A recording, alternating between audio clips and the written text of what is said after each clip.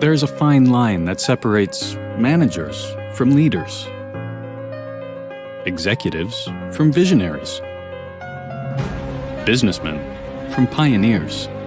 The same line that separates graduates from Alba graduates. Because here we believe that true leadership is about being driven by a common purpose. Our mission is to develop the future agents of transformation and change in the Greek corporate community. With a broad portfolio of MBA and MSc programs in a variety of fields and sectors. With an enviable record of employability and placement in senior positions, it's clear that the job market acknowledges Alba graduates as true leaders. So go ahead, live and lead by our values, and future-proof your career.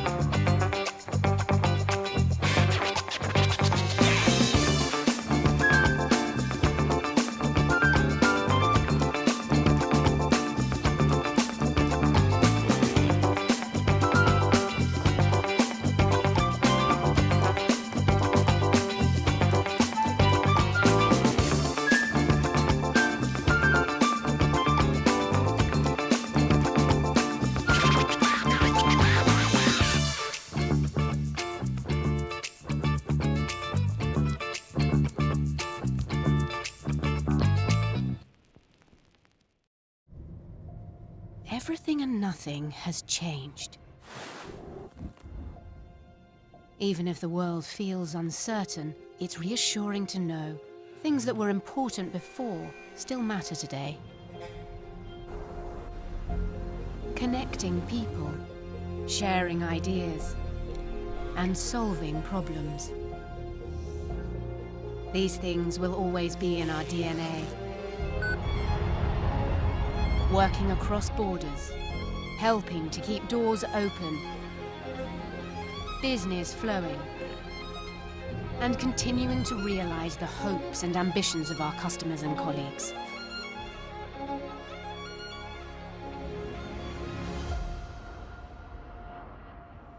When you think about it like that, thankfully, not quite everything has changed.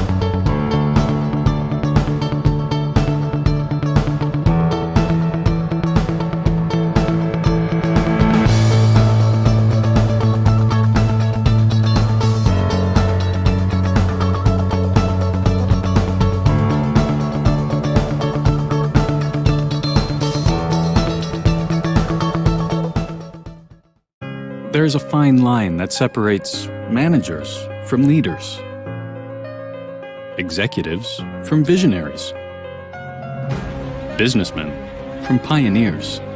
The same line that separates graduates from Alba graduates. Because here, we believe that true leadership is about being driven by a common purpose. Our mission is to develop the future agents of transformation and change in the Greek corporate community.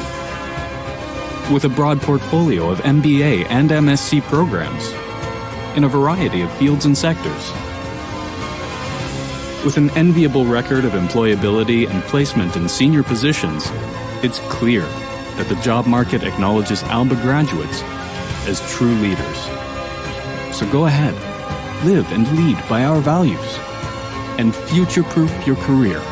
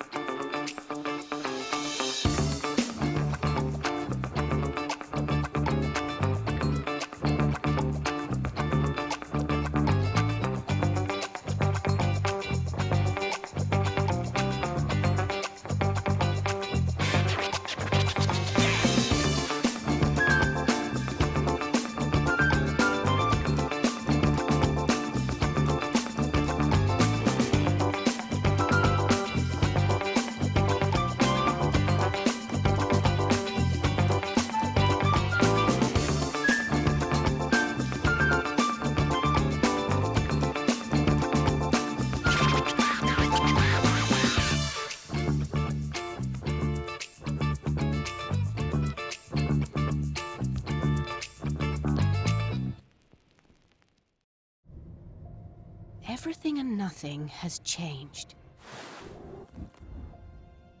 Even if the world feels uncertain, it's reassuring to know things that were important before still matter today. Connecting people, sharing ideas, and solving problems.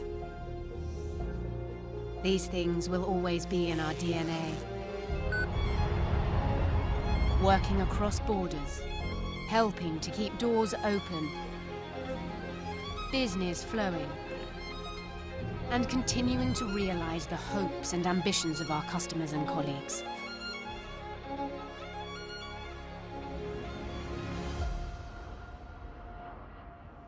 When you think about it like that, thankfully, not quite everything has changed.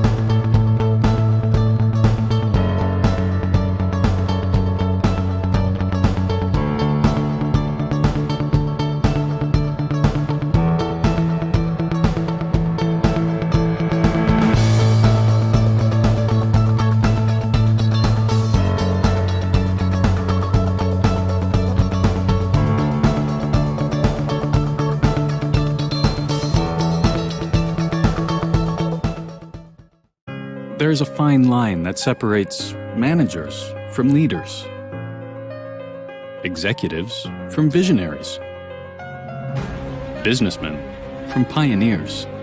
The same line that separates graduates from Alba graduates.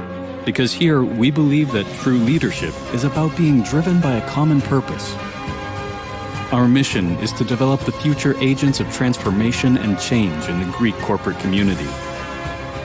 With a broad portfolio of MBA and MSc programs in a variety of fields and sectors. With an enviable record of employability and placement in senior positions, it's clear that the job market acknowledges Alba graduates as true leaders.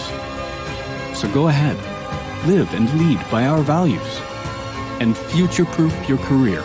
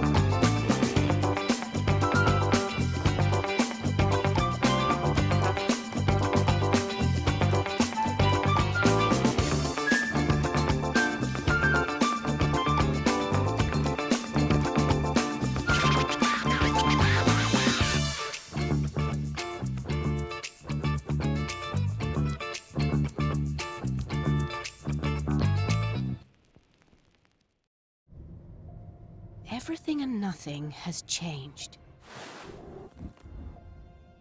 Even if the world feels uncertain, it's reassuring to know things that were important before still matter today. Connecting people, sharing ideas, and solving problems. These things will always be in our DNA. Working across borders, helping to keep doors open, business flowing, and continuing to realize the hopes and ambitions of our customers and colleagues.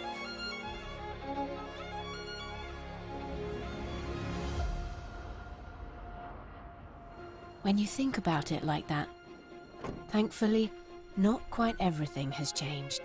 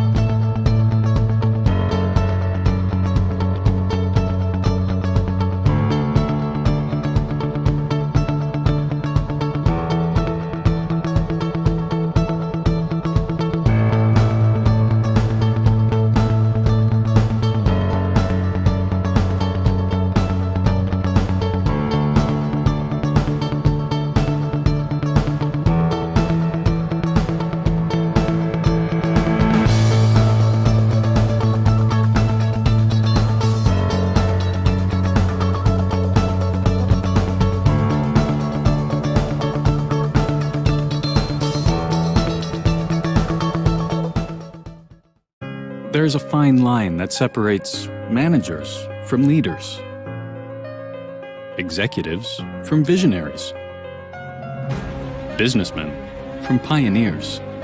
The same line that separates graduates from Alba graduates. Because here, we believe that true leadership is about being driven by a common purpose. Our mission is to develop the future agents of transformation and change in the Greek corporate community. With a broad portfolio of MBA and MSc programs in a variety of fields and sectors. With an enviable record of employability and placement in senior positions, it's clear that the job market acknowledges Alba graduates as true leaders. So go ahead, live and lead by our values, and future-proof your career.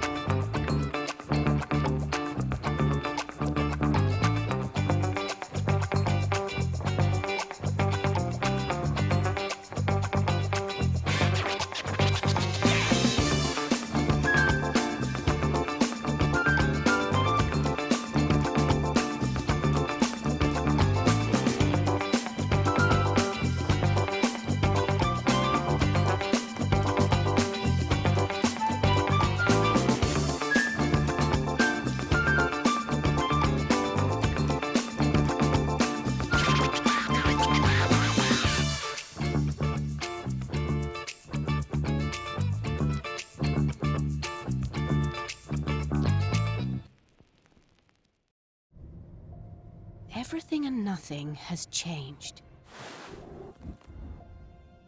Even if the world feels uncertain, it's reassuring to know things that were important before still matter today.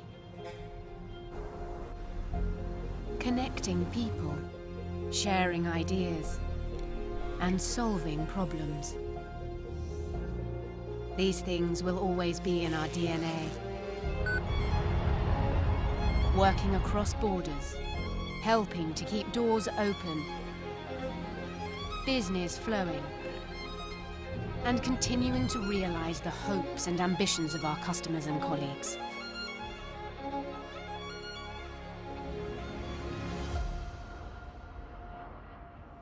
When you think about it like that, thankfully, not quite everything has changed.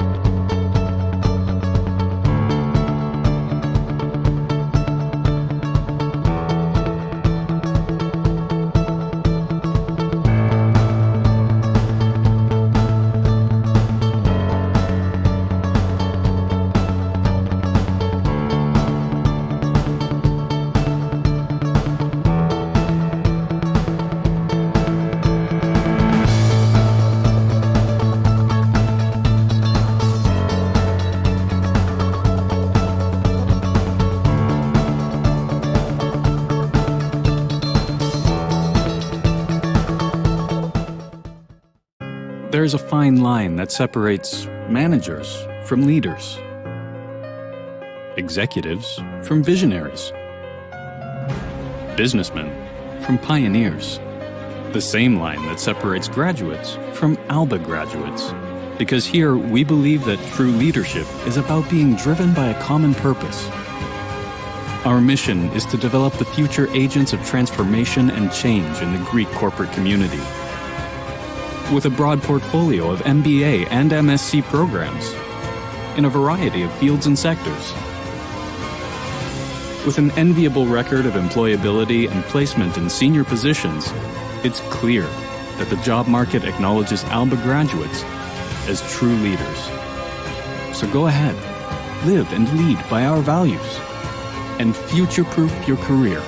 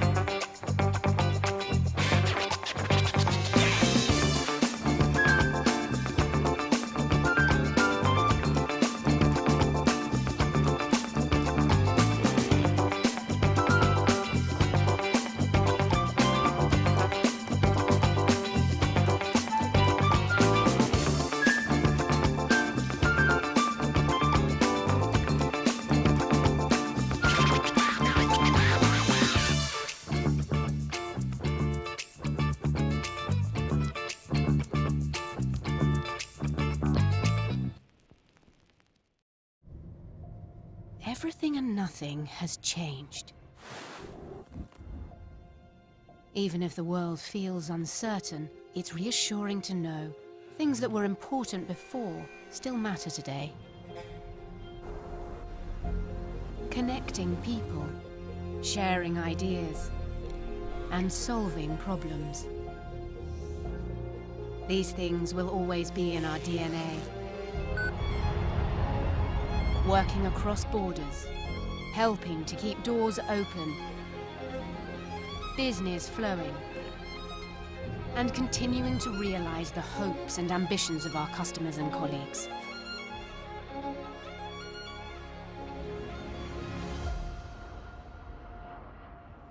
When you think about it like that, thankfully, not quite everything has changed.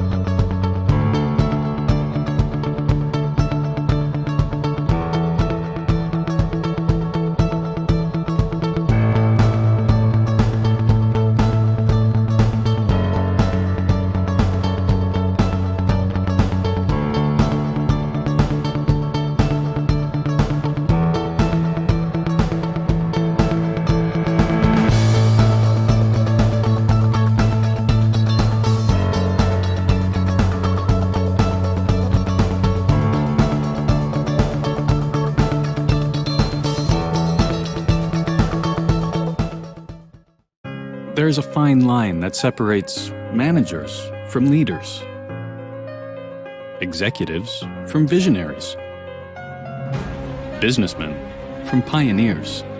The same line that separates graduates from Alba graduates. Because here we believe that true leadership is about being driven by a common purpose. Our mission is to develop the future agents of transformation and change in the Greek corporate community. With a broad portfolio of MBA and MSc programs in a variety of fields and sectors.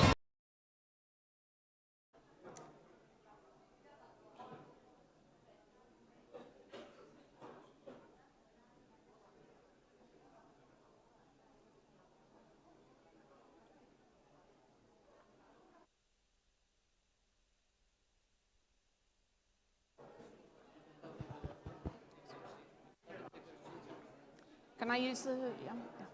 Yeah. Ladies and gentlemen, we're about to begin our Economist Impact event, so if you would please take your seats. Thank you very much indeed.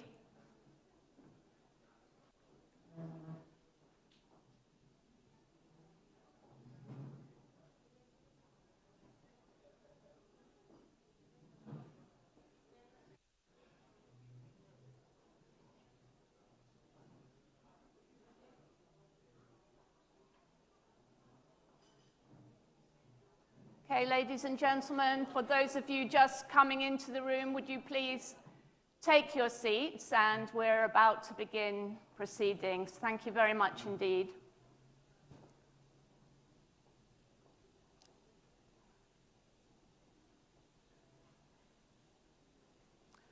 So welcome everyone to this Economist Impact event in Athens, entitled Europe, the New Era for Skills, Greece, the Human Dynamic in the New Workplace and Society. My name is Joan Hoey. I'm the Director for the Democracy Index at The Economist, and I'm going to be your moderator today. We're living through a fourth industrial revolution, 200 years after the first industrial revolution. This one is based on digital power. And like the first one, this industrial revolution is bringing about huge changes in society, in the world of work, and it still has some way to go. Digital technologies began disrupting the economy and work in the 1980s with the introduction of computers into offices. In the 1990s, we saw the advent of robotics and more automation in manufacturing, and now we have artificial intelligence, which is causing more disruption and transformation. Where we're heading is still an open question, and we as consumers, as workers, as employers, as trainers, as governments, need to adjust to this technological change and disruption. We all need to start thinking differently about the world of work, about the nature of work, about how it's changing, about what new skills we'll need, about training for the new digital age, and about how our education system needs to change. And that demands a conversation between governments, companies, educational institutes, workers, and students. And I'm so happy that we're having that conversation here in Greece with all the key stakeholders. And to start that conversation, we've got 5 great panels coming up. But before we start with the panels, I'd like to start the conversation by handing over to Yanis Tsakiras, who is the Deputy Minister for Development and Investments of Greece. Welcome, Mr. Tsakiras. Please take the stage.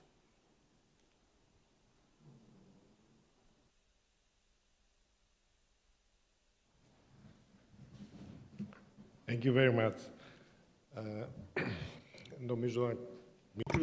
So if you don't mind, I will speak in Greek, apologies.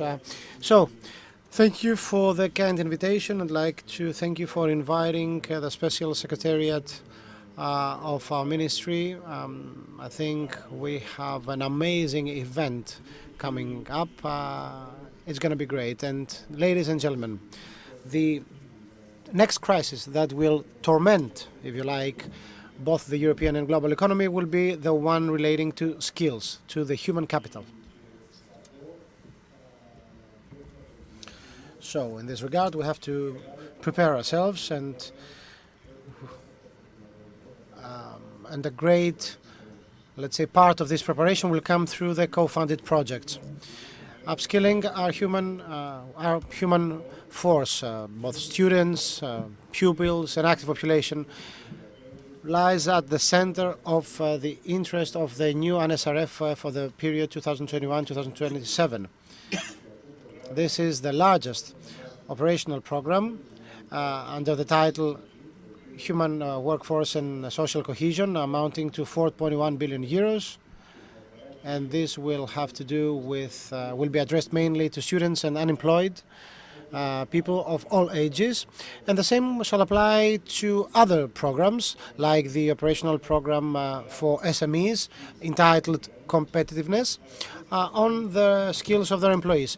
And of course, we have other operational programs, like the digital transformation one, which is a bit more focused, let's say, on upskilling our people. We also have the Fair Transition Program, which has to do with the lignite phasing out of certain areas in Greece. We're talking about Central Peloponnese and Western Macedonia. And indeed, in these particular cases, we do have to reskill and upskill our people, our workers and active population.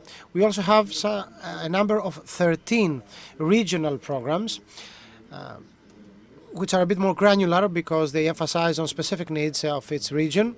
And of course, these programs may focus on reskilling and upskilling local populations that are compatible to local needs. So in this context, and thanks to the new, at the onset of the new programming period, 2021 to 2027, Greece has been the first one to ratify the partnership agreement between our country and the European Commission, and also our country has been the first one to launch operational programs. We also have the announcement of 2023 being the European Year of Skills. So in this context, we have this conference today in order to discuss at a high level with all institutional stakeholders coming from the European Union and Greece, together with acclaimed speakers from our country and abroad. And of course, I would like a priori to thank all of them for accepting this invitation and for accepting to share their insights, their knowledge on how skills may be acquired by active population. In this context, in this conference, we will discuss about skills in various circumstances. Acquisition of skills for people to find a job. We're talking about the unemployed and people in precarious jobs, given that our economy is changing. So sooner or later, certain industries will enter this precarious state. They will have to change. So another topic of our discussion will be the acquisition of skills within SMEs, which are the focal point of the European strategies, for instance, fair transition, digital transformation, blue economy, and others. We will also discuss about skills acquisition within our educational system, our schools, our junior high schools, the vocational training centers, and other institutions, also taking into account people with disabilities that have to be included. And of course, this government is paying full attention to their inclusion. We will also discuss about skills acquisition vis-à-vis the global challenges, the involvement of the civil society, etc. So, as you may very well understand, we have very ambitious targets in this conference in order to tackle all these issues in an ever-changing world, taking into account that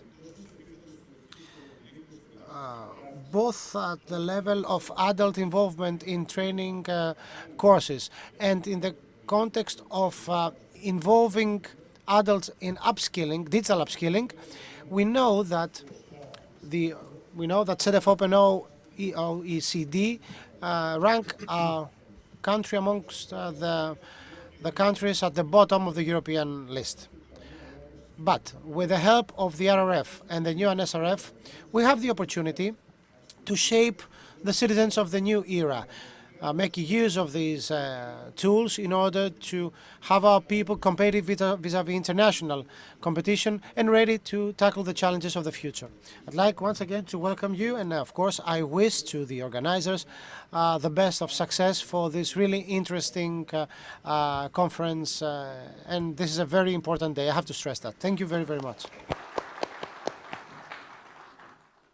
Thank you very much indeed, Mr. Tsakiris, for setting the scene and setting out the agenda for today's conversation. We're now going to have the official opening session where we're going to hear a message via a video link from Margaritis Skinas, the Vice President for Promoting Our European Way of Life at the European Commission. We're going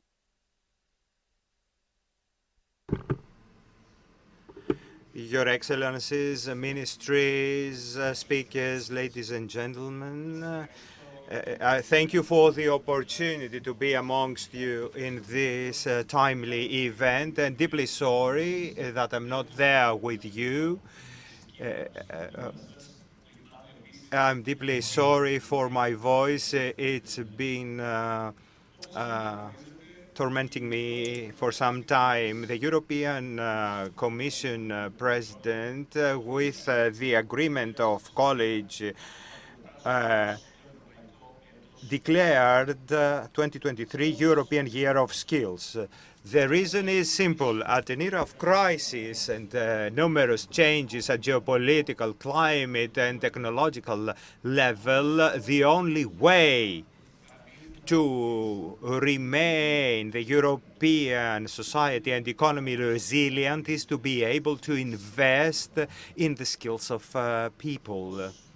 As the Vice President for promoting the actions of the Commission in this sector, I want to assure you that since 2019, this Commission has placed skills in the heart of priorities. In 2020, we approved the European Agenda on Skills, and based on that, we initiated the Pact for Skills, the individual learning accounts, and micro-credentials, and other initiatives via the national plans of RRF.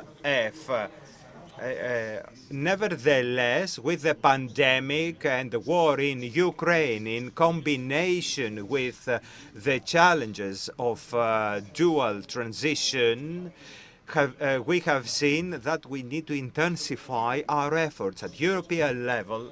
Our priority is to increase investment in upgrading skills of the existing manpower or workforce and activate more people, especially women and young people who are not employed right now.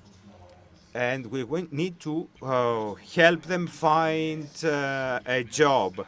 We want to initiate academies of skills in sectors like batteries, RES, and cybersecurity. Third, we will create a community team pool for talents and skills in the European Union, which will try to harmonize with other agreements and platforms from other countries. We need to bring these skills organized in the market. We know in order to achieve everything in the European Year of Skills, it does not lie with Brussels. It lies with you, the frontliners. I mentioned earlier in the college of my college that the Year of Skills cannot be a year of discussion of Brussels with Brussels. All stakeholders should be activated and get the tools available to shape the workforce of tomorrow. Digital, green, scientific skills, all these are needed. And I'm glad to see that all these skills are covered in this agenda, in this conference. The presence of so many friends, ministers today actually shows the importance placed by the government in this sector and in coordinating the whole government in order to promote the interests of skills. I am glad that we have businesses participating and the non-profit organization. That shows that in Greece we have an ecosystem of skills that can produce the results desired. Dear friends, Commission is looking forward to cooperate with you to assure that in Greece as well that the European Year of Skills will have tangible effects on people and society. It's time for action. I wish you a very fruitful conference and good luck with your work. Okay, quite unusually, we are The minister is arriving. Okay, I was going to say we're ahead of schedule, which we actually are. And it seems the minister is also ahead of schedule because I didn't want to start the next panel if the minister was not in the room. So while we wait, I thought it'd be a good opportunity to actually go out already to the audience. The next session will be focusing on EU support for this very challenging transition, digital and green transition, this kind of double transition that we're all facing. And we're going to look at how Greece is placed. So it'd be nice to hear maybe before we start our panel from anybody with questions that you would like to put to the panel in terms of what you would like to see coming from the EU support programs, and also what you think the priorities should be for Greece and for the government. Obviously, we've got an election in Greece this year, but what would you like to see in terms of priorities from the next administration? So any questions?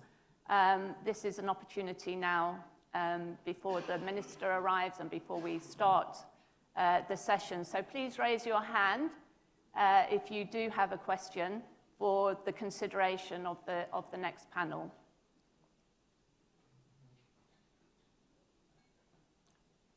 There's a hand back there. Do we have a microphone? And please, would you introduce yourself and the organization that you represent? Thank you.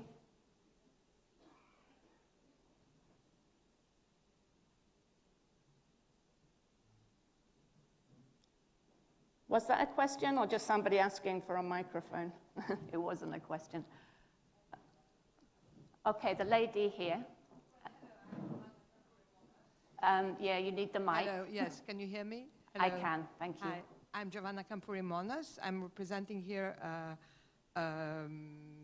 organization for the inclusion of adults with intellectual disabilities in Germany and in Greece. And I would very much like to hear today how, from the public sector point of view, the new program will give opportunities for more integration for organizations, especially for intellectually handicapped people. Thank you very much. Anybody else like to put something on the agenda in terms of questions, something that you'd like to hear discussed? The gentleman here at the front, could you bring a mic to him, please?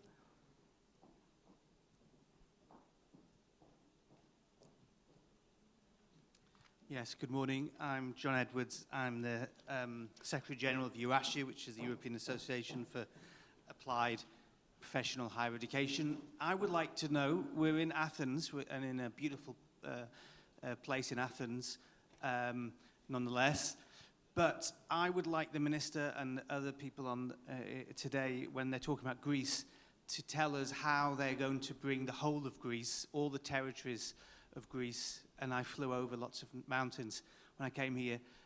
We're in the twin transition, and that they can restructure the demand for skills to have a more balanced economy across the whole of Greece. Thank you. Thank you very much indeed. Okay, so that's a couple of actually really good questions to put on the agenda for our discussion. What I want to do now, while we wait for the Minister to arrive, is invite the panel, the rest of the panel, the other speakers on this panel, to join me. So the first panel discussion is entitled EU Support for Upskilling and Reskilling.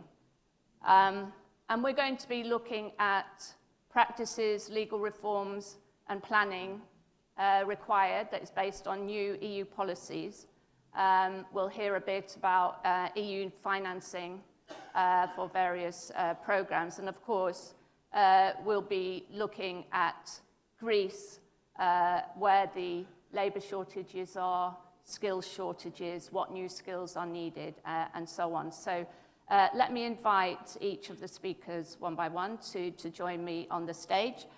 We'll keep this chair for the Minister, and if you can then join me from right to left. So first of all, Spiros Protopsaltis, Governor and Chairman of the Board of the Public Employment Service. Welcome, and please join me on the stage. Just Korte, Directorate General for Employment, Social Affairs and Inclusion, EMPL. Welcome. Monica Vazola, Vice President, Lifelong Learning Platform. Welcome. Please join us. And we'll be having a video connection. I see that it's established already with Eliza Mohamedou, who is the head of the OECD Center for Skills. Thank you very much for joining us today by connection. Hi, good morning. Spiros, very nice to meet you. Very nice to meet you. How are you? Good to see you. Good to see you. Good to see you. Welcome.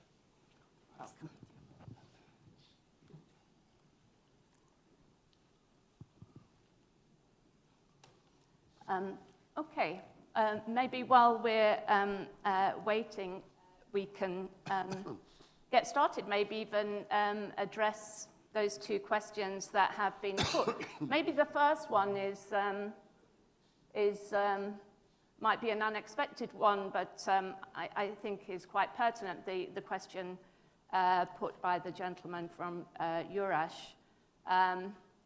Greece is a very dispersed, has very dispersed territories. It has very long border. It has many, many islands, and that poses, particular challenge, I guess, in terms of bringing the country together, in terms of providing programs that can really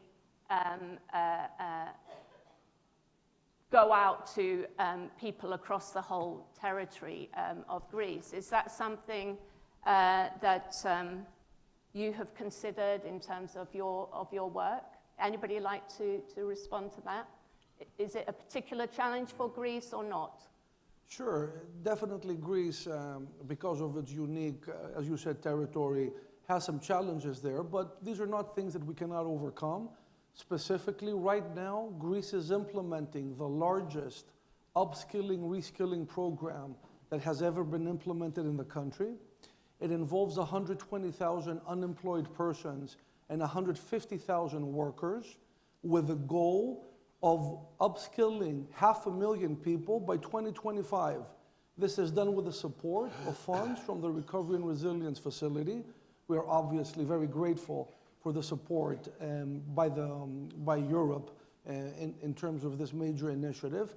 And what's the goal here? The goal is to provide digital and green skills to the labor force in order to accommodate the transition of the economy in that direction and according with the priorities of the European Commission. And what do? We have mobilized the entire private sector, but we have also mobilized for the first time the universities. This is the first time that this is happening in terms of upskilling, reskilling in Greece. And as you know, Greek universities are present all over Greece. So we have campuses that can be utilized across the territory. And we are utilizing a hybrid model that involves some percentage of in-person upskilling, reskilling, but also a significant percentage of e-learning. So by using technology, by mobilizing all the forces, all the capacity that the country has in terms of upskilling, and by designing programs that are appealing to both those who are going to get upskilled, but also to the providers, we hope that we're going to be meeting our goals and we're going to be achieving this large-scale upskilling that the country needs. Because, if I may add, unfortunately, in the European Skills Index, Greece is either last or second to last for several years now when it comes to skills matching. So we have a severe skills mismatch problem in the labor force, and that's why we're investing so many funds in that direction. Thanks. Anybody else like to comment on this question? Or maybe to bring in Eliza, is this something in the course of your work at the OECD that you've encountered? No, you're not necessarily just in relation to Greece, but elsewhere. We're not hearing a sound. Have we got the connection? Can you hear me now? Yes, we can. Thank you. Yes, please go ahead. Can you hear me now? Yes. Okay, perfect.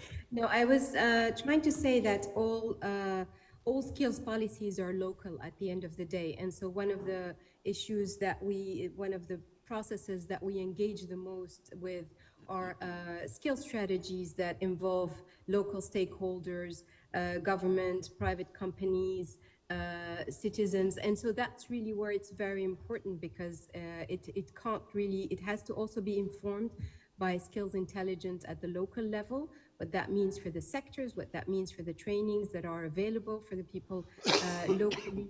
So very much agreeing with the previous panelists that this is something that I think the question is very pertinent. There are very different skills policies depending on the different regions as well and the sectors that are present, even though a lot of the programs can be developed more centralized manner.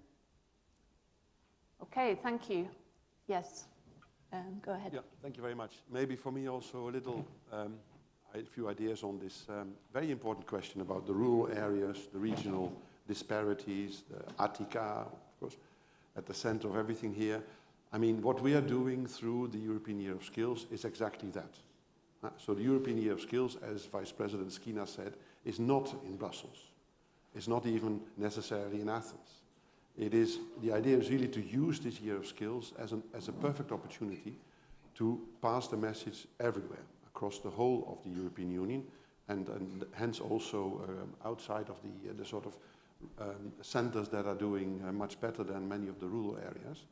Second point, I mean, one of the sort of characteristics of the European Union's financial contributions through the funds is also its regional approach.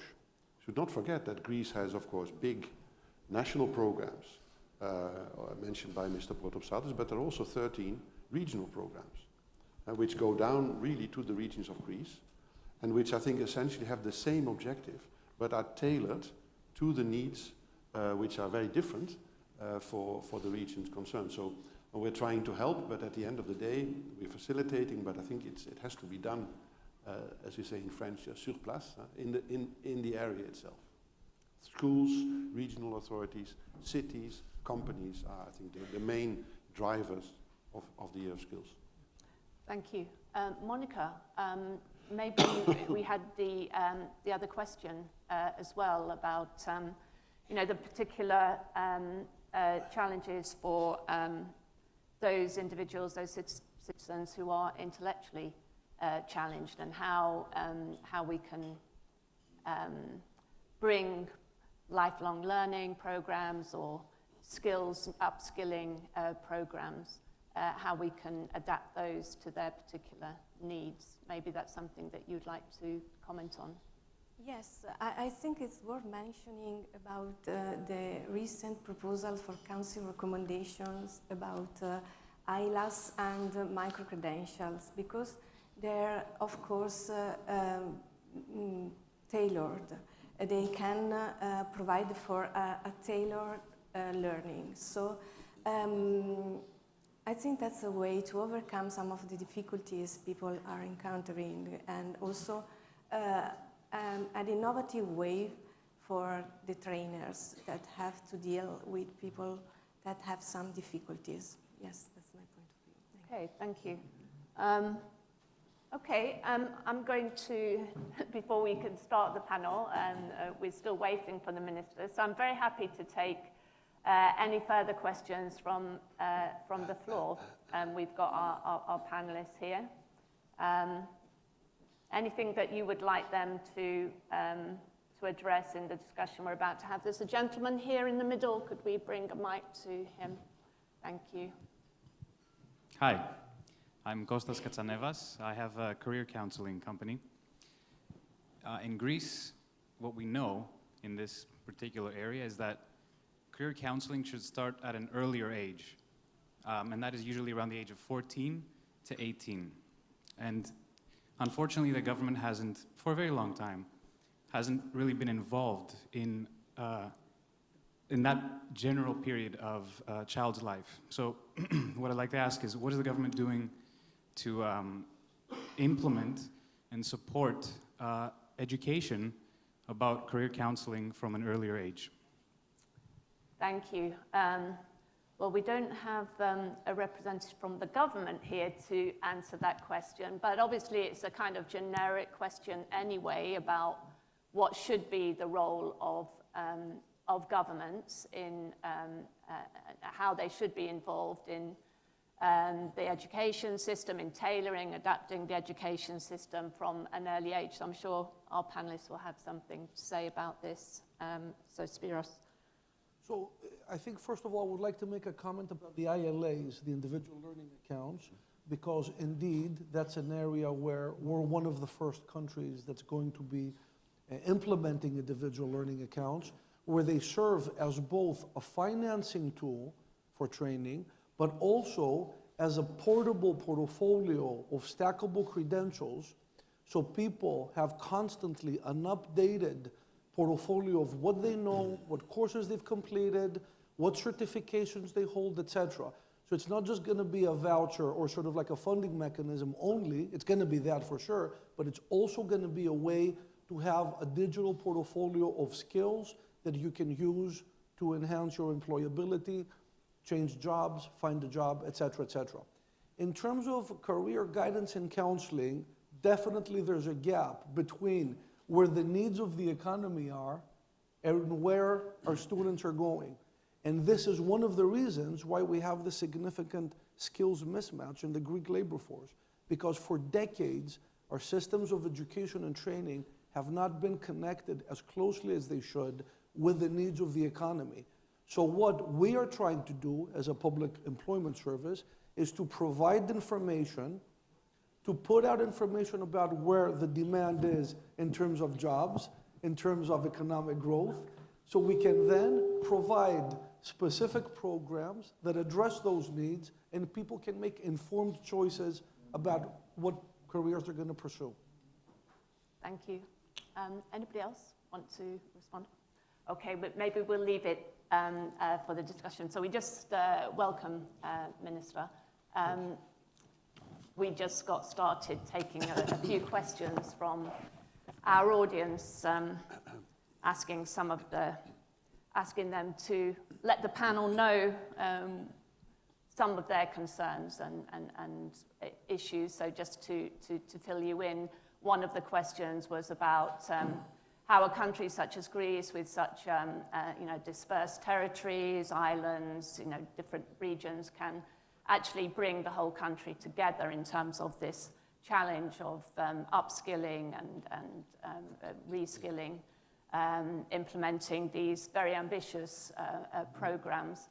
There was another question about in relation to what government should be doing in terms of getting involved at an earlier stage in terms of career guidance from the age of teenage years of 14. And there was a question about what specifically, how these upskilling, reskilling programs should be tailored for the intellectually challenged citizens. So those were some of the topics that we got started with. But now we're going to go to our formal agenda.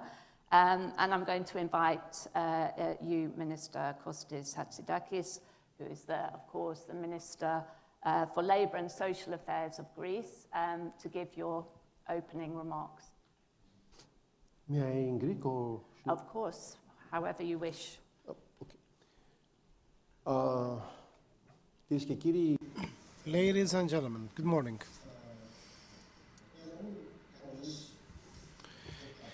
If one was to identify some main factors, main reasons why there is no full matching between skills demand and skills supply in Greece, one could come up with four reasons, and I will finalize my speech with a fifth conclusion. First, our preferences. Greeks don't want to do specific jobs. For instance, we don't want to work in agriculture or stock breeding. I'm not saying that in order to accuse anyone, all right?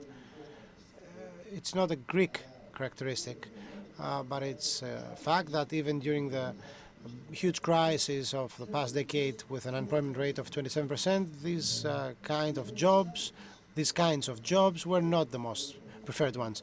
That's something one might find also in other countries, developed countries, but we have to take that into account. That's why we import land workers. This is not a secret.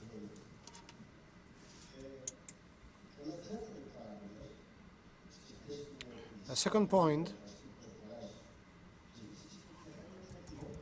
has to do with benefits. Let us be sincere.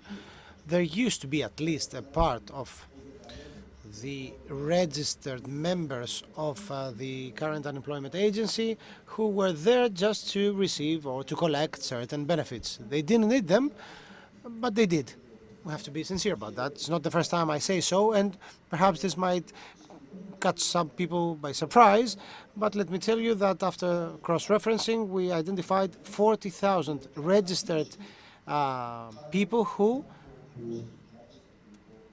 had an annual, let's say, income of more than 20,000 euros, still getting these benefits, and some 13,000 people getting, receiving, having an annual income of more than 100,000 euros, while receiving benefits for more than 10 years, unemployment benefits, I mean.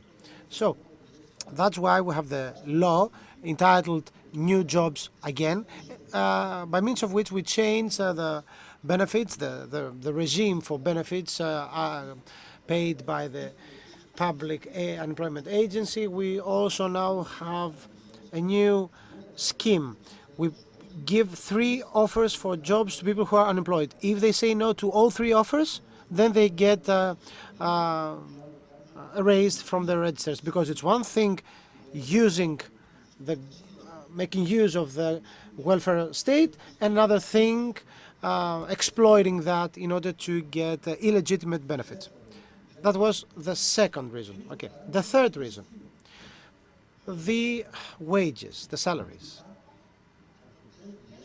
There are many jobs in which if the employer pays more, they will get Greek employees. That was very evident in the case of tourism. We didn't import workers in the tourism industry. There were Greeks covering all the gaps, all the slots. It didn't happen in the agricultural industry, it happened in tourism. So that's another reason that we have to take into account.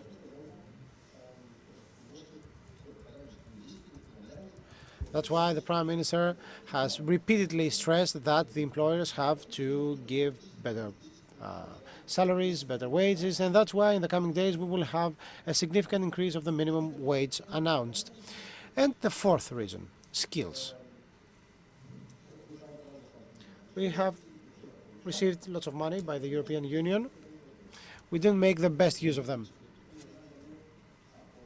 That's why Greece last or second to last or fourth to last in the European index in this regard. That's why we promulgated the law entitled New Jobs Again in order to put things in order, so that the money we get from the NSRF or the RRF currently will be properly used in the best possible way. Indeed, we implemented some radical reforms. We have the payment by results approach, which means that the pay is linked with the results that qualified people get. And of course, this is also has a dual aspect, because it affects both the pay people get and the pay people pay, the employers pay, and there is a way to establish these results. And we also have included Greek universities in these qualification scheme, and we have ring-fenced specific, we have actually earmarked specific funds for universities, Greek universities, in order for them to show their credentials, because, and actually, to be honest, we expected Greek universities to be a bit more enthusiastic about it, but anyway, they are big organizations, a bit bureaucratic, they need some time to do so, but we keep on encouraging them in order to join us. And we have done something more substantial, if you like. We signed a memoranda of understanding between, I'm talking about the Greek, the Public Unemployment Agency, with major organizations, global organizations that play a role in the upskilling and the reskilling landscape, like Amazon, Google, Cisco. These are things that would have been unthinkable some years ago, and we're really glad that there is such an increased interest on behalf of the youngster, mainly, in order to receive this kind of training and certification, consequently. We are interested in providing certification to people, but we want to do that with quality. We have a new program for 120,000 unemployed people on digital skills, which of course is a priority for us. We have another program, another reskilling and upskilling program for 150,000 workers, which is in demand, and in the context of we have a planning in order to reskill and upskill some 700,000 workers and unemployed in the context of RREC. Listen to that, 700,000 people in a country of 10 million citizens it's not a small number, right? What we have to do is to carry out this process properly so that we give an answer to these challenges in the marketplace, which affects the unemployment rate. Yes, it dropped. It went from 15.5 to 11.5%, yes. But for me, it will also affect the other kind of mismatches and imbalances we have to tackle. Thank you very much for your attention. Thank you very much, Minister. So we're now going to hear from our panel. And first of all, Spiros Protopsaltis, to tell us a bit more about what the Public Employment Service is doing. Sure. As I mentioned earlier, and as the Minister just described, we are in the midst of the largest effort ever to upskill and reskill the Greek labor force. But I would like to put the emphasis on what the Minister said regarding quality. That has been a constant challenge, and we are trying to do something that seems impossible at first glance. We're trying to do scale coupled with high quality. Usually you can have quality in small scale or large scale without a lot of quality. Here we're trying to do both. How are we doing that? First of all, for the first time, we are actually using outcomes as performance measures for eligibility for providers. In other words, we're going to see if the unemployed find work after the skilling, if the workers increase their wages and are satisfied and increase their productivity through the training, and we're going to ask employers to see if they are satisfied with the training that the workers received. So for the first time, we have an entire accountability system that's based on outcomes, that's based on performance, and tries to ensure quality control. The second thing I would like to focus on is what the Minister mentioned around partnerships. The truth is, we can't do this alone. Nobody can do this alone. We have to have a partnership between government, the private sector, the secondary and tertiary education sectors. All of us together have to work to provide the training that the economy needs, not the training that maybe educators would like to give or the training that we're used to be giving all these years, but we need to be agile and nimble and adapt to the constantly changing needs of the economy. And finally, I think that it's critical for us to recognize, again, as the Minister mentioned, the need to put vocational education, or career and technical education, as it's called in other countries, at the forefront of our education system. It should be a conscious choice of families to go towards the direction of career and technical education. One of the things that I hear every day, all day, and the minister, is why can't I find the workers that I'm looking for? And this is in a country with 11.6% unemployment. We're not at 3% yet. We want to get there. We're working towards reducing unemployment further. But in a country with 11.6% unemployment, for employers to have so much difficulty finding the right workforce is something that is very concerning, obviously, to the Minister of Labor and to the head of the Public Employment Service. And that is why we're putting all of our efforts in trying to improve our performance in this direction.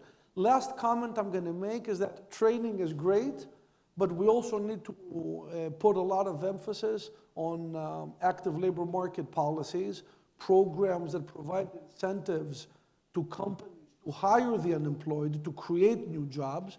And that is an area where we've done tremendous progress. We've set a record for the production of active labor market policies in Greece. In 3.5 years, 109,000 people have found work through our active labor market policies. That's an increase of 240% compared to the previous period, so just to have a point of reference. And we continue to invest significant funds of upwards 2 billion in the next 2-3 years in creating new jobs. So all the people coming out of the skilling programs are actually going to have an opportunity at being placed in a job that's rewarding. Thank you very much. Thank you. Thank you very much indeed.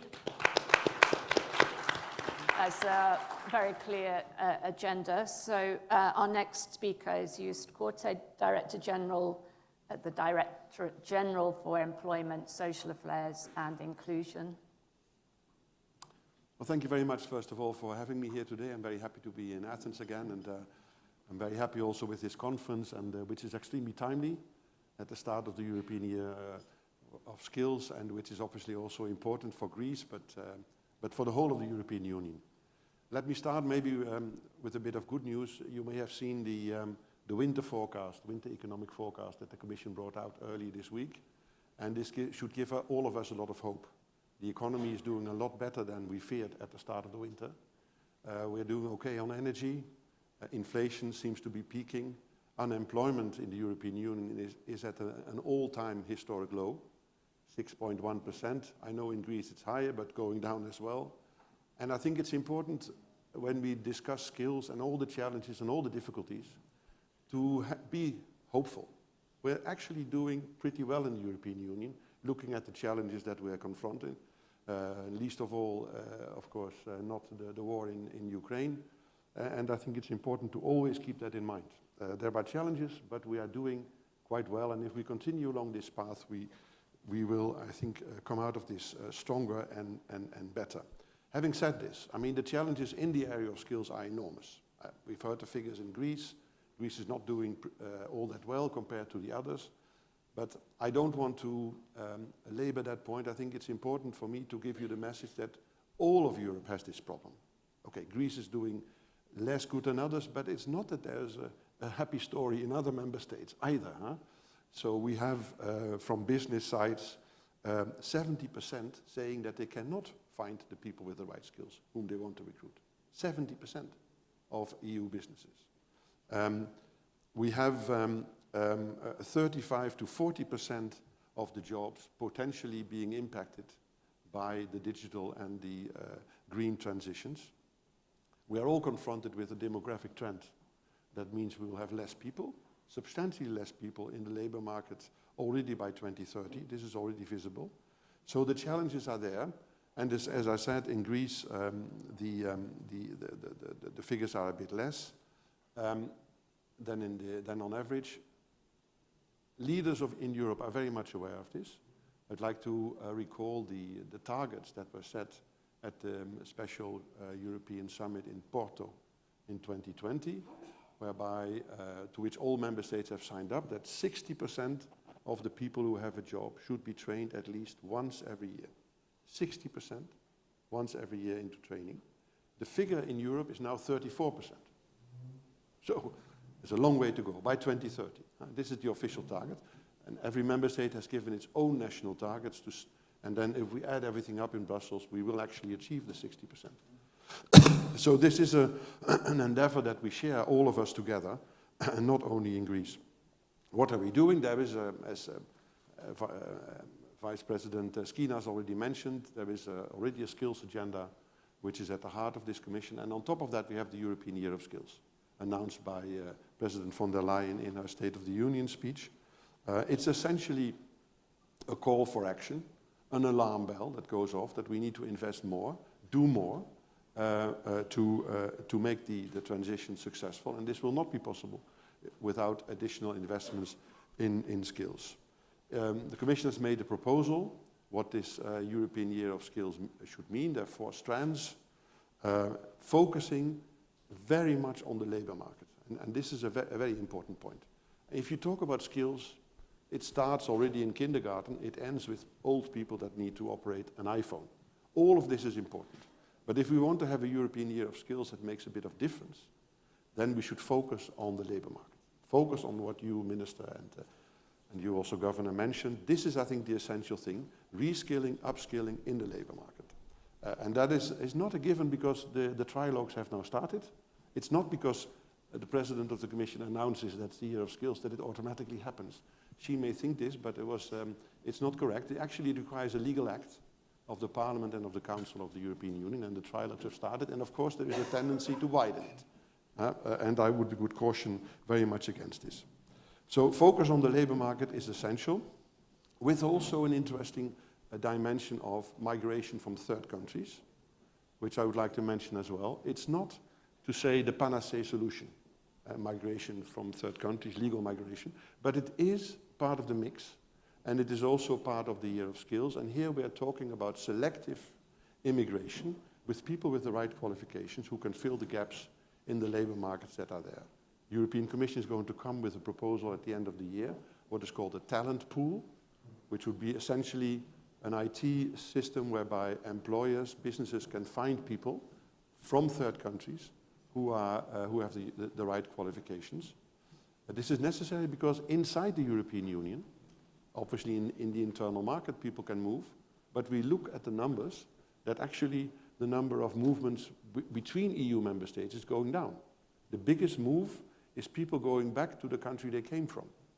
Brexit has an important role to play here, of course. I think something like 3 million people less in the UK from EU member state than before. About 13 million Europeans work in another member state than they are from. But this is going down because the potential of people in Europe is going down and because people go back. And this is in a way also good news, that the people from Poland, from the Baltic states, can go back to the country because the living standards there have risen a lot, which is also hopeful. It means that the convergence in the European Union actually still works. To make it a bit more concrete and to sum up, we have a lot of impressive action here in Greece. There are these 40 organizations that are part of the large-scale partnerships that were mentioned, partnerships for skills. We have in total 14 of these big partnerships now in Europe, and they are essentially trying to bring together all the main actors. So this is business, social partners, schools, education, regional authorities, local authorities, because it's there where the changes have to be made. It's not from Brussels that we can do this. And these partnerships are really important because it's there where you will know the business from a particular region, we need this kind of skill. And how do we get the people? By talking to the schools in the region.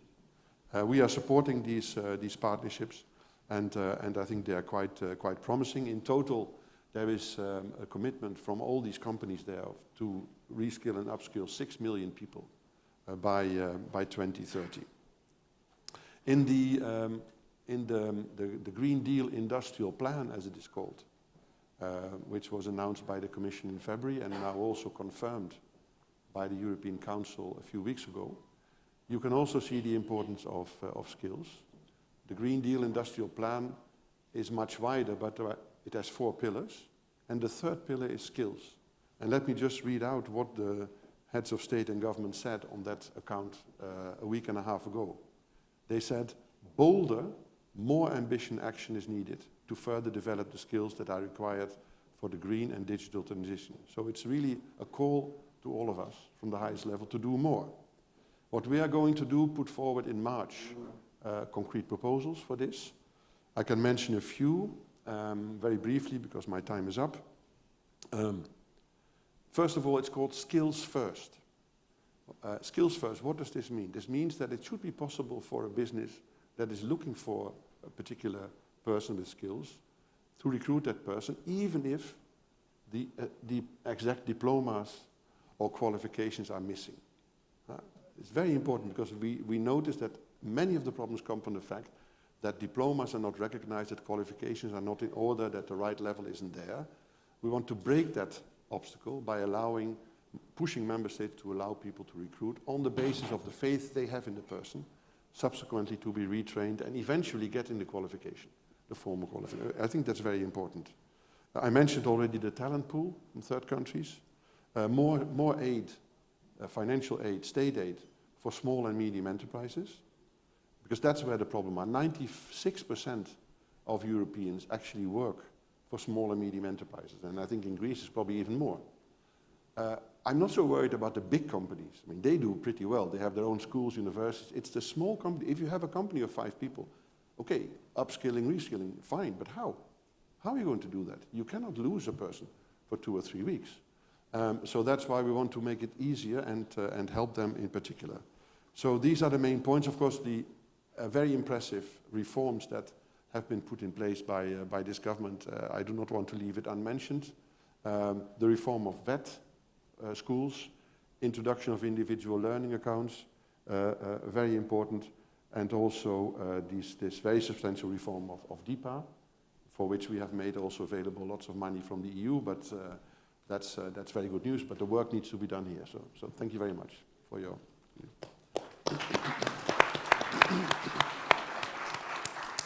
Thank you very much. I'd like to introduce Monica Verzola, Vice President, Lifelong Learning Platform. Welcome. Thank you, Ms. Hoy, and thanks to The Economist for the invitation to contribute to this relevant event centered around skills. Well, diving straight into it, the skills, to most of us, are an intangible concept, a nuanced combination of various components which coexist in synergy. Still, in their ethereal nature, skills generate concrete results, supporting the innovation processes and the competitiveness of our economies. Today, the scenario around skills is rather demanding, from the challenges posed by the twin transitions, further impacted by the energy crisis, to the health emergencies we've just gone through, to the war. All these waves of instability are reflected in our economies, increasing also tendencies towards social and political polarization. And so in this unpredictable scenario, Europeans, and including Greeks, require a broader set of competencies to continuously adapt to a changing ecosystem beyond the most contingent urgencies. I'm referring here to the transversal competencies and to the life skills, which are proving to be crucial for the democratic resilience of our societies and also for the competitive strength of our economies. More than that, learning to learn has to be recognized as a competence in its own right, and training for flexibility, well-being, creativity, complexity contributes to a lifelong learning process which for companies and individuals represent a strong investment for the future and a safe bridge for an intergenerational relay. In fact, the learning environment is no longer just a place where knowledge and operational skills are developed, but also a place for a collective reappropriation of our sense of contemporaneity, a place to build citizenship and new active participation to democratic life. And that is because learning acts as an empowering factor to keep pace in a changing market and enable citizens to take ownership of their personal development, building a new sense of cohesion, which is so precious to the overall advancement of our societies. All this call for a central role of reskilling and upskilling that are pivotal for a positive cultural and economic impact on the whole social fabric, in order to make lifelong learning a process able to live up to these needs for innovation.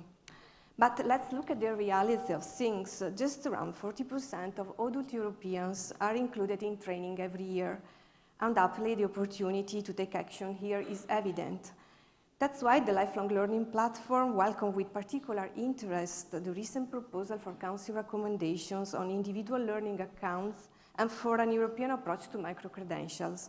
However, this specific mindset needs to be carefully, strategically sustained, with increased financial investment and better governance at all levels. Let me briefly recall that in recent years, public expenditure on education and training at EU level has been marked by stagnation, failing to recover the pre-financial crisis levels, where in 2009 it stood at 5.5% of GDP as an average across EU member states. Now, in 2020 is around 5%.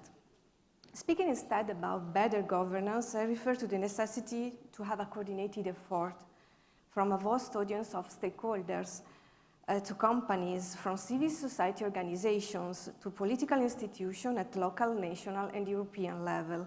And this is exactly, as said before, the engagement model behind the EU initiative Path for Skills, which involves all these relevant actors to build skills partnership. But we will listen to more on this later in the day. So, in this promising European Year of Skills, we at Lifelong Learning Platform, which are an umbrella association for associations reaching 50,000 organizations in Europe and covering from early childhood to adults, well, we perfectly know that putting in the center lifelong learning at the core of education policies lies a real opportunity for growth and strengthening for European citizenship and values, not only during this 2023, but also far beyond it. Thank you very much.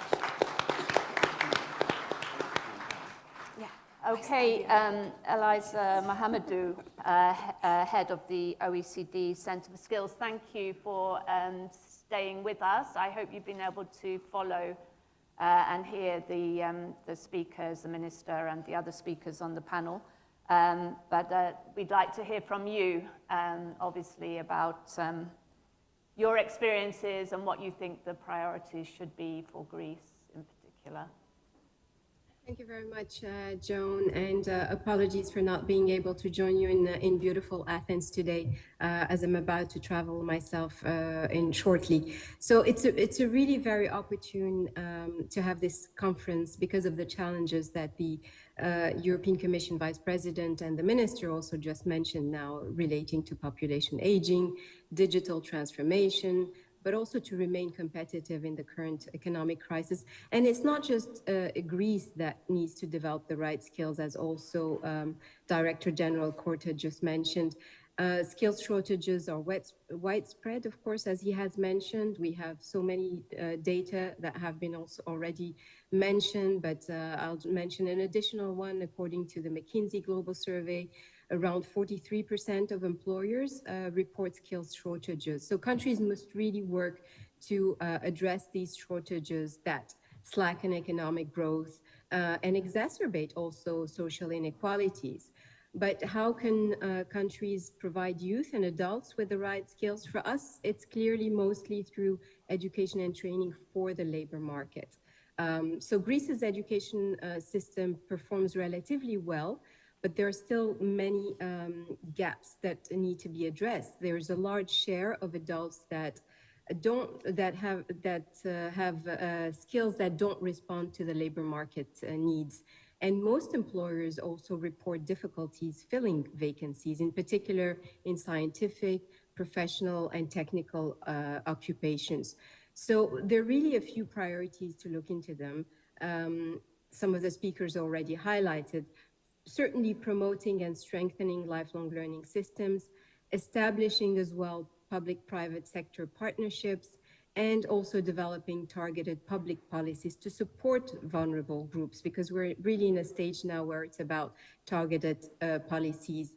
And the resilience of the green economy really depends on the participation of adults in lifelong learning. But lifelong learning is complex. Across the OECD, only 2 in 5 adults participate in education and training. So, and even more concerning, Greece lags behind in participation among adults. Just over 11% of 25 to 34 years old participate, and significantly less older adults are in education and training. So to promote lifelong learning and obtain better employability outcomes, it's important that skills are made more visible.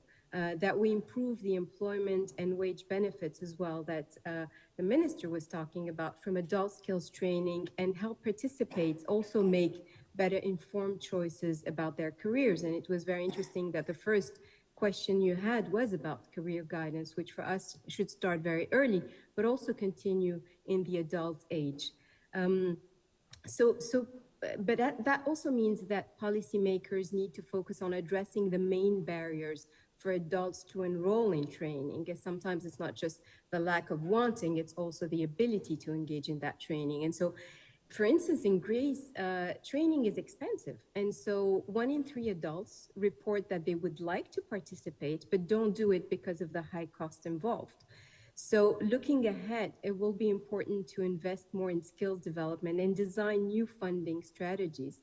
And when it comes to funding, governments, as also the minister mentioned, they can't go alone.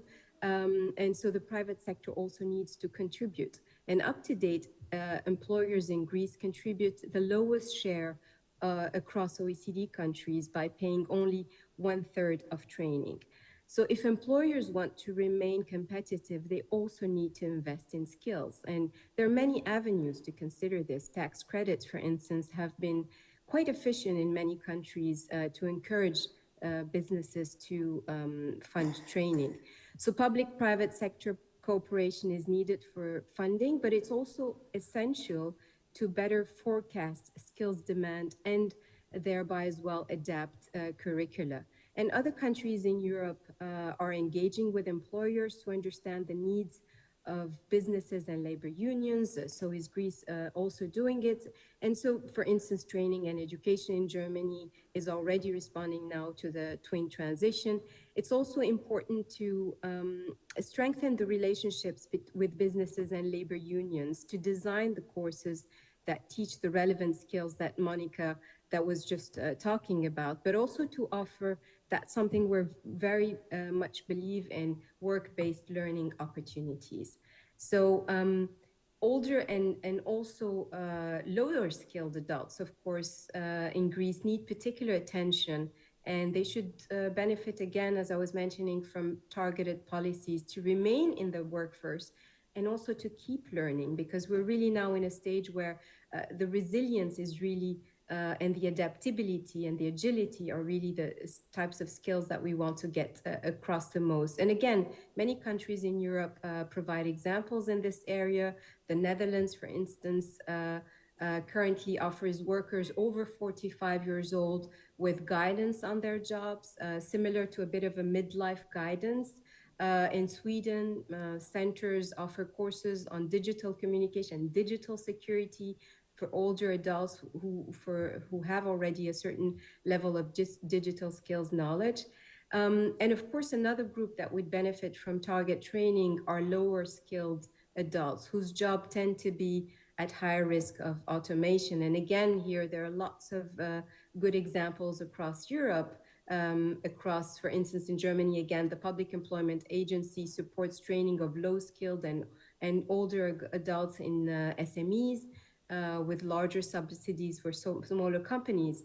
because also as the DG mentioned as well, this is an essential group to look into, small and medium enterprises. In the Netherlands, for instance, also funding is provided to SMEs to provide training for their workers, in particular in the sectors where there is shortages, so ICT sectors, digitalization and green transition.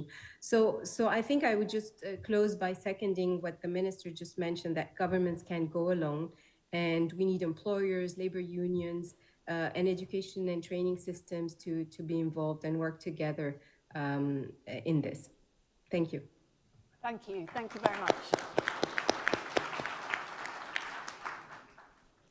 Okay, well, thanks to all our speakers. I'm going to give them a little rest.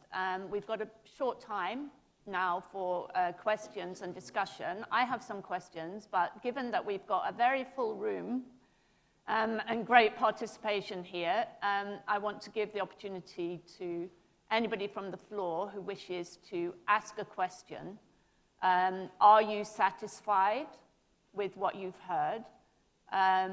Are you happy with what the government is doing to address these challenges for Greece? Do you think that there are any gaps, something missing in terms of the agenda and priorities that have been set out here? Yeah, we'd like to hear from you, if so. So any questions? Gentleman here in the white shirt, if we have a mic, please. Yeah, and please just introduce yourself and say who you represent. Thank you. Καλημέρα. Όντως είναι πολύ.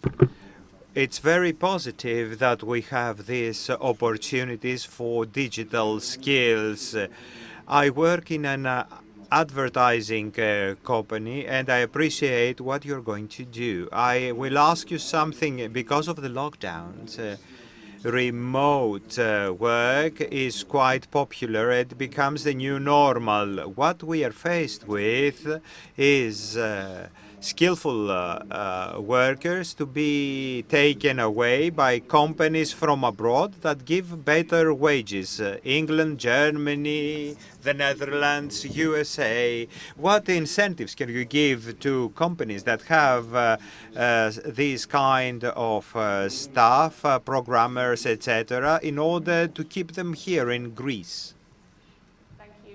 Just for anybody who didn't catch that, but I don't know if you did you hear, Eliza? So it was about the challenges of skilled workers being essentially headhunted by other companies and leaving Greece. And I guess it relates to some of the points that were made earlier. The migration issue was raised, and obviously over the past decade or so, many workers, professional, skilled workers have left Greece. So what's the government doing to attract those workers back and to stop them leaving in the first place? I guess it's a good question. Κοιτάξτε, Well,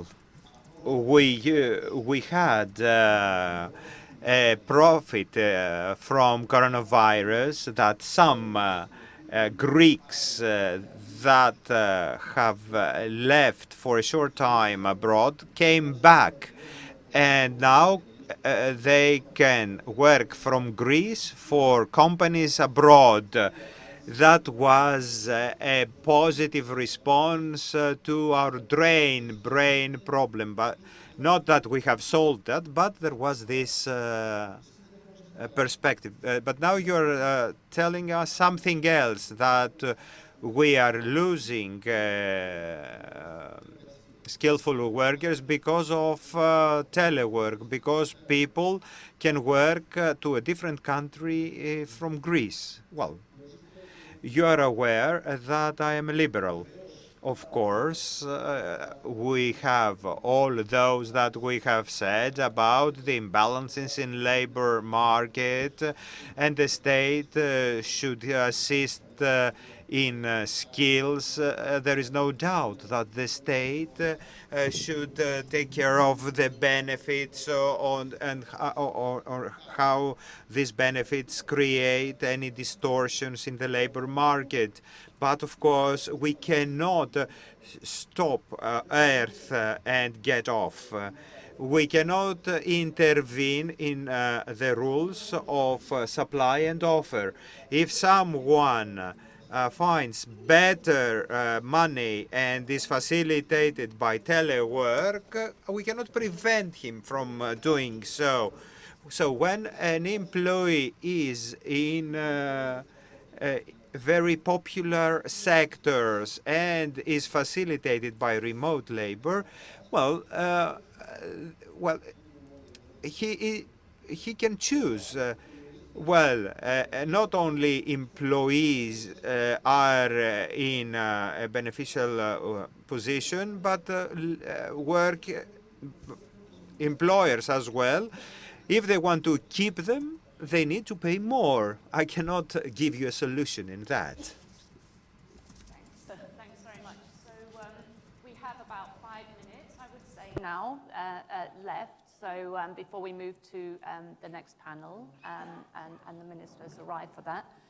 So I guess I'd like each of you to just answer very briefly where you think that Greece needs to focus its energies, priorities, both from government, the employment service, and other institutions. So maybe to start with you, Minister.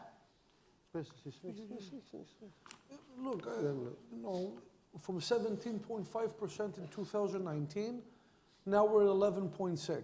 So we have a 6 percentage point reduction in unemployment.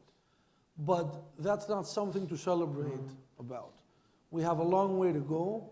There's much more room for coming closer to the European average, which is where we want to converge, obviously. And in that direction, my personal opinion is that the human capital of the country needs to become the #1 priority. I think that for too long, we have not invested in the human capital. Companies have not invested in their human capital. As many of you know, some of you may know, I've spent a lot of time in the US.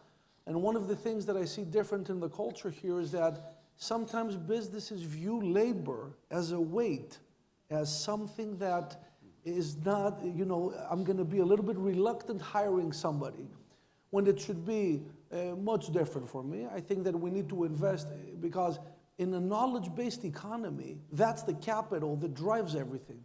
It's the humans, it's the ideas, it's the innovation, et cetera, et cetera. So I think Greek companies, because we've talked a lot about the public sector so far, I think Greek companies need to invest much more in the upskilling and reskilling of their own employees. I think they need to view it not as an expenditure, but as an investment. And that's a very key difference. You can look at the same thing and call it either an expenditure or an investment. I think that training is an investment, and it's the wisest investment, because it has a very high return on that investment, and it's a mindset that a lot of companies need to shift to in order, as the minister said, to be globally competitive, because it's no longer a domestic economy or a European economy, it's a global economy. And as long as other countries and other businesses are investing much more in their knowledge production, we're going to be left behind. So investing in the next generation, investing in knowledge, investing in human capital, for me needs to be the top priority for the next few years in the country. Thank you.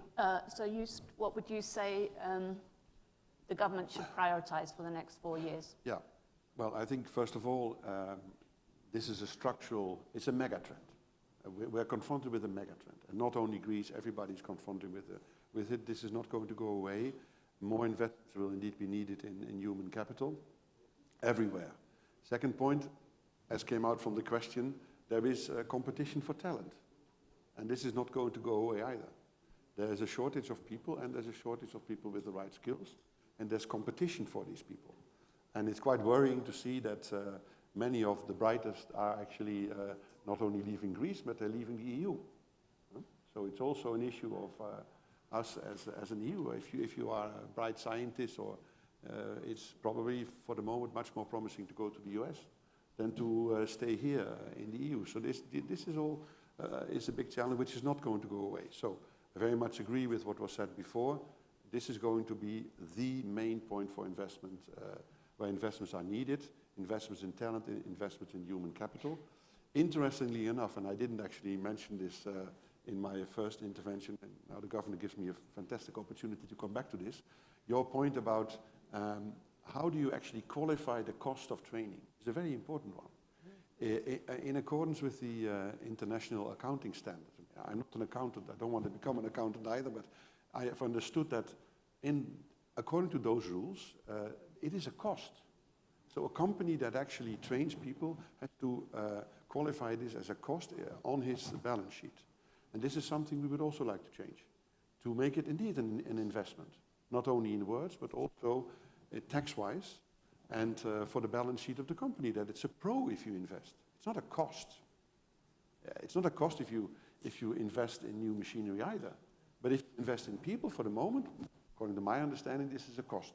So let's have a look at this. This is, I think, something the Commission is going to propose.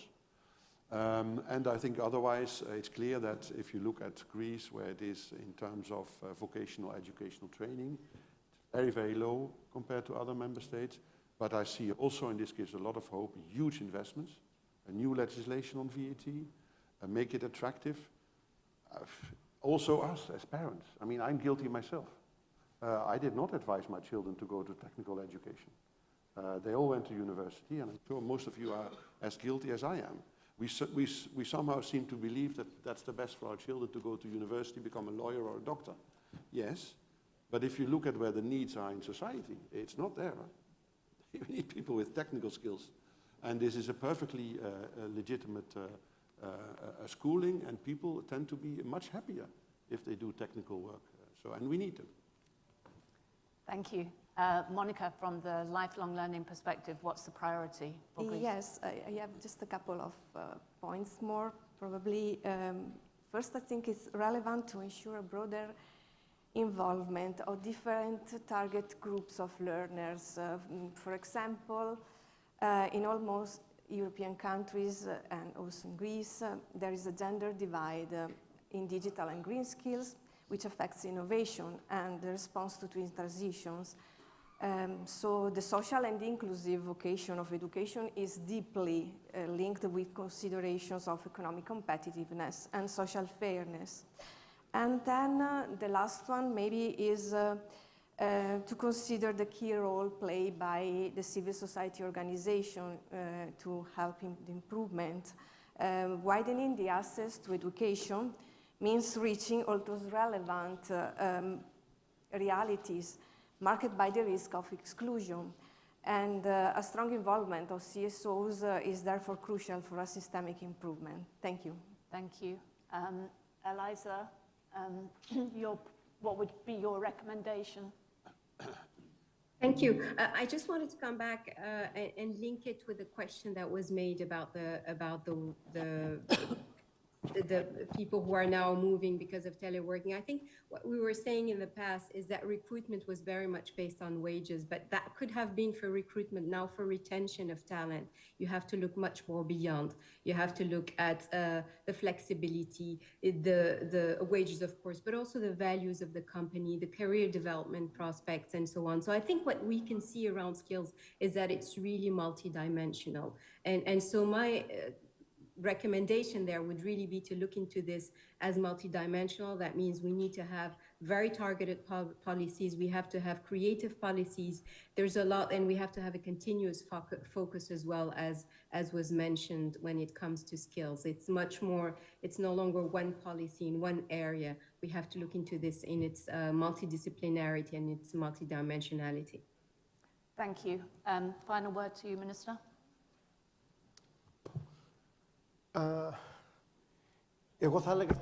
I would say that it is important that from 17.5% unemployment rate in 3.5 years to 11.5 is a miracle. But actually, it's not a miracle per se. We will have elections ahead. We won't be able to talk about decrease of unemployment rate at a period of political instability. So I want to warn that Greece needs to be stable, to have a pro-European government, because this is for the benefit of the employees and unemployed. And in order to be able to have investments and create new jobs, and in order to deal with the imbalances in the labor work and proceed with the reforms in the labor market with the benefits, the learning accounts, the micro-credentials, etc., and proceed with the skills seriously in order to deal with the gap we have in Greece, in order to move forward along with other European countries. We need to be serious, to make efforts, all of us. Thank you. Well, thank you very much. And please join me now in thanking the Minister and all our panelists for their very interesting opening remarks and answers to these questions. Thank you all very much indeed. That's the end of the first panel, and we'll be moving to the next session. I think we'll take a photo.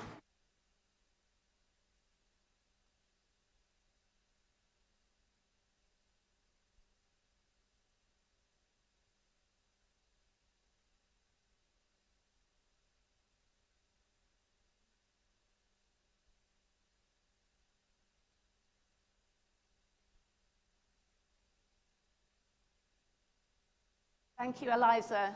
Thanks for joining us. See you next time. Thank you. Thank you.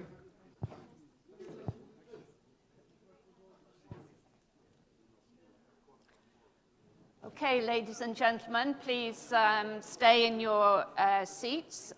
We're going to be moving swiftly to... Thank you very much. Thank you. Moving to our next panel now. I believe all our speakers are in the room. The next panel is entitled Strengthening Skills, Intelligence and Entrepreneurial Skills.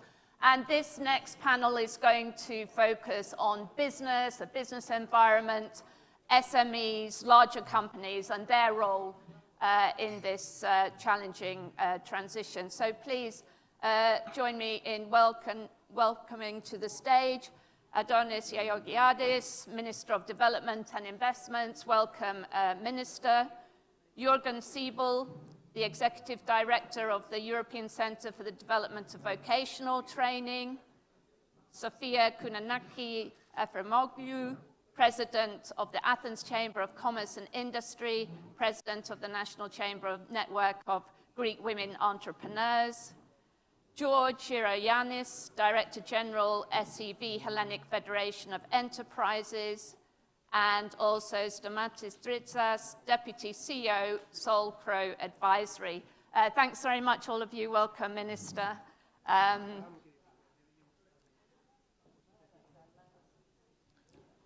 Okay.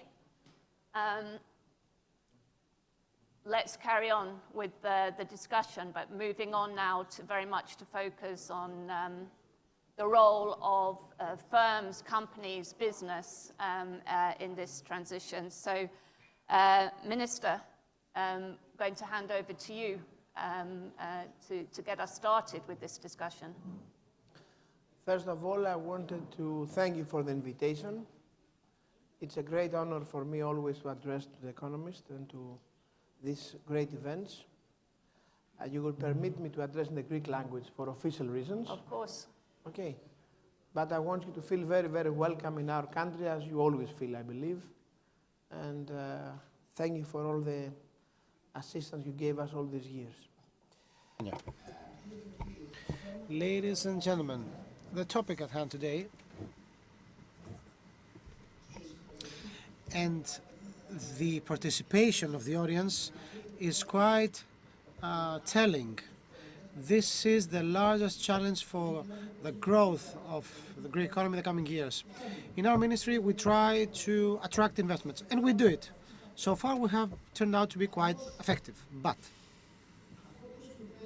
what happens when many foreign or domestic organizations come in, we have the reverse problem, the reverse challenge compared to what we had in the previous 10 years, the previous decade. We have a lack of specialized personnel that may be recruited in these organizations and produce. So, having these people while at the same time doing that in a beneficial way, an effective and efficient way. For instance, in Thessaloniki, we have Deloitte, Pfizer, Cisco rushing into the city, and Accenture and other organizations, and in a very short span, we came against the issue of scarcity of human resources, of qualified human people, of qualified humans. We had two major pools we availed ourselves of. The first one was the pool of residents migrating in the past to foreign countries who returned because of these investments. They now have a well-paid job, it's one of them, and now we have another. This pool remains open, and to some extent the deficit has been covered by people coming from neighboring countries in the Balkans. But both these pools are small. If we truly want to solve a potentially huge problem for the future of the Greek economy, then the skilling, upskilling or reskilling courses and programs in the pipeline with the collaboration of the European Union are of utmost importance. I would like to acknowledge the Pact for Skills initiative taken by the European Commission. I have the honor of having my good friend and the president of the chamber, Mrs. Efremoglu, sitting next to me, with whom we have been working closely and very productively in the past and currently. I would like also to encourage chambers to register to sign in the Pact for Skills. This initiative, in order to deliver, it has to give the space and the time for employers and employees to come together. It's not up to the government to identify the needs. No. The government may be the referee, may be the builder of the framework or find the money for that. But if you rely on the ministers to do that, then mistakes will take place and we will lose money. The marketplace, in general, employers, employees, are the ones to identify to the government where this money should be channeled. This money not trivial. In the next programming period, we have approximately 1 billion euros coming from the European Union. This money will be channeled through the Ministry of Development, through the ANSRF and the new EPA-NEC program on reskilling and reskilling courses, and also through the so-called social fund. And if we properly use this money, I'm saying again, the funds are substantial. Of course, we have funds for the lifelong learning. Yes, you're right. So all these courses may be funded by us in order to have youngsters with qualifications, women with skills, and an active population which is skillful enough. You know, Greece has been ranking last. Currently, we are second to last, if I'm not mistaken, when it comes to skills. In these 4 years, lots of people found a job.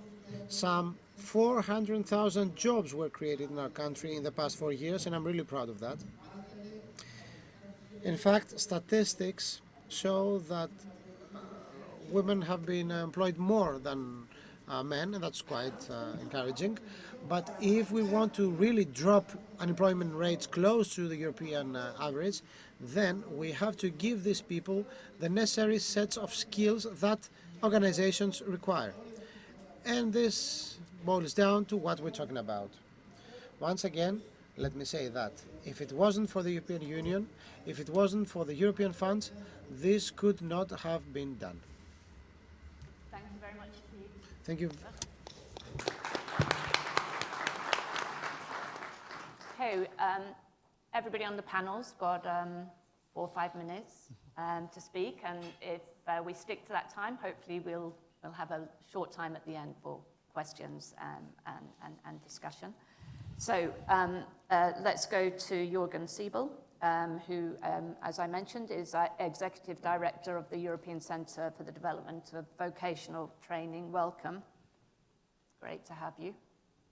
Yeah, thank you for having us. And while you said that Greece is ranking low, at least the one EU agency that deals with skills is based in Greece. So I'm very happy to hear from lovely Thessaloniki today.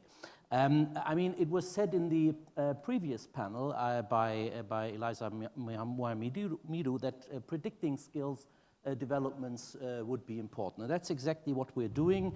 We call it skills intelligence. Actually, that's a term that CEDEFOP invented.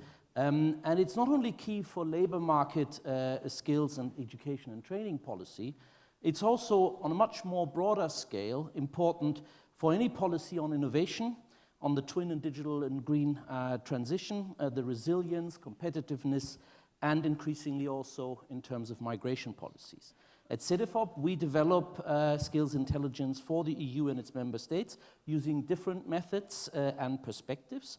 We look far into the future, typically 10 years ahead, using quantitative skills forecasts and qualitative skills foresight to understand the impact of megatrends such as digitalization, greening, aging, and other megatrends. But we also look at what is happening in the labor market right now, today, and tomorrow. And we use millions of online job vacancies, the ones that you can find on Karriera.gr or on, in Greece or on Monster and Indeed and other platforms to understand what jobs are about and what skills needs are emerging. Understanding skills trends is vital, but it's not enough because the job market is a market that constantly evolves and that in which adjustments take time. And as a result, there are also, and it was mentioned before here today, mismatches and imbalances. Think, for example, about shortages in IT or the care sector at the moment, or about skills gaps, people not having digital skills, or in fact the opposite, often forgotten, that skills are remain unutilized.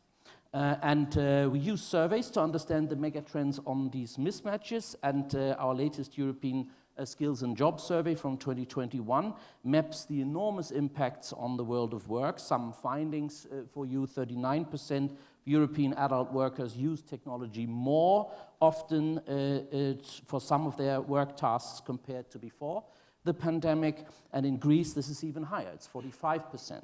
Use more technologies. It should therefore not come as a surprise that 52% of the adult EU workforce need to develop their digital skills further, to do their jobs better than at present, and in Greece this number is actually 60%, so higher. But mismatch is not only about missing skills, it's also about substantial overqualification. 28% of workers in the EU are overqualified. In Greece, this is 32%. And I mean, Mr. Protopsalpis said this in the last panel, think diploma higher than job require. Yeah? And that is often the problem, particularly here in Greece. This is really a serious problem if we want to meet the ambitious objectives that the EU has set forward, particularly in the green context. We need those skills that are currently underutilized to get the job done. Investing in skills is therefore, as I said, important, but untapped opportunities also lie in job design. It was mentioned before, is it attractive enough to work? Now, sometimes it's the package, it's the conditions of work, but often it's also the design of the job itself. And I think we should try to ask employers to do more in investing in learning conducive workplaces, to give people also the space in which they can acquire additional skills. We must therefore complement the supply side measures we've been talking about, like training, guidance, and support, with more demand side action to make the most of the potential that work itself has. And we've talked about work-based learning, learning at work, vocational education and training as maybe the one form of education that makes most of these kinds of things, and we have to look at that also for the existing workforce.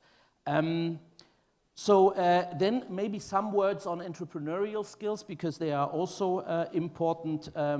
Many people beyond entrepreneurs themselves will need to make the transitions, adapt to change, and benefit from new opportunities. So for instance, to make our societies greener, we need people that are good at developing new types of farming and marketing the products. To convince others to act in a more sustainable way, we need a lot of people with creative approaches and people skills. So from our analysis of the job ads that we look at, we see that top 3 transversal skills employers are looking for are proactive thinking, adaptability, and teamwork. And these are all entrepreneurial skills. So we need entrepreneurial skills for entrepreneurs, and we need entrepreneurial skills for all. There's no difference. Skills are also what connects policy areas. We've heard this before today, and therefore it's important that also skills governance ensures that information about labor market and skills trends can lead to action and change. CEDEFOP has offered its support to Greece in the past few years via a skills governance and apprenticeship thematic country review that we did, and our work helped inform the further development of the mechanism for labor market diagnosis, and it also served as a useful platform for bringing major stakeholders together. For instance, the Ministries of Education and Labor, the Public Employment Service and the social partners. And we're also glad to see that social partners took up the message, and you said it, Minister, it's important that the social partners engage in this for developing stronger skills foresight components to discuss new emerging skills at sectoral and occupational level. And if you want more about these kinds of Greece-based activities, you can find them all on our web portal at CEDEFOP. But a lot remains to be done, and CEDEFOP will be ready to help. Thank you so much. Thank you very much indeed. And now, Sofia Kounanaki. It's always a pleasure and honor to be with you, John. I'll use Great the podium. to have you, yeah. of course.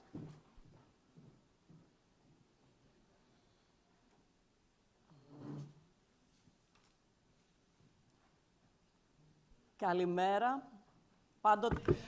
It's always a pleasure and honor to participate in the very interesting economist conferences. I especially wanted to be here today because of the topic. The new era of skills is an era for all of us, the employees, entrepreneurs, and all organizations that want to prosper in the new landscape that is being shaped worldwide by the admittedly frightening in many ways evolution of technology. At this point, the decision that each organization will make about the culture on which it will build its future will determine the chances of success. The penetration of high technology is really done in a deafening way.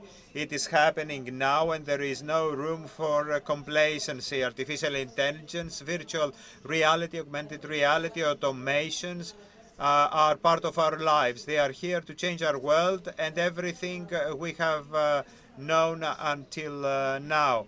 We are living in the era of the fastest changes ever, changes that become even more noticeable and subversive the more work that until recently was only possible by humans are now being done by increasingly intelligent machines. The entire planet is now discussing the unexpectedly intelligent chat GPT bot, DALL-E 2, etc. The message I would like to send today is that the issue of reskilling and upskilling should be the top priority for businesses that want to catch the train of digital revolution, not tomorrow, but today. Digital transition as a whole is a project of historical proportions that concerns all sectors of the economy and threatens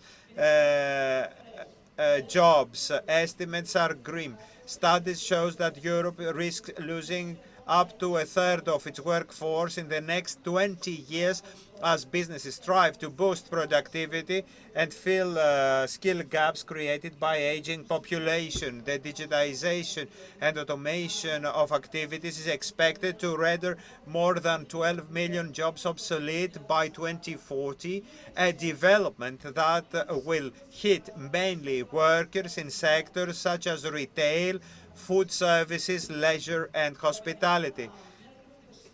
Medium-skilled occupations, which consist of simple everyday tasks, are most at risk from automation. These are occupations accounting for 38% of Germany's workforce, 34% of France's workforce, and 31% of Britain's workforce. According to Forrester, 49 million jobs will be lost in the 5 largest economies in Europe. Figures from Athens University of Economics show that 14% of workers in Europe are currently employed in jobs that are expected to disappear in the future, 40% in jobs that will be significantly transformed, and 34% in jobs that will undergo changes. All this will happen because of digital automation. And of course, we should not forget the time bomb of demographic. Experts predict that in 2050, Europe will have 30 million fewer people of working age than in 2020. It is a gap that to some extent will be filled by the automation of work, especially for our country. The need for education and training in digital skills is huge. Only 1.8% of employees have specialized IT skills compared to 3.9% in Europe, making Greece 27th in Europe. It is understood that the changes ahead should be dealt with immediately. Businesses, the state, the competent bodies are invited to take action, not tomorrow, but today. In our chamber, which represent 150,000 companies, we want to give skills to our businesses. In order to give them skills, they need to invest in long-term skills. Now we have a career.gr, a platform in which the businesses state their needs in workforce, and at the same time we have initiated a research trying to understand the needs of businesses before it's too late. It is an overall effort which will allow us to have the geography of the labor market regarding lack of skills in businesses. But we do not stop there. We are in constant cooperation with the liaison offices of universities in order to find the proper people for certain jobs. We believe that the communication between universities and businesses will allow us to prevent drain break. In addition, we will soon sign a memorandum of understanding with DIPA for upskilling and reskilling. In April, we will have a conference inviting all interested parties, having also the results of our research. In a global economic business landscape, the disruptive forces affecting the labor market are stronger than ever. So businesses need to find reskilling and upskilling programs in order to deal with these challenges. In addition, there are many businesses believed that they have been modernized. The pandemic came to disrupt all industries, making some skills obsolete and highlighting others. And we have also seen that there are trends changing. For example, people prefer buying products from companies that have a positive climate footprint. And we have people saying that we need to change. Every year we will be saying that in the next 10 years we will have more companies to disappear, companies that won't be able to adjust. That is why, as EVA, we will give programs, training programs. As Stephen Hawking has already said, intelligence is the ability to adapt to change. Thank you very much for your attention. Thank you very much indeed. Handing over now to George Xyrianis, Director General of the Hellenic Federation of Enterprises. Great to have you. Thank you. Thank you very much for the invitation. Let me switch to Greek for a while. I'd like to thank for the invitation, and truth be told, digital transformation and the changes in supply chains, the green transition and the demographic aging bring about many changes in the world of production and in the labor force. These changes affect directly both the skills that the employees need to have in order to follow the changes and affect also the organizations that want to remain competitive. And although in the past we knew that the course of one's career was a bit linear, now we know that people also of my age might change 5 or 7 times their profession in their active life, so they have to have the qualifications and the skills to make these changes. So in other words, we have to see how lifelong learning, vocational training and education may support this new labor model or work model, the closer we get to the new era of digitalization. You said something about the EU skills intelligence, so let me give you a couple of figures. In our surveys, we see that almost 80% of all STEM jobs that Greek companies will need by 2030 do not exist. So we don't have the kind of infrastructure in order to support these future professions. So do we have the infrastructure in order to create in a short span the training let's say, context for these jobs to be covered? And 60% of all IT employees believe that they can fight for a better or more competitive and better paid job within 2 months. This means we have increased mobility of employees, and there is an increased need for the youngster or the young employees to know what their potential and what their alternatives are, vis-a-vis the opportunities that will arise. Another thing, 85% of all enterprises opt for in-house reskilling of their people in order to mitigate these changes. What is paradox is that the same amount of enterprises believe that they cannot find the lifelong learning infrastructure in order to reskill their employees. So only 3.5% of all organizations actually do in-house reskilling stuff. And these are some quite interesting insights that will give us a more comprehensive understanding of the kind of qualitative and quantitative deficit we have to face. Let us start with the so-called STEM or technical professions. Simply enough, we cannot find the people needed for simple duties. I'm not talking just about the industry, I'm talking about manufacturing and other industries. In our survey, our members showed that we have 9.5 thousand vacancies right now. For instance, we need operators, operators of EM or mechanical engineers, etc. Now, let's talk about medium or middle level specialization.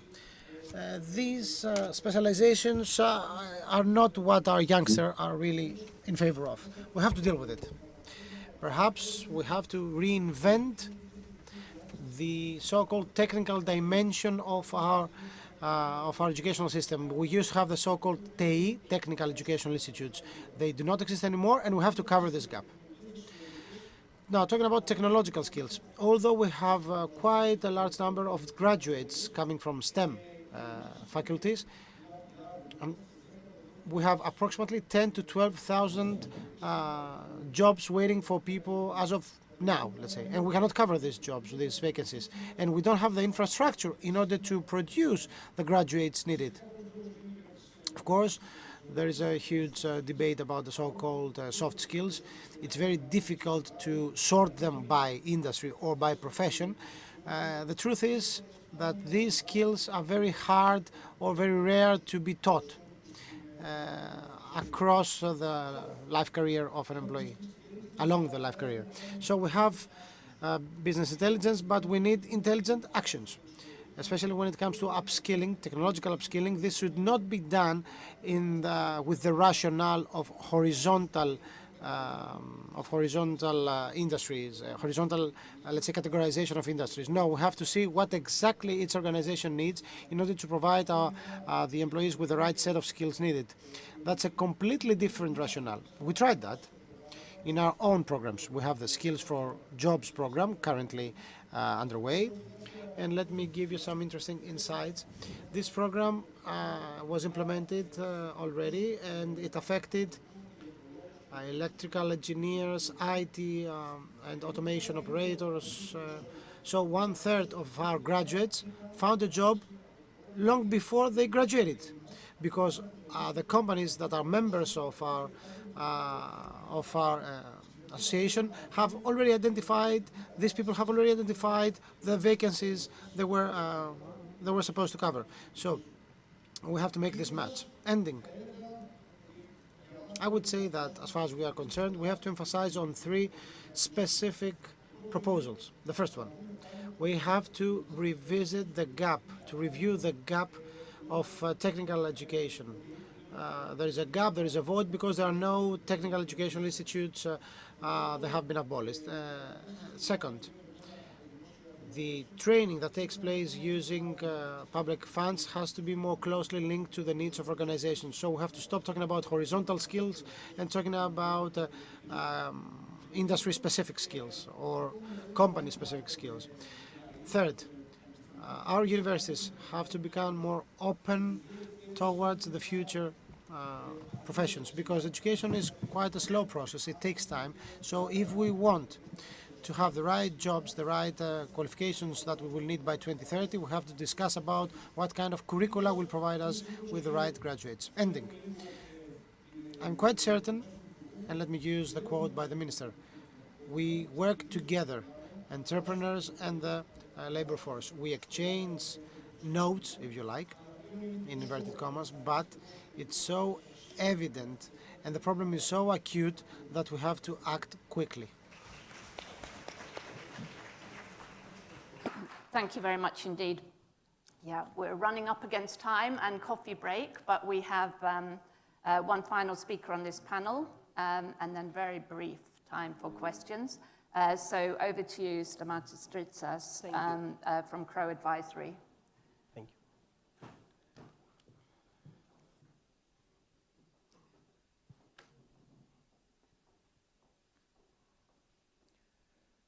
Good morning, ladies and gentlemen. My role here is to discuss about the Board of Directors training. And I think it's a very difficult role. First of all, do we know that in Athens Stock Exchange there is a specific requirement regarding the BOD training? The BOD training in Athens Stock Exchange is mandatory. And I would like to emphasize this issue. However, the aim of the presentation is to discuss if this mandatory requirement is only a legal obligation, or at the same time it is a competitive advantage for higher performance boards. Before we discuss about the mandatory requirement, let's clarify the need. We have 3 main whys, 3 main questions that they need answers. First, the ability of the boards, and I mean the boards of the listed companies, to do the job, to deliver the service to their shareholders. The second is the ability of the boards to react to rapid changes of today. And the third is the ability to succeed to create competitive executive teams in order to increase the effectiveness of the board. The answer to all these questions is the same: not without training. The training of the board is the only path to success.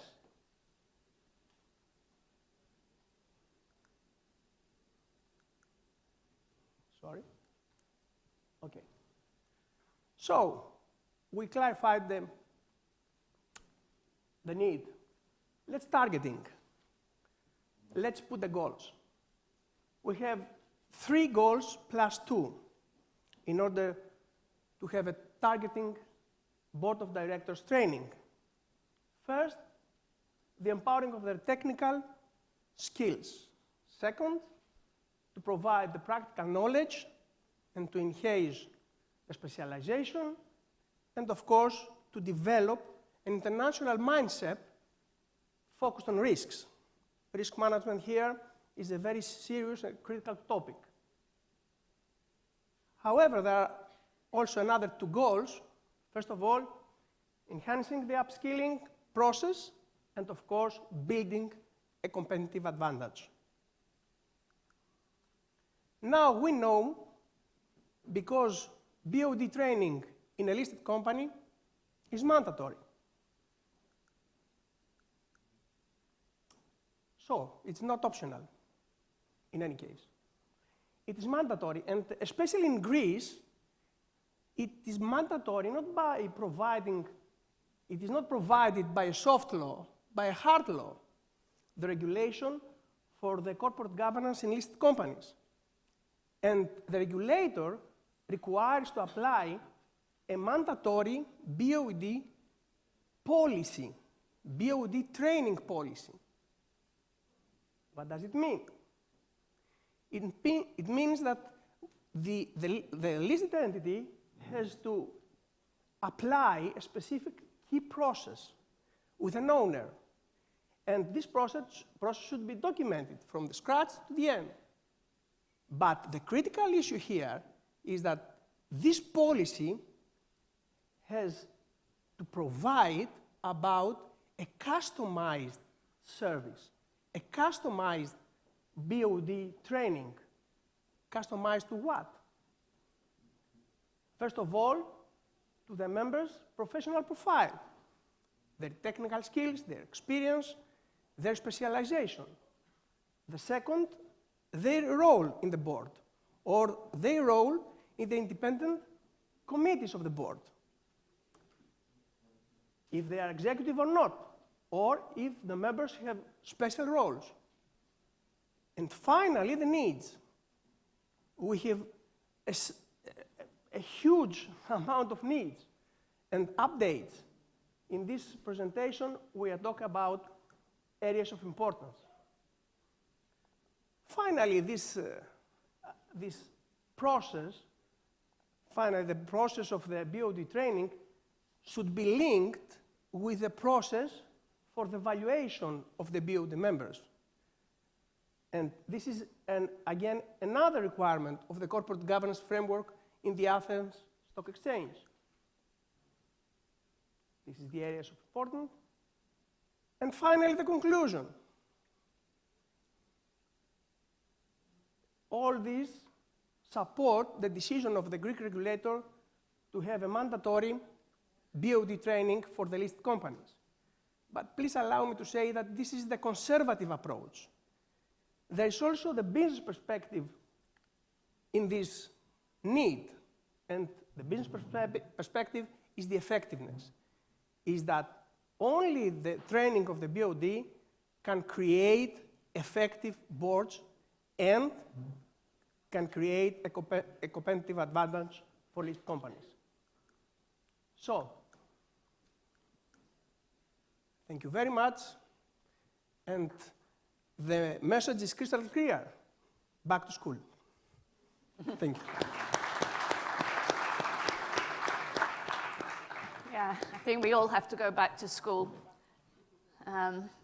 Okay, well, thanks all of you. Now we're very short of time, and I know everybody wants coffee to get going, to get us through the rest of the day, but it'd be remiss if I didn't ask each of our speakers one question, and we'll try and keep the answers short. So, Minister, you were emphasizing, that it's not the role of government to decide or, where to channel these funds that are coming from Europe and so on. So I just wanted to ask you what you see the role of government being in facilitating, in helping, in creating a supportive environment for companies facing this transition. Is it just about creating a good business environment, attracting investment, establishing the infrastructure that's needed, facilitating startups? What do you think is the biggest help that government can really provide in this transition for companies? Βλέπω εδώ τη φίλη μου. I see here my friend Fanny Petralia, who is here with us. As a Minister of Labor, she had talked about upskilling and reskilling of employees and their need. Back then, Fanny, these are summer dreams in Greece, but right now it is proven that you were right and we were wrong. What the government should do? Government has the money from the EU. It can facilitate procedures and make them faster in order to reach the interested parties and create a stable business environment to allow businesses to flourish. But finally, it is the market that should tell us what are its real needs. Me, from the ministry, cannot know exactly who wants what kind of skills each worker should have in order to be hired. I cannot talk, or I cannot impose to the trade unions which employees should participate in which programs. So we encourage chambers to have this interaction. We are very fast in absorbing European resources. When we went to the ministry, we were number 19 in absorption. Now we are number 1. Well, we can do that now. The market should tell us what to do. Otherwise, we would spend money without a cause. It's nice to spend money. Some are very happy with receiving this money wasted, but the most important thing is to create added value for the country. So you will come, you businessmen and your employees, tell us that we have 12,000 vacancies in our businesses. We need this skill, so we will find training programs for these skills in order for you to find jobs. Thank you very much indeed. So a question for 3 of the panelists, you 3. We've had a lot this morning about the skills mismatches, scarcity, skills gaps. So I just wanted to ask you to define more specifically in which sectors, are we seeing the biggest shortages and gaps, and what particular skills are in demand that is not really being met in Greece? Is it in the IT, data collection? What, if you can actually say a bit more concretely, what those skills are, where they're lacking, and how your organization is addressing this problem. So over to you first, Jürgen Siebel.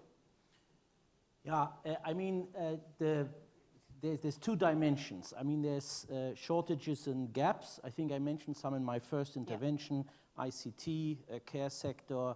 I mean, I wouldn't know from the top of my head the breakdown for Greece concretely, but there's also a particular problem in Greece that I also mentioned before, is the underutilization or the mismatch, in the sense that people are obviously being trained for things that are not in demand. And I mean, the minister also addressed this right now, and the speakers in the first panel also spoke about it. It's important to establish, and Greece has made first steps, skills intelligence in the country, so that you cannot know, the minister is right, you cannot know what's in demand, but you can know what is trending. And those things that are trending can be translated into forging policies and also building a skills ecosystem, which I think is also represented in the panel, in this one and the one before, because we not only have, I mean, social partners is one component, but there are the chambers as an important facilitator, public employment services, the entire ecosystem that you need, also in terms of guidance, which may also be one of the problems also addressed by the Director General Corte in the last panel, that parents may be at fault. And so if in early education we provide excellent guidance in schools, so that kids may take up career paths and education paths that are more promising and will lead to filling the gaps that we have right now, that is absolutely important. Now, maybe one observation that is often overlooked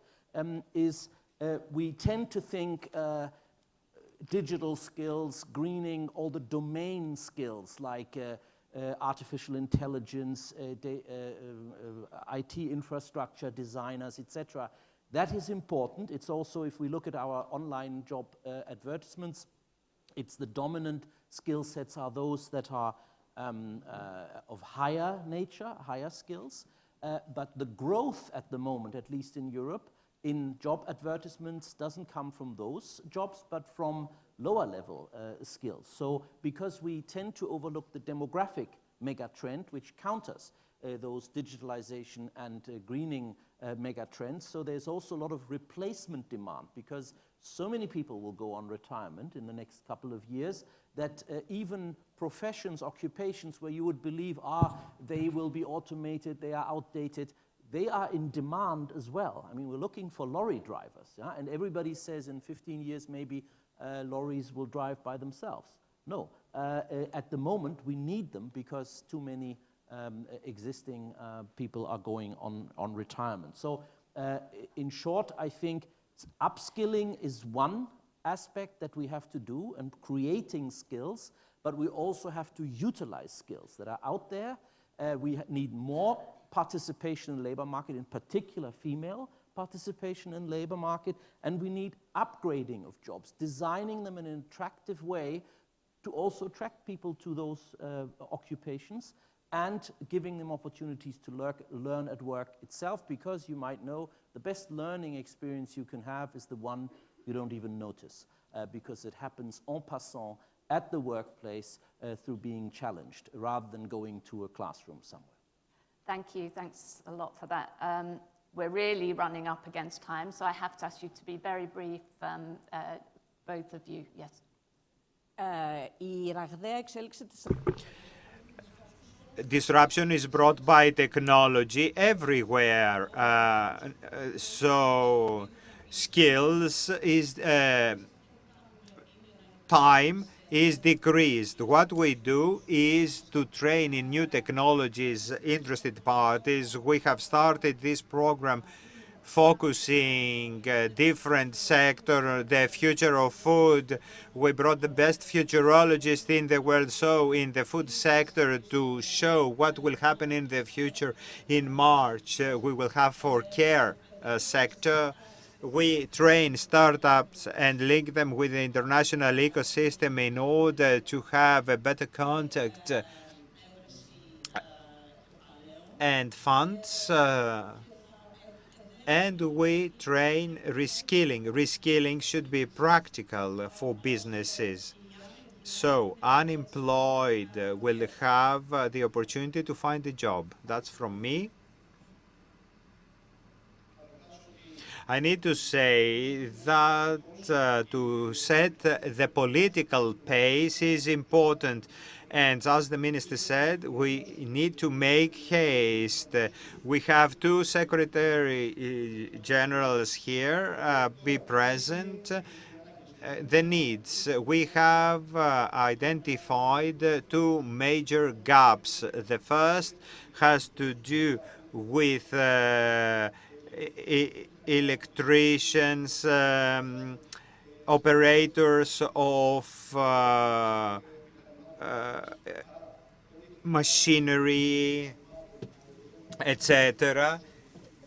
Operation of machinery, there is a gap, and this is where we need to focus. And the second is state-of-the-art technologies, not IT, but future technologies that have to do with Industry 4.0. If we fill in these gaps, we will have a basis with added values which will lead us to 2030. And a final question for Stamatis. Can you just tell us and tell the audience, why is there this distinction between in terms of the training, the stipulation for training between the listed and non-listed companies? Okay, thank you, John. I could discuss 4 areas of differences. The first one has to do with the number of the stakeholders, which is larger for the non-listed for the listed companies compared to the non-listed companies. And of course, a larger amount of stakeholders creates more expectations for their performance. So the boards in the listed companies need additional skills in order to be able to deliver this kind of performance based on the expectations. The second one is the communication between the boards and the stakeholders. In listed companies, we have a very high level of complexity and the volume of information that has to be shared with the stakeholders. And especially, I mean the financial and non-financial reporting, and especially, again, the ESG reporting, which is very demanding nowadays. So the boards need additional knowledge and deep knowledge in these areas in order to be able to deliver a quality information to the stakeholders and to the community. The third one is compliance. We all know that in stock exchange, there is a very, very demanding and complex regulation system. And thus, the board of directors need to have updated information every day in order to be able to comply and to manage the compliance risk. And the final one is the corporate governance framework, because as I told you during my presentation, there is an existing requirement regarding the BOD evaluation. So we have to link the BOD training process with the BOD process for the valuation. For me, this is the main areas of distinction. Thanks, that's clear. So please join me in thanking the Minister and all our panelists on this panel. We're going to break now for coffee, and we will reconvene at 12:10 in this room for the next panel. Thanks very much for listening, and thanks to the panel.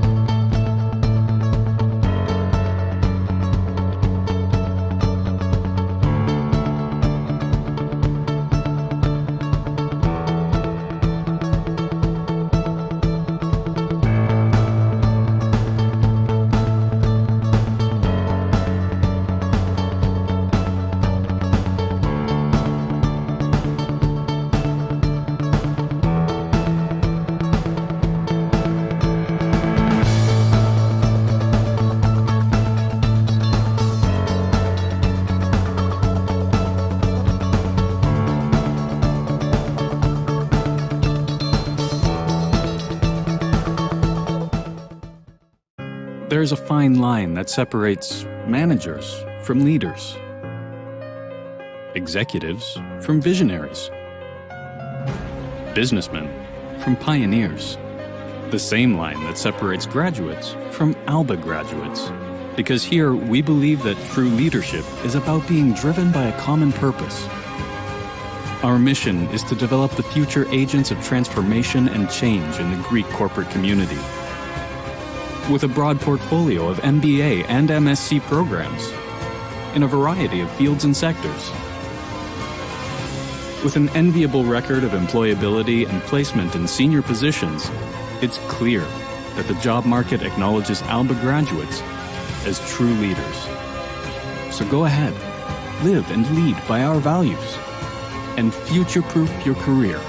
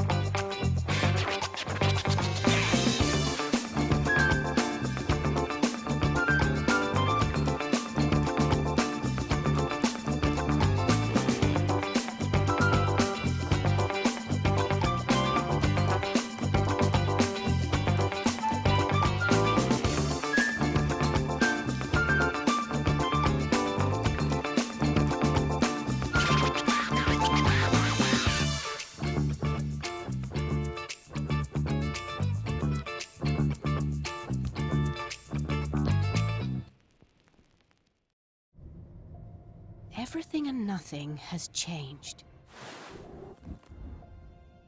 Even if the world feels uncertain, it's reassuring to know things that were important before still matter today. Connecting people, sharing ideas, and solving problems. These things will always be in our DNA. Working across borders, helping to keep doors open, business flowing, and continuing to realize the hopes and ambitions of our customers and colleagues.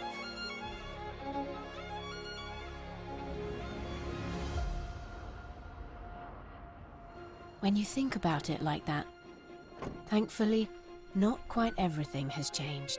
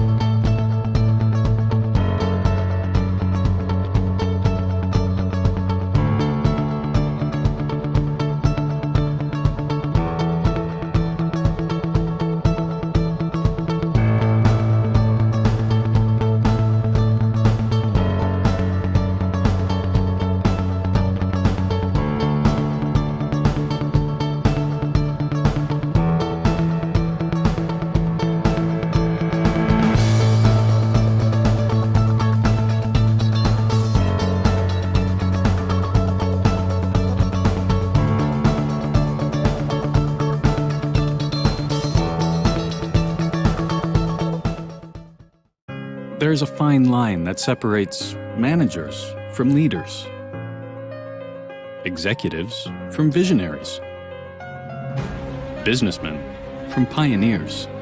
The same line that separates graduates from Alba graduates. Because here we believe that true leadership is about being driven by a common purpose. Our mission is to develop the future agents of transformation and change in the Greek corporate community. With a broad portfolio of MBA and MSc programs in a variety of fields and sectors. With an enviable record of employability and placement in senior positions, it's clear that the job market acknowledges Alba graduates as true leaders. So go ahead, live and lead by our values, and future-proof your career.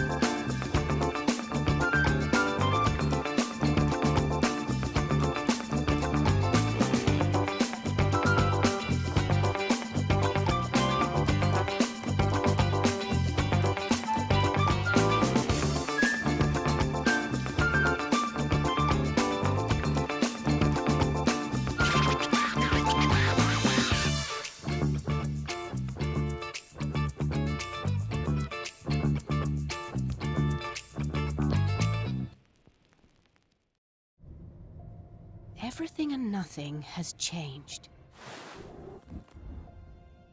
Even if the world feels uncertain, it's reassuring to know things that were important before still matter today.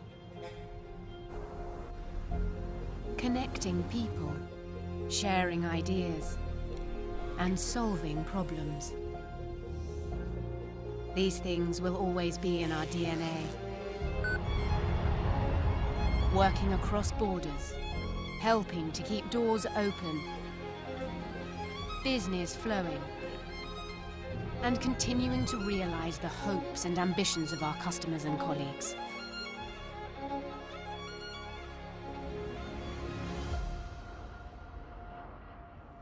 When you think about it like that, thankfully, not quite everything has changed.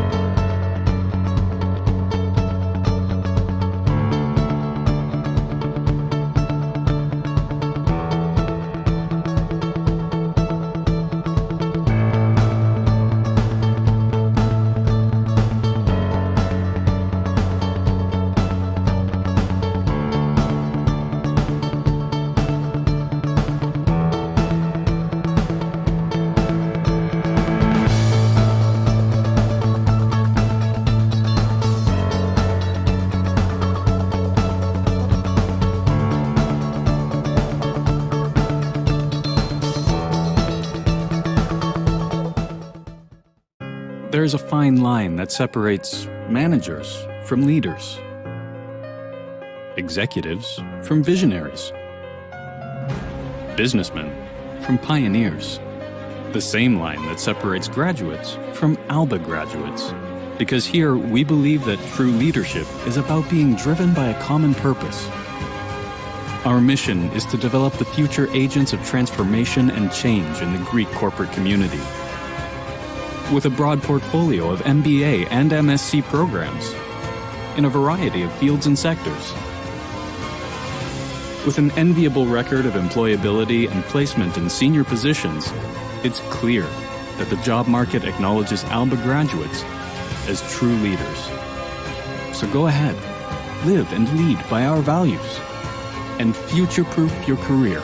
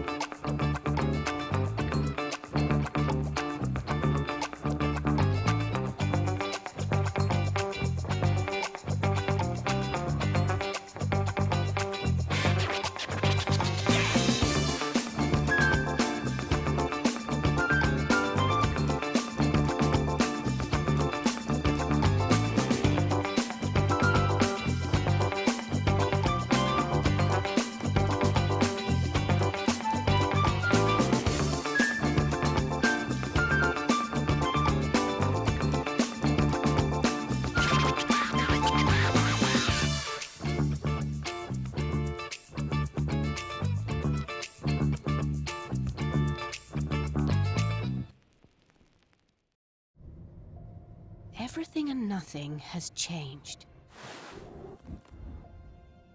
Even if the world feels uncertain, it's reassuring to know things that were important before still matter today.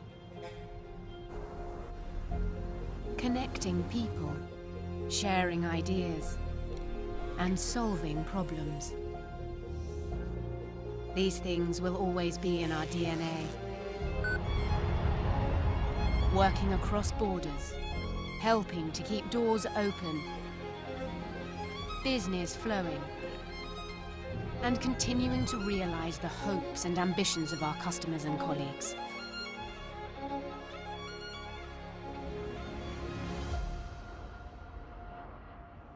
When you think about it like that, thankfully, not quite everything has changed.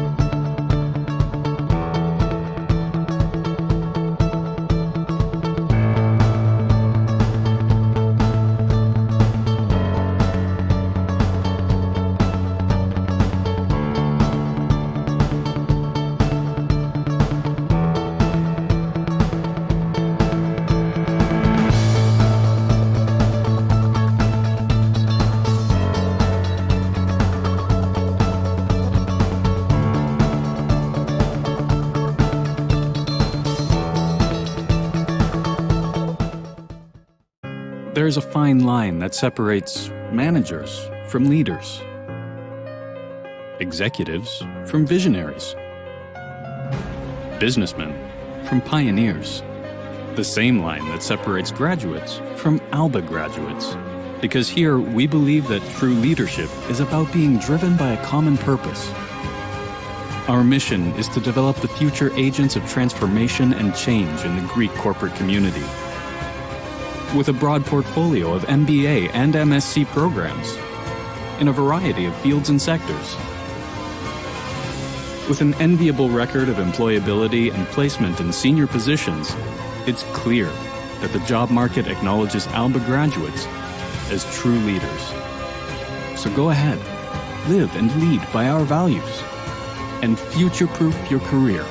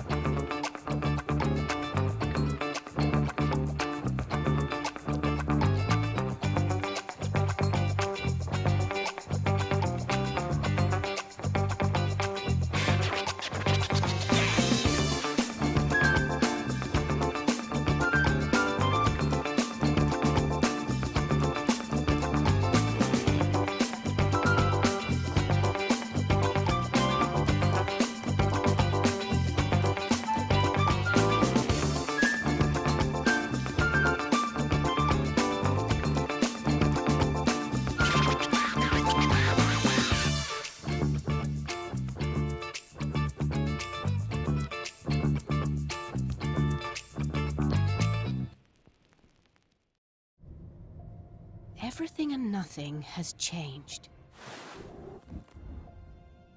Even if the world feels uncertain, it's reassuring to know things that were important before still matter today. Connecting people, sharing ideas, and solving problems. These things will always be in our DNA. Working across borders, helping to keep doors open, business flowing, and continuing to realize the hopes and ambitions of our customers and colleagues.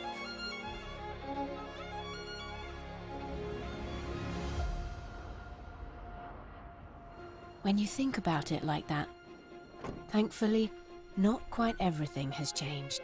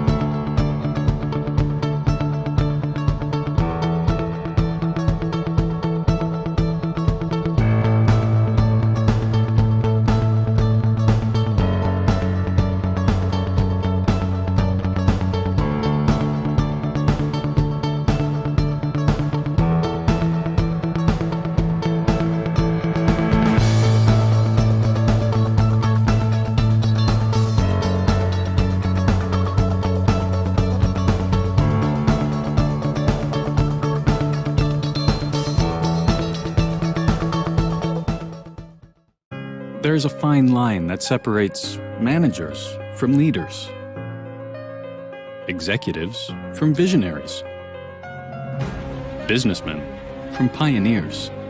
The same line that separates graduates from ALBA graduates. Because here, we believe that true leadership is about being driven by a common purpose.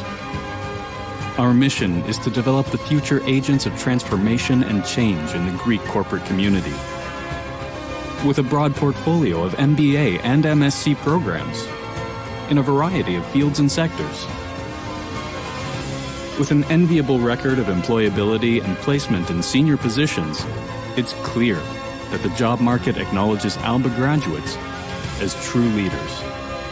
So go ahead, live and lead by our values, and future-proof your career.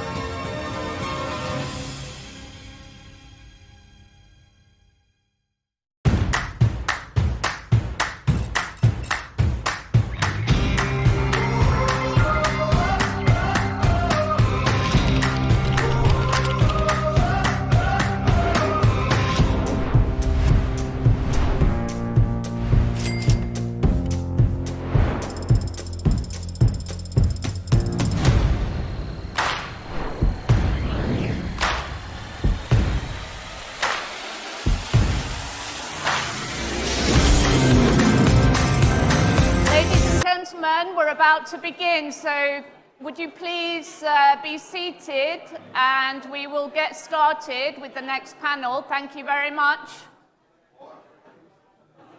Everybody outside can now come in and sit down. Thank you.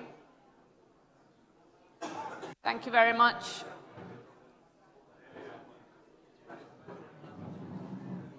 So, ladies and gentlemen, the next session is about to begin.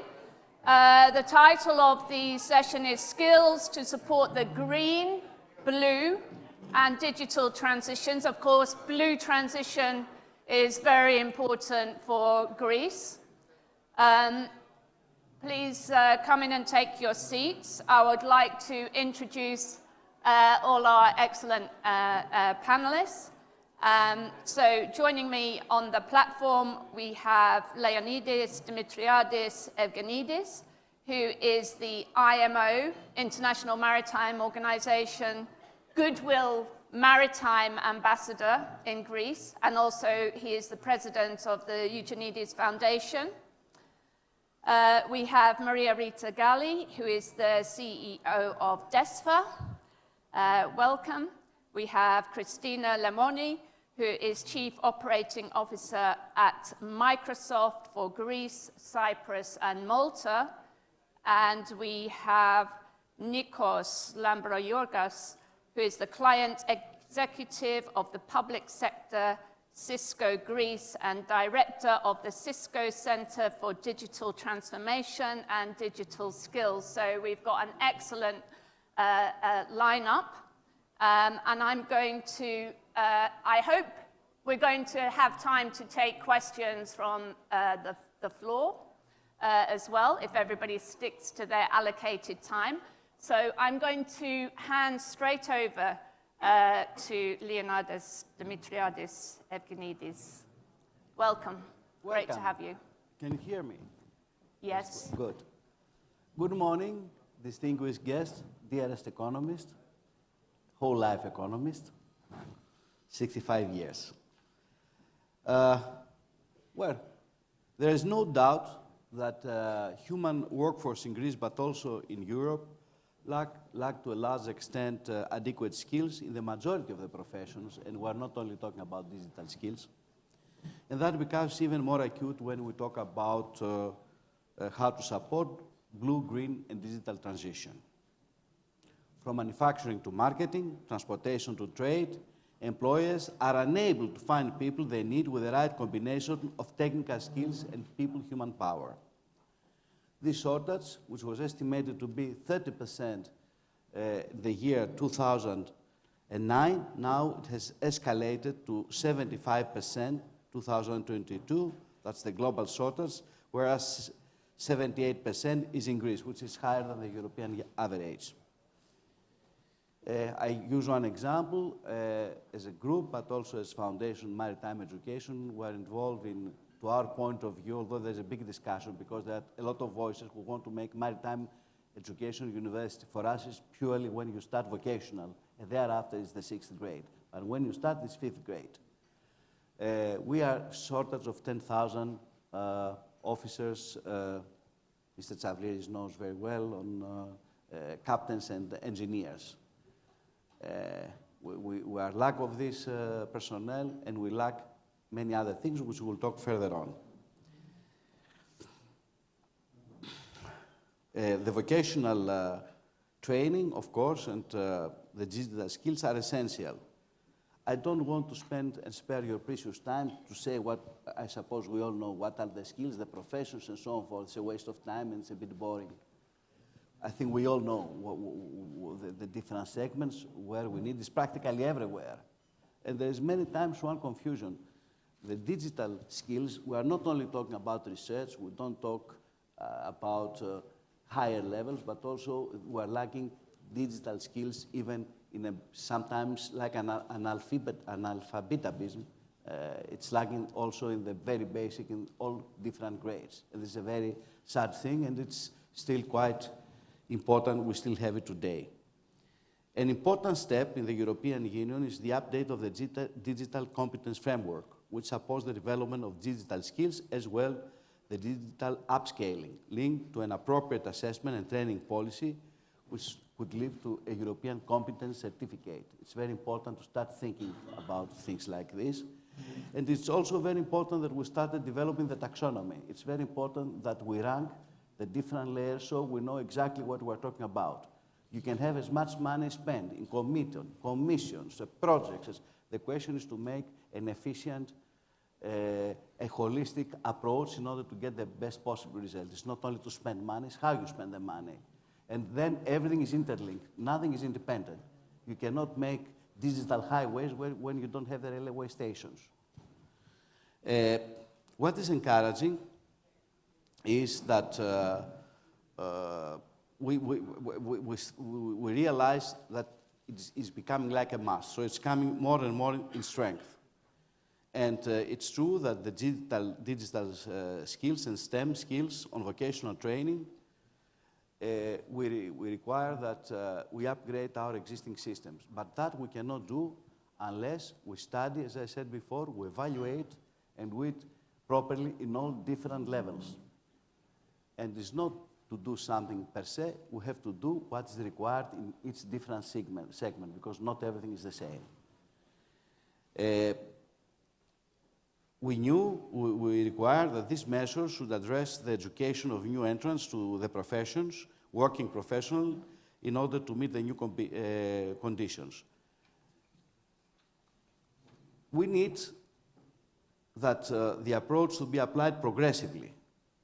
We have, first of all, to review in an adequate way the existing system, and then we need a global approach, and we start moving step by step in order, whatever we build, to be on the right sequence and the right process and the right procedures. It makes no sense that we do spasmodic things. We do a bit thing here, a bit thing there. And I'll use one concrete example afterwards. And we need, in that process, to apply a more transversal and in the disciplinary approach in order to give appropriate guidance of how to adapt the professional educational system as providers of more opportunities for vertical and horizontal mobility of the workforce in order to improve versatility. At the same time, we need to create ways to train the existing workforce. Europe has an aging population. It's not only the newcomers. We have, as I said before, we lack skillful personnel with knowledge. We lack in shipping. We lack in tourism. We lack in IT. We lack everywhere, and still we have high unemployment. And when we move, we have nobody to be excluded. STEM in the United States was very much linked to that. STEM, it was a very important thing in order to give the possibility when many professions have to do with mining, with traditional industry, they became obsolete, so they have to give new possibilities. What to do to the people? You cannot have them on the unemployment benefits. It's self-respect, dignity, togetherness and development. So all this,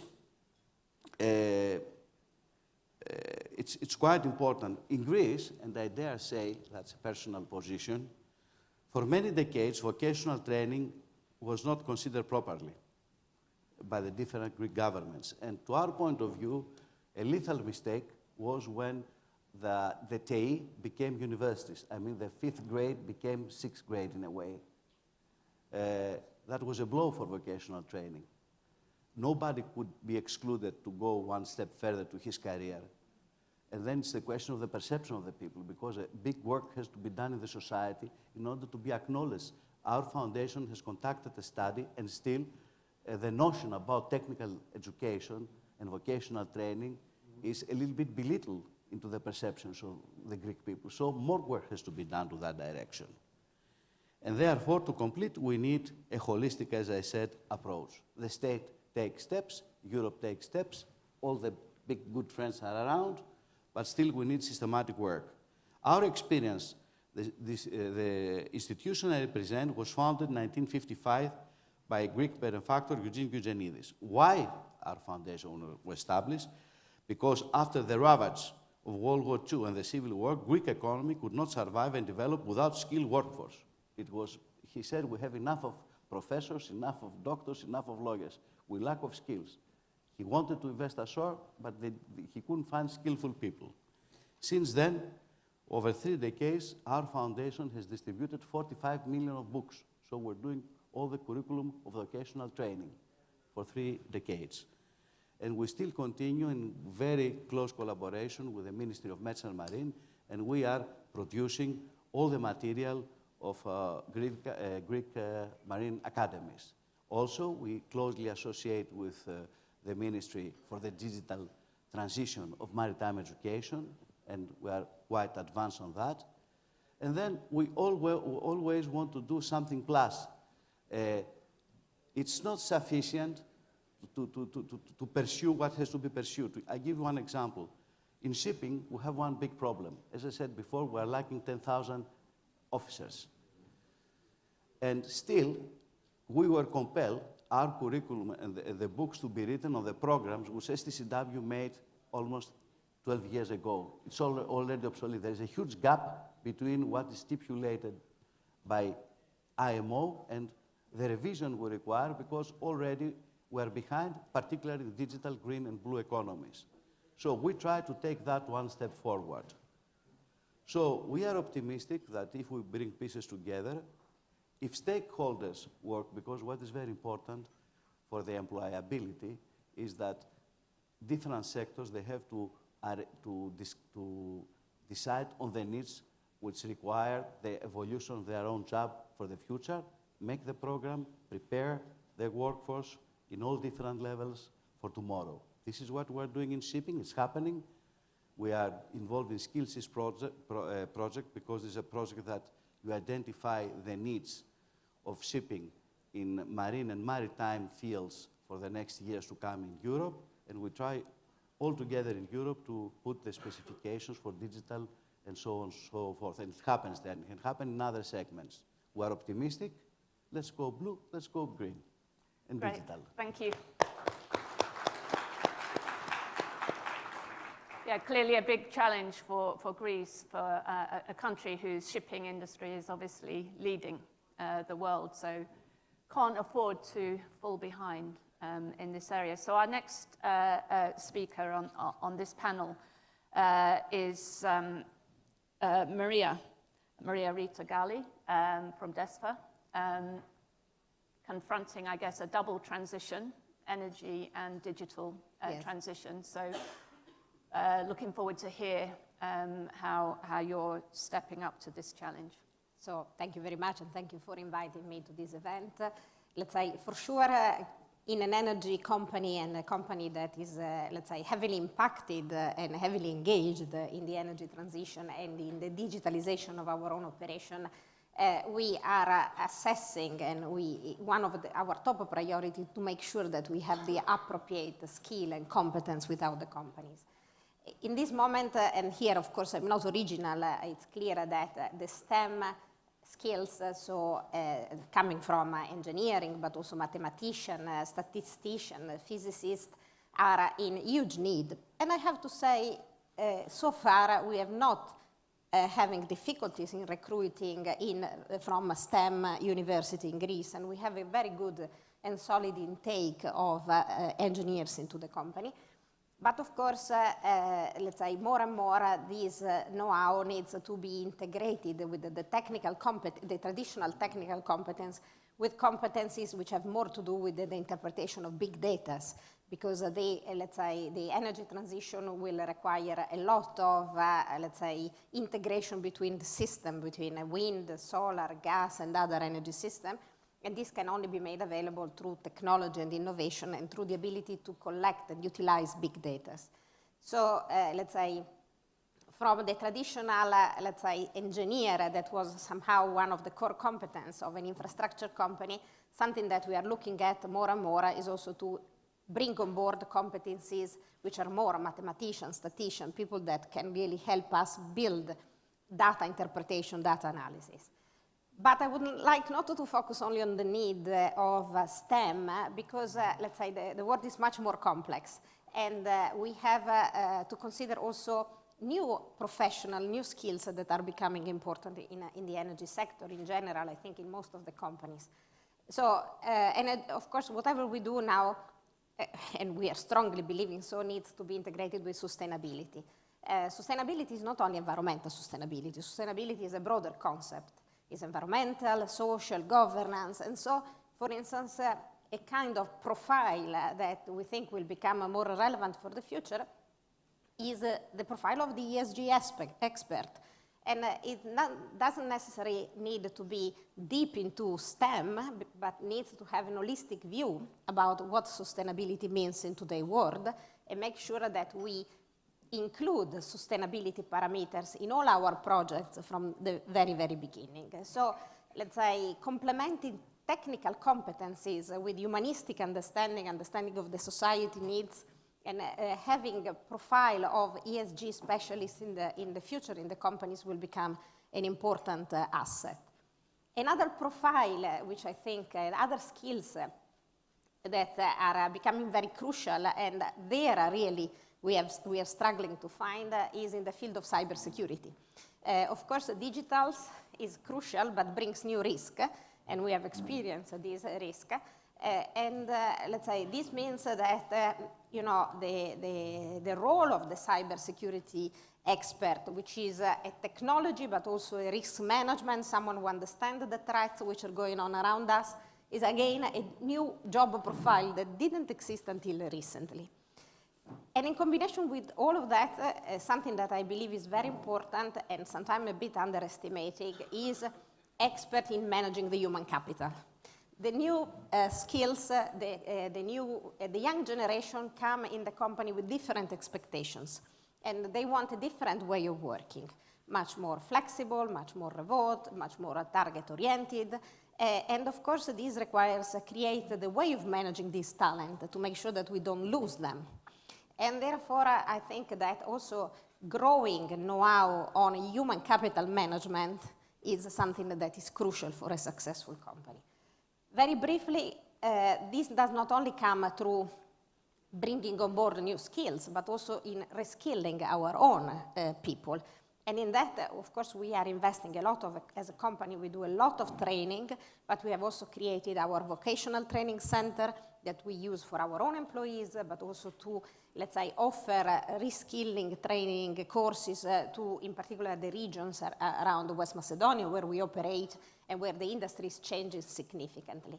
But not only that, I think as a company we have a duty vis-a-vis the society and broader than the one that is purely having a direct benefit and impact on ourselves. And so we have decided this year, which is the year of reskilling, to dedicate some of our ESG effort by contributing to two projects. One project by ActionAid that is called Job Readiness Program, and support vulnerable women and men to develop new skills and to increase their chance of re-employment, as well as in West Macedonia with WISE Greece, we have launched a project which is called entrepreneurship and employability, and again is aimed at providing support to more vulnerable citizens in order to be able for them to find new job opportunities that can be with us or in other roles.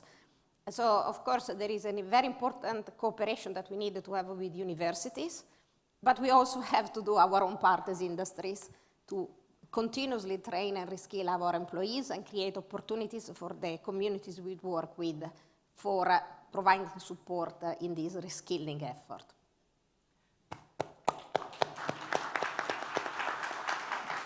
Thank you, Maria. I think you set out very clearly there the particular challenges facing your industry, and we'll hopefully be able to pick up on some of these points in the discussion. Now we have two representatives from the tech industry itself, so delighted to have you here with us as well. So over to you first, Cristina Lemoni from Microsoft. Welcome. Hello, everyone. I think the fact and only that we are in an event that The Economist actually is organizing with focus on skilling shows itself the importance. So I think at this point of the day, nobody can challenge that. We have been talking about that fourth industrial revolution that comes with a digital transformation. And what comes with that revolution, actually, is a revolution on the education, but also on the job-related industry, on the employment. So people will be asked to have multiple careers, something that maybe a generation before wouldn't actually imagine that I will be changing careers. I will be asked, actually, sometimes to change, or sometimes even forced to change careers. And our biggest focus is actually to leave nobody behind, so that nobody actually is left behind, meaning the citizens, the organizations, the companies, the partners, our employees. And this is why we're focusing, and we're trying to do at least the minimum we can from our own side, to first of all skill 100,000 people in Greece until 2025, and we're now in 40,000 people, so we're ahead of the curve, but also inspire others of how they can actually contribute to that. And that's where we're having programs that link to the education and to the universities, but also to the graduates, and to the graduates who are still unemployed, but also people that are unemployed, or people who are still working for a company and the need to reskill and upskill. And the biggest challenge and focus that we have is to showcase what we're talking today. That yes, young talent, for example, who is unemployed, can find jobs through these kind of programs. So Regeneration, which is a big initiative we support, we have 100% employment of the young graduates that take part in that program. Last year, we did an unemployment program focus with DIPA, so the Greek manpower organization in Greece, for 1,000 people. And we had more than 2,500 applications. So people need those kind of skills. And out of those, we have real stories, like the story of Epaminondas, a 40-year-old unemployed person for the last 2 years, coming from the financial industry, trying to get those kind of digital skills that will put them into a new job and a new way of working. And we're very proud because he went through certifications, and now he's actually working as a cybersecurity specialist in one of the big multinational companies in Greece. So we want to showcase that this can happen. It can support people, it can support organizations, and it can give them second opportunities on different job careers. So we need to showcase and prove that what we're talking actually can be implemented. We have also programs that you will be hearing a lot in the future for women specific, so cybersecurity and women. And we still see that we have 3 times the applications than the positions of training we can offer. So there is demand there, so I'm calling everyone to contribute from their side to reskill and upskill either the unemployed or the working force of Greece, but also the groups that a lot of the times we forget, so people who are either earlier on their careers or later on their careers. You will see also in the future that we will be announcing for the first time ever some green skills with certification on green skills, something which will be in demand and should be in demand for every company and organization, no matter the size. And it will be offered in Greek, and it will be for every citizen and organization in Greece. I think these are some of the examples we're trying to inspire others, but also try to motivate others to join that movement of upskilling and reskilling people. Those were my comments.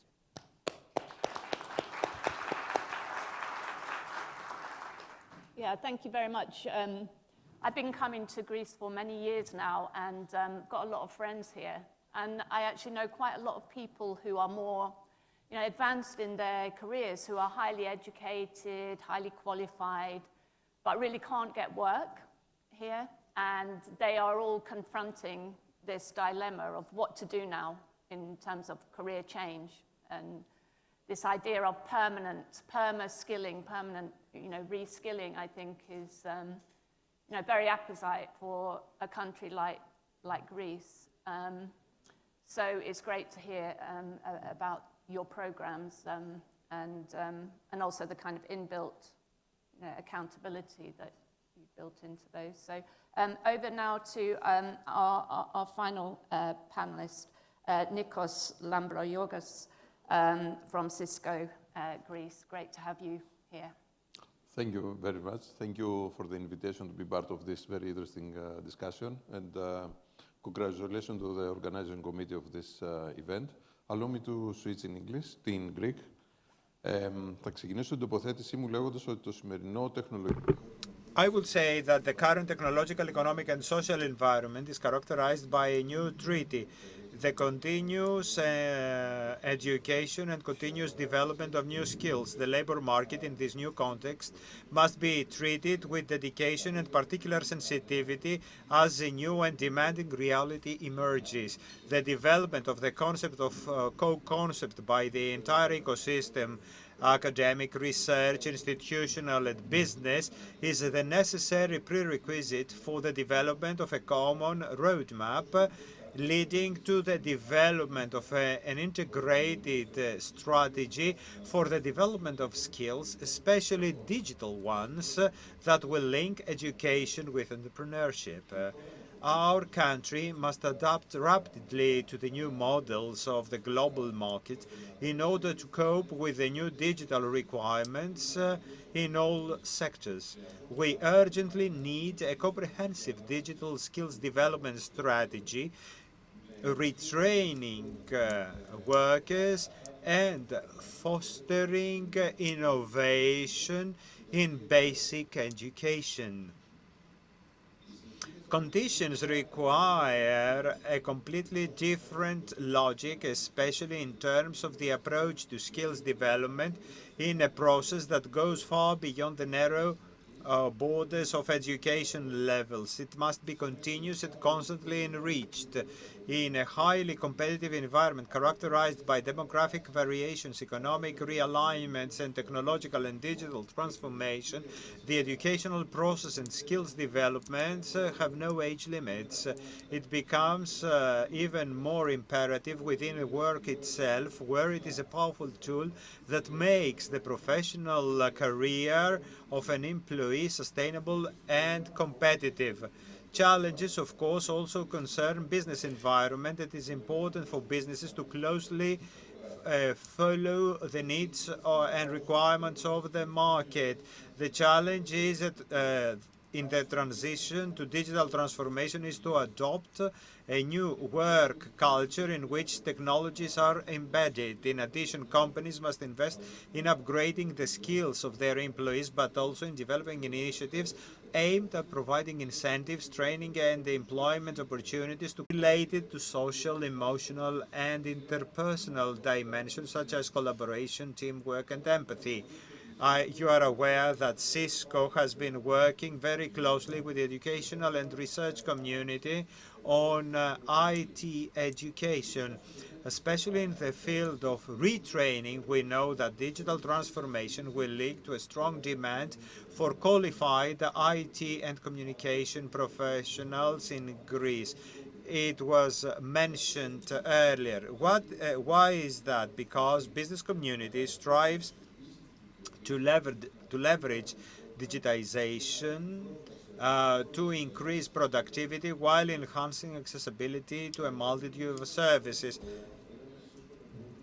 we have Cisco Networking Academy introduced. It is the company's largest corporate social responsibility and aims to equip students with the appropriate knowledge, skills, and qualifications, assisting them with high-quality training materials so that they can cope with ever-changing work demands. As part of this program, 15 million students in 180 countries have been trained. In Greece, our academies are approaching, are more or less 100, with more than 60 certified instructors, more than 22,000 certified graduates. Local communities play an important role in this framework.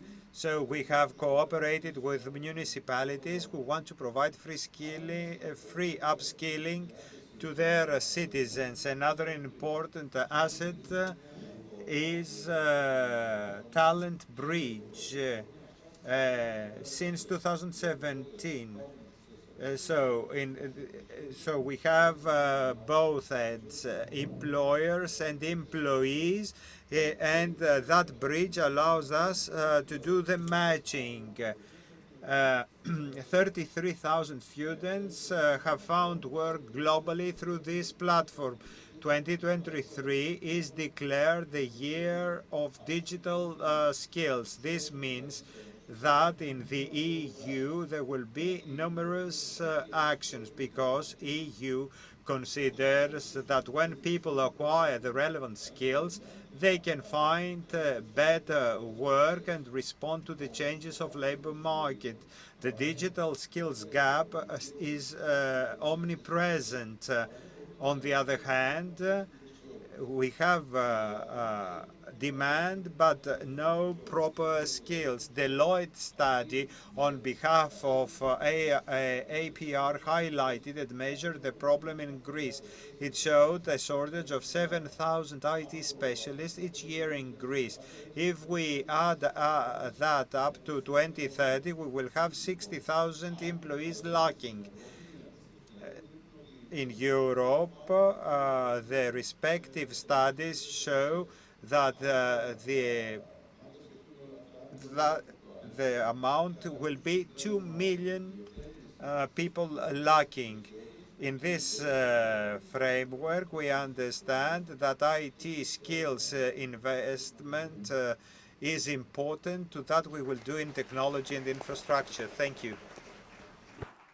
Well, thank you very much. We do have time for some Q&A and discussion, which is good. Just before we get into that, I just wanted to mention that both ministers, Plakiotakis and Pierrakakis, wanted to join us today, but both of them were obliged to be elsewhere. Minister Plakiotakis had to urgently be in Crete. Minister Pierrakakis is accompanying Prime Minister Mitsotakis on a trip abroad, but both of them, send their greetings to the panel and to the participants at this event. So we do have time for questions, and as always, we have a big audience, so I always like to take questions from the floor. So if you do have one, please raise your hand. I have a few questions myself, but I'm going to give preference to questions from the floor. We have a gentleman here at the front. Can we have a mic for him? And if, again, you can just identify yourself and your organization, that would be great. Good morning. My name is George Savliris, and I represent an established shipping company which goes back to 1939. I'm very happy that I was invited to this conference. But I'm a very worried man, extremely worried. I heard what Leonidas mentioned earlier, who's also an old colleague in the shipping community, and he's done a vast effort focused on education in Greece. But what worries me, ladies and gentlemen, is that we're talking about the younger generation upskilling and reskilling. I hate saying this, it doesn't hurt my pride, but I think we need to be re-educated. I've been running a shipping business for the last, 50 years. I'm lucky enough to have 6 children. And I spend a lot of time in focus on what my children advise me, rather than me advise them. Because I find that the changes which we're seeing today are so everlasting, so so intensive, that we just can't keep up with it. And we've got the old saying of Darwin, who says that the one who survives in this world is not the strongest or the most intelligent, but the person who's more adaptable to changes. So I just come here as a humble myself as I'm speaking. I don't know how on earth we are going to adapt to changes, and especially with running organizations which have been established business with old personnel who've been with us for 30 and 40, 50 years. You know, the fish, as they say in Greek, the ψάρι βρωμάει από το κεφάλι. The fish starts spinning from the top. So what are we going to do as entrepreneurs or as employers to stimulate the young generation, the people who are working around us, to try to literally adjust themselves to this everlasting change of circumstances? Thank you. Thank you. I think that's a great question. I think you've expressed something that many of us feel, I'm sure, at one time or another. Everybody in this room has felt that in a period of rapid change, and this has been since the Tofflers wrote that book in the 1960s, Future Shock. This feeling that, as citizens, as consumers, as workers, we are on the receiving end of a very rapid change to which we have to try to adapt. But the feeling of things being out of control and beyond one's control, I think, is particularly strong. So I think you express a sentiment that we all probably have felt at one time or another. So yes, this question is, how do we try and get a grip? How do we adapt? Because this is, this is a very big challenge. So going back to the panel, and please raise your hand if you have questions, and I will try and take you. But maybe the panel can address this this question. So yes, first of all, in relation to your industry. We had a discussion with a good old friend from shipping. As I told you, you cannot teach an old dog new tricks, but if there is the wish, there is the way. There is a way that you can affect the tradition, provided you are open-minded. To my point of view, is to open space. This is what we do in our group, the new generation. We have the guidance, they have our experience, but they have to fly with their own wings. And then we have to be resilient, adaptive, and we have to learn from the young people. But sometimes they have to listen to us too. Thank you. Yeah, just to add as well, I was talking to somebody in the coffee break who's a surgeon, somebody who'd worked abroad in the UK for many years, came back to Greece and is now involved in training as surgeons, who's also expressing the same sentiment, that things are changing so fast, how do we keep up? So any advice is good. Can I add? I talked before about the inclusivity on the design of the programs. I also have a cat, and people told me, you cannot train your cat to catch the ball. She's not a dog. That's what they told me. That was 9 years ago. My cat, Chico, actually, he brings back your sleeper. Jesus. He literally loves sleepers and bringing them back to the bed. Bravo. So I'm a strong believer that we need to show people what are they gaining by joining that change. And especially people who are later on their careers, they bring valuable transferable skills that the businesses still need. As you said, it's the soft skills that are still in high demand. Through LinkedIn, we have an index every year showing the highest in demand skills. 3 out of the 5 are soft skills. And yes, 2 out of the 5 are digital skills. Digital skills is about learning. When I went to school, they were trying to teach me about calculus mathematics, yeah? 1 + 1 = 2. That's why I'm talking about a revolution, because today, if we're still trying to teach our kids, but also everybody else, to compete a computer that does 1 + 1 = 2 100 times faster than my brain, it's a challenge. What we should be teaching is what we say calculus thinking. So how do I use those numbers to drive suggestions and results at my work? And actually, a person who is experienced at the work, labor, it's the best person to have that soft skill of thinking and combining. This is one. And the second thing, we identified through that unemployment program we did, because we really want to measure the impact and see and showcase the examples, that we also need to retrain sometimes, and we have good discussion with our HR departments and recruitment departments, that the talent is not always found in the traditional way of looking at people. So some of the companies that were looking for cybersecurity, they were looking somebody who's an engineer. So Epaminondas had a finance degree, and nobody was looking at him. At the same time, he had a master in cybersecurity, and he had 2 certifications in cybersecurity from Microsoft. So when we said, this is actually a CV you should be looking at, they instantly hired him and in a senior role. But because it's a revolution across, that means also that the recruitment process needs to be evolving at the same time. Where do we look for those skills? And that's where I think is the key element for the people who are actually later on their career, that we need to rethink and redesign where we find the talent. It's not only young talent, yeah? It's also the skillful and experienced talent. Okay, so we're not past it yet, all us oldies. Okay, well, let's say, on the let's say, adaptability of the people which are more advanced in their career to all the new trends, also all the new needs of the digitalization. Of course, this is more of a challenge than with the younger generation.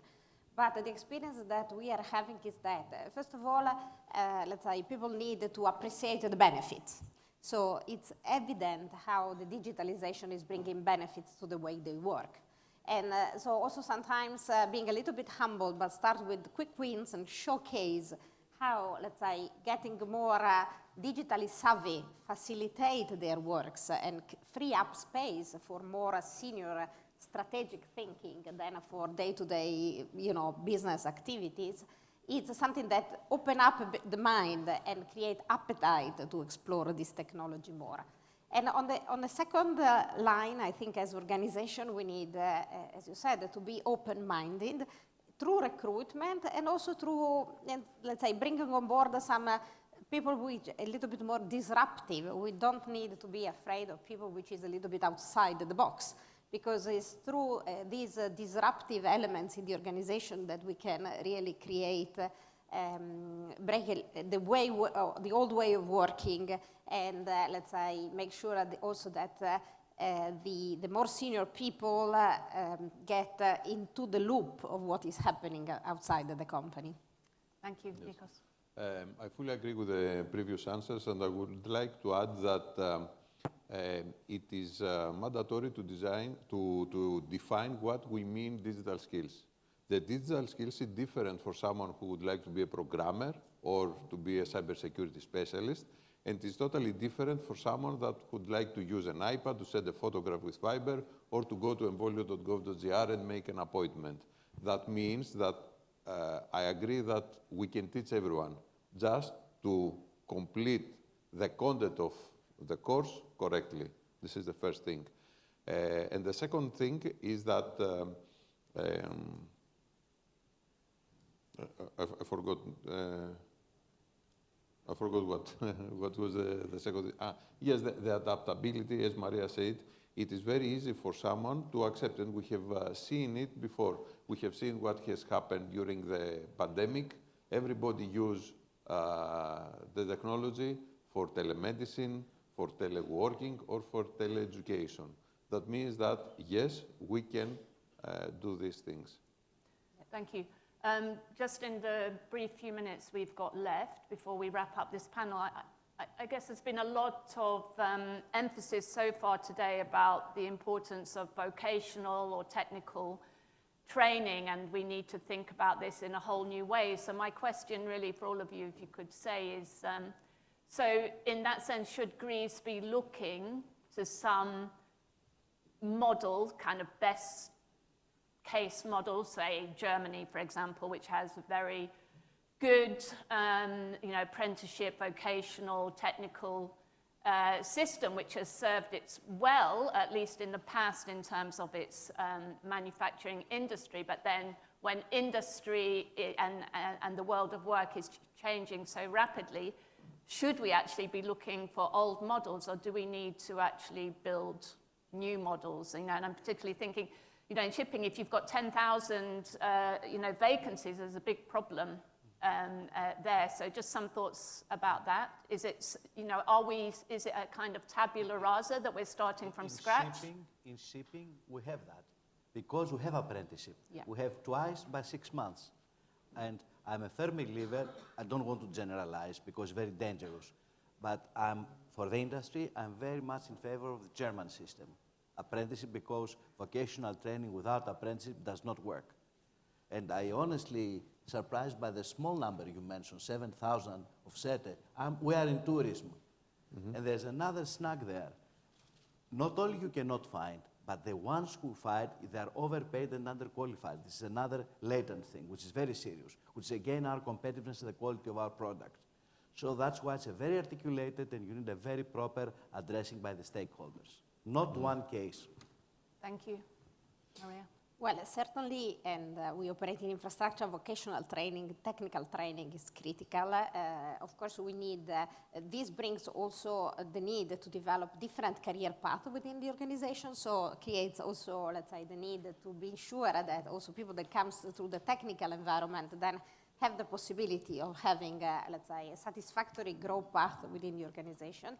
What we believe also is very important is to invest inside the company, which goes with apprenticeship, but also with our training center, to make sure that we train, let's say, the young technicians for what we need within the company, and we keep them continuously upgraded and upskilled. So companies need also to make their part and invest on vocational training internally. Thanks. So I think we're not starting, but this is my humble opinion, from a tabula rasa from scratch. As companies grow, digitize, they transform, they create more automation and processes. At the same time, they start having requirements inside their companies for these areas, either to design their systems, input how they will work, what the outcome will be, but also manage them.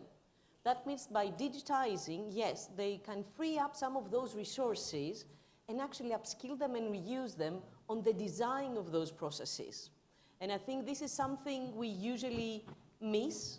We're not looking for the potential, but actually we're looking, okay, I've built this job now is gone, but I need that expertise instantly, instead of thinking I'm designing for the future, so I'm upskilling for the future. Okay, thank you. Nikos. I fully agree, and I can say that what I said during my initial speech, it is mandatory for the people that are working now in a work to have available the continuous skilling. It is very mandatory to have their eyes open and see if a job needs to change. We have all the available courses and all the available support from the employers to take these courses and change the career. Thank you. Well, we've come to the end. As always, it'd be great to carry on the discussion, but thank you very much indeed, all of you, for your contributions. Really interesting session. I hope everybody enjoyed it. Please join me in thanking the panel.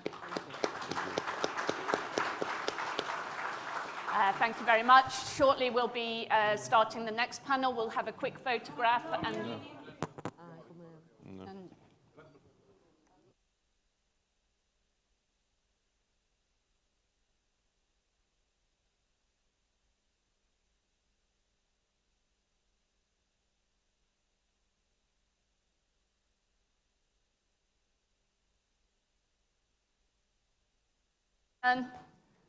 we're going to, thank you, go straight to our next panel, picking up on many of the themes that have already been raised in this panel and previous sessions. This is focusing really on the education sector, on universities, vocational education and training. It's called Fostering Educational Transfer and Life Skills. We've got a whole new vocabulary these days in this area. So I'm delighted to welcome the Minister of Education and Religious Affairs of Greece, Niki Karameos, to join me on the platform. The other panelists, please, if you come up as well. Stelios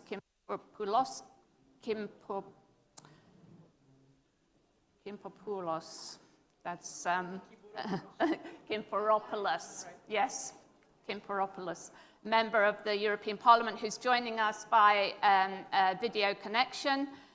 John Edwards, Secretary General of EURASH. Stafianos Asioliou, CEO of the Public Road Transport. Kostas Axologiou, Dean and Professor of International Business and Strategy at Alba Graduate Business School, the American College of Greece. Please welcome all of you. Thank you very much. Nice to see you. Very nice to see all of you. Please have a seat and we will get started. Welcome to our video connection, which is established. So I think we can get started.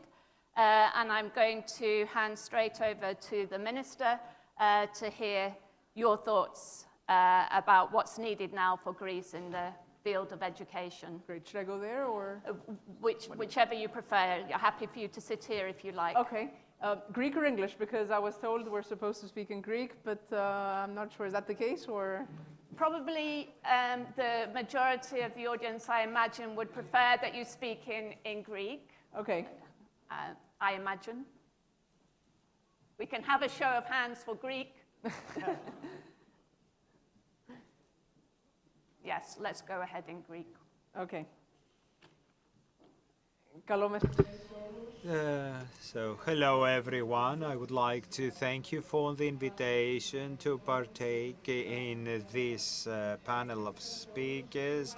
MP, good afternoon, and I'm glad for this discussion and this topic, which has to do on how we can focus on skills now that we are in the European Year of Skills 2023. And I believe that from the European Commission, and not only, we have a clear message from all countries and Greece how important skills cultivation is for younger generations and not alone.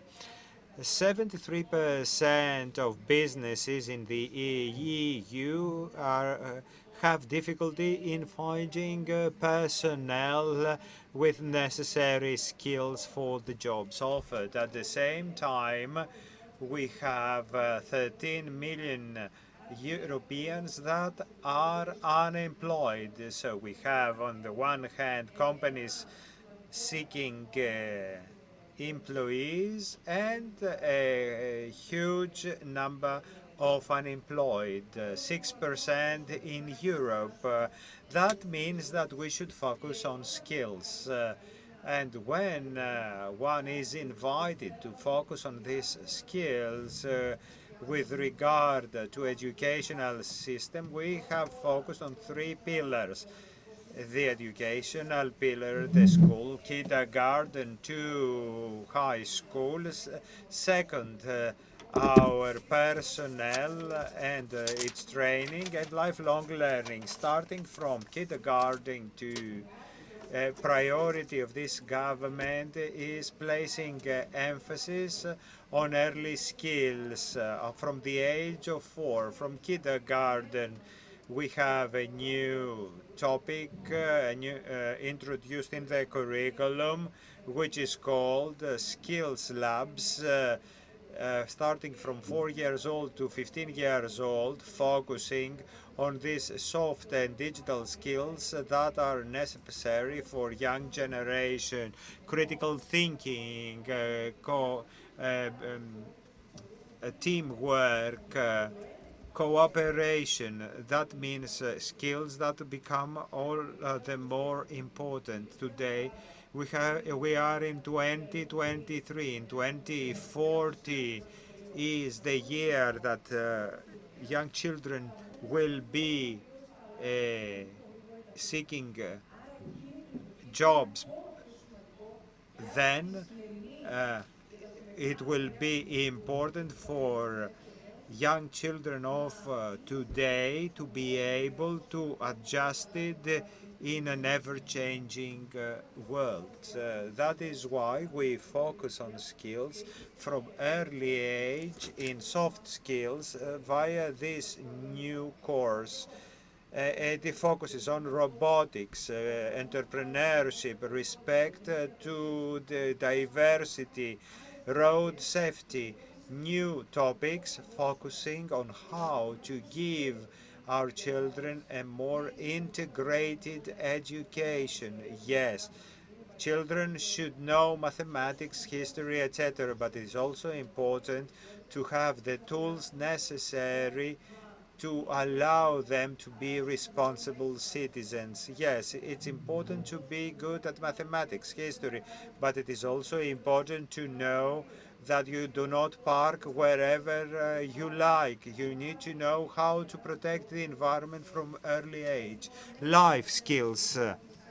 So via the labs and the 166 new curricula among the courses already taught, we focus on cultivating these early life skills. But this is not enough. We need to invest only in our educators. That is why we try to train our educators, trying to cultivate skills for them as well. We had an horizontal training of all educators. Participation reached 99%, and that shows the thirst of educators to learn more in order to adjust to this environment.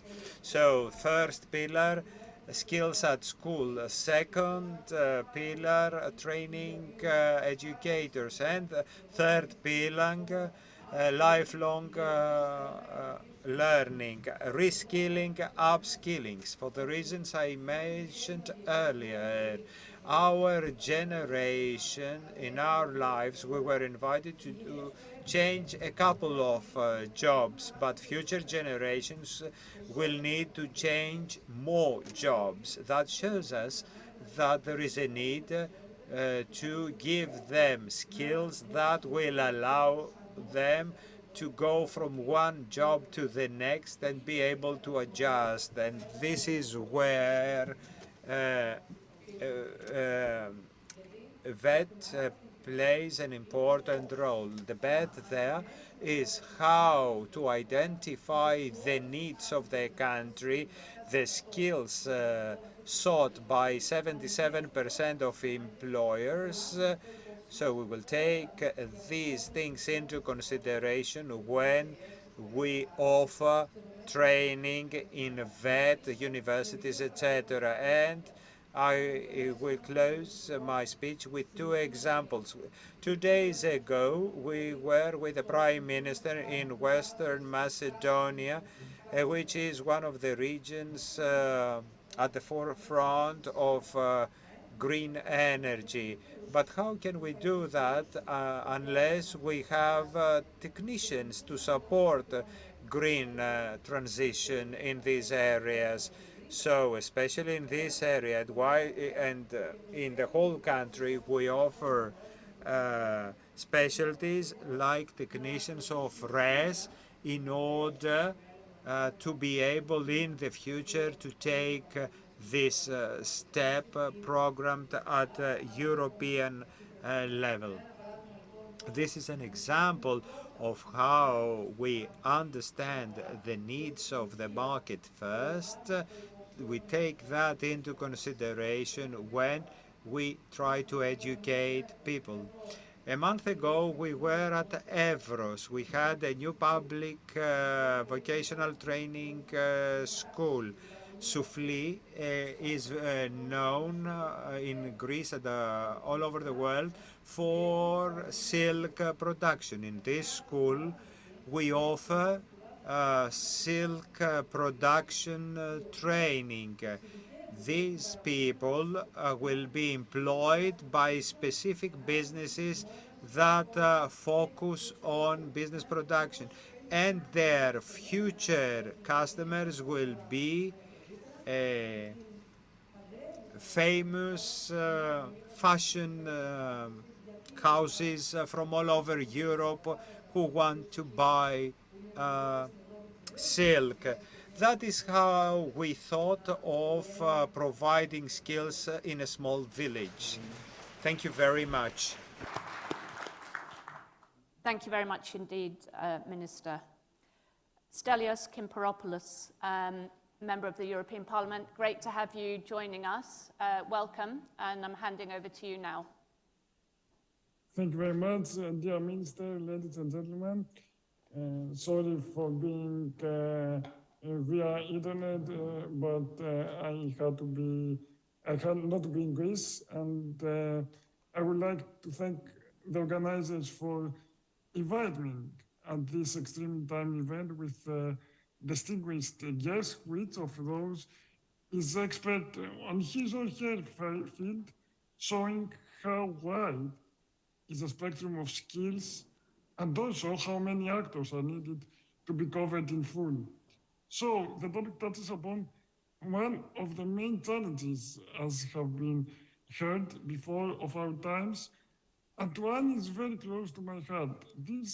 The rapid shift towards a climate-neutral Europe and digital transformation are changing the way we work, we learn, and lead our everyday lives. Both of these megatrends create significant opportunities, and Europe can only grasp these opportunities if people are equipped with the right skills. The scale of this effort is immense.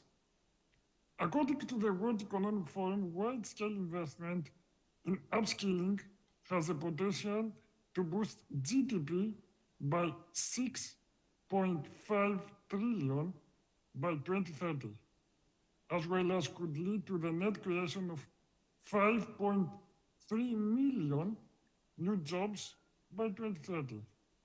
Everyone understands that the numbers are tremendous. Therefore, the EU and our institution, the European Parliament, are not shying away from this challenge. In fact, we are doing our utmost within our institutional remit in order to address it. And the designation of 2023 as a European Year of Skills is not merely a symbolic move. It is the natural next step to a number of initiatives aiming to promote a culture of lifelong learning for all, as also our dear Minister mentioned. It follows on the most recent work on the skills agenda, the Pact for Skills and Micro-Credentials, which are fundamental steps toward creating this culture.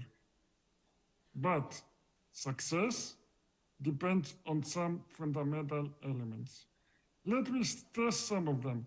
First, we need to have a strong emphasis on transversal and life skills. Discussions around skills tend to focus only on hard skills. And while I do understand the importance of that, let us not forget about other skills too. Skills such as critical thinking and problem solving. Second, this activity should be inclusive. Disabled persons' participation in the labor market is already low. In fact, according to Eurostat, only half of the 42.8 million disabled persons of working age in the EU is employed. This employment gap has a detrimental impact on disabled persons' professional development. Without the required skills and the possibility to upgrade those skills in a constantly changing labor market, disabled persons are not on an equal footing to fill a vacancy or keep a job. Therefore, we absolutely need to mainstream disability into the activities of this European Year of Skills, but also to intensify our efforts towards promoting hiring perspectives through affirmative action and combating stereotypes, ensuring reasonable accommodation at work, and facilitating the retaining of disabled persons in employment, securing occupational and vocational rehabilitation schemes in case of sickness or accidents, bridging the digital skills gap between disabled and non-disabled persons, facilitating disabled persons' participation in upskilling, reskilling, and VET programs, and finally improving access to training programs for those providing support services to disabled persons. Third, this is a challenge which public institutions cannot tackle alone. We need a truly multi-stakeholder approach involving public and private sector, academia, and the social partners. And such approach also needs to be backed up with adequate national and European funding. This is something that we have been strongly pushing for at the European Parliament. The opportunity is there with the RRF, but also a number of other funds such as the ESF and Erasmus+. And I'm happy to reiterate once again the excellent implementation of a very well articulated National Recovery and Resilience Fund by the Greek government. Last but not least, in order to make these strategies a reality, we need robust monitoring of the progress achieved against specific objectives, further coordinating actions by the European Commission to put pressure on the member states, but also accurate data enabling us to track and anticipate the first labor market changes and future skills needs, and adjust our relevant education and labor policies. This is a crucial element as we, lawmakers, are confronted with a multitude of diverging analyses and methodologies on the number of impacted jobs, overall net job losses, but also the time scale of those changes. To conclude, the momentum is here. The money is here. Let's use them to create the right solution so that no one is left behind in the skills challenge. Thank you, and I look forward to the discussion. Thank you very much, Stelios.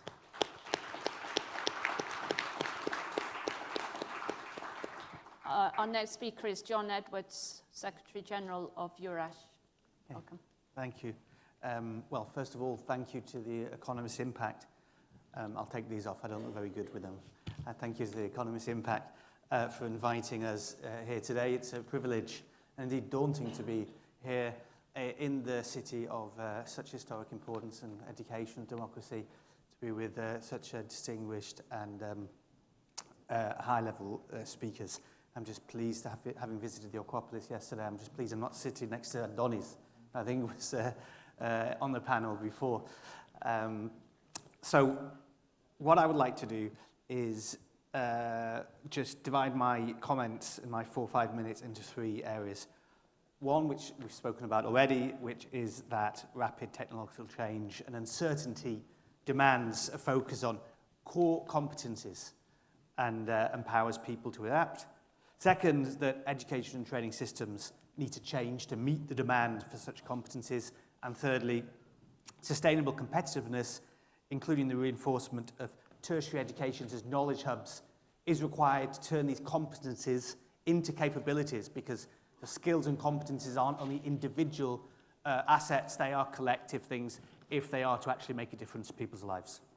So firstly, on the learning competencies, we've already heard about mega trends going on, in society, education, employment, and of course everything on everyone's lips at the moment is artificial intelligence. Some of these trends have advanced, accelerated in the pandemic.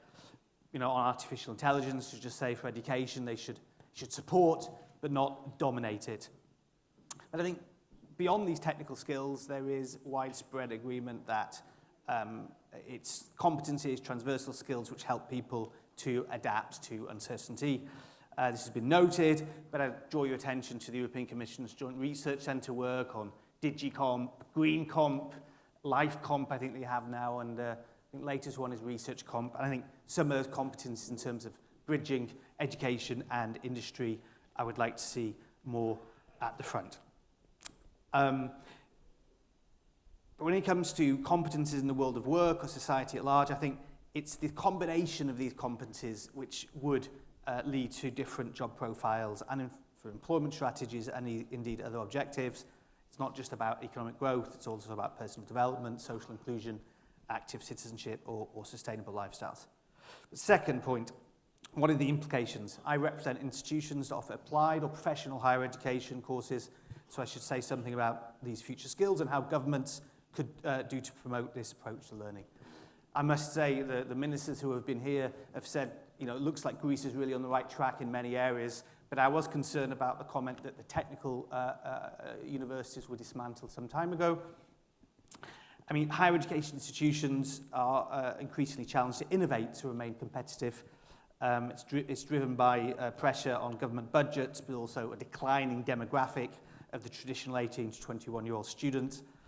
Growing private provision and informal learning. I mean, the value of a traditional degree is being questioned because students now have a multitude of information sources.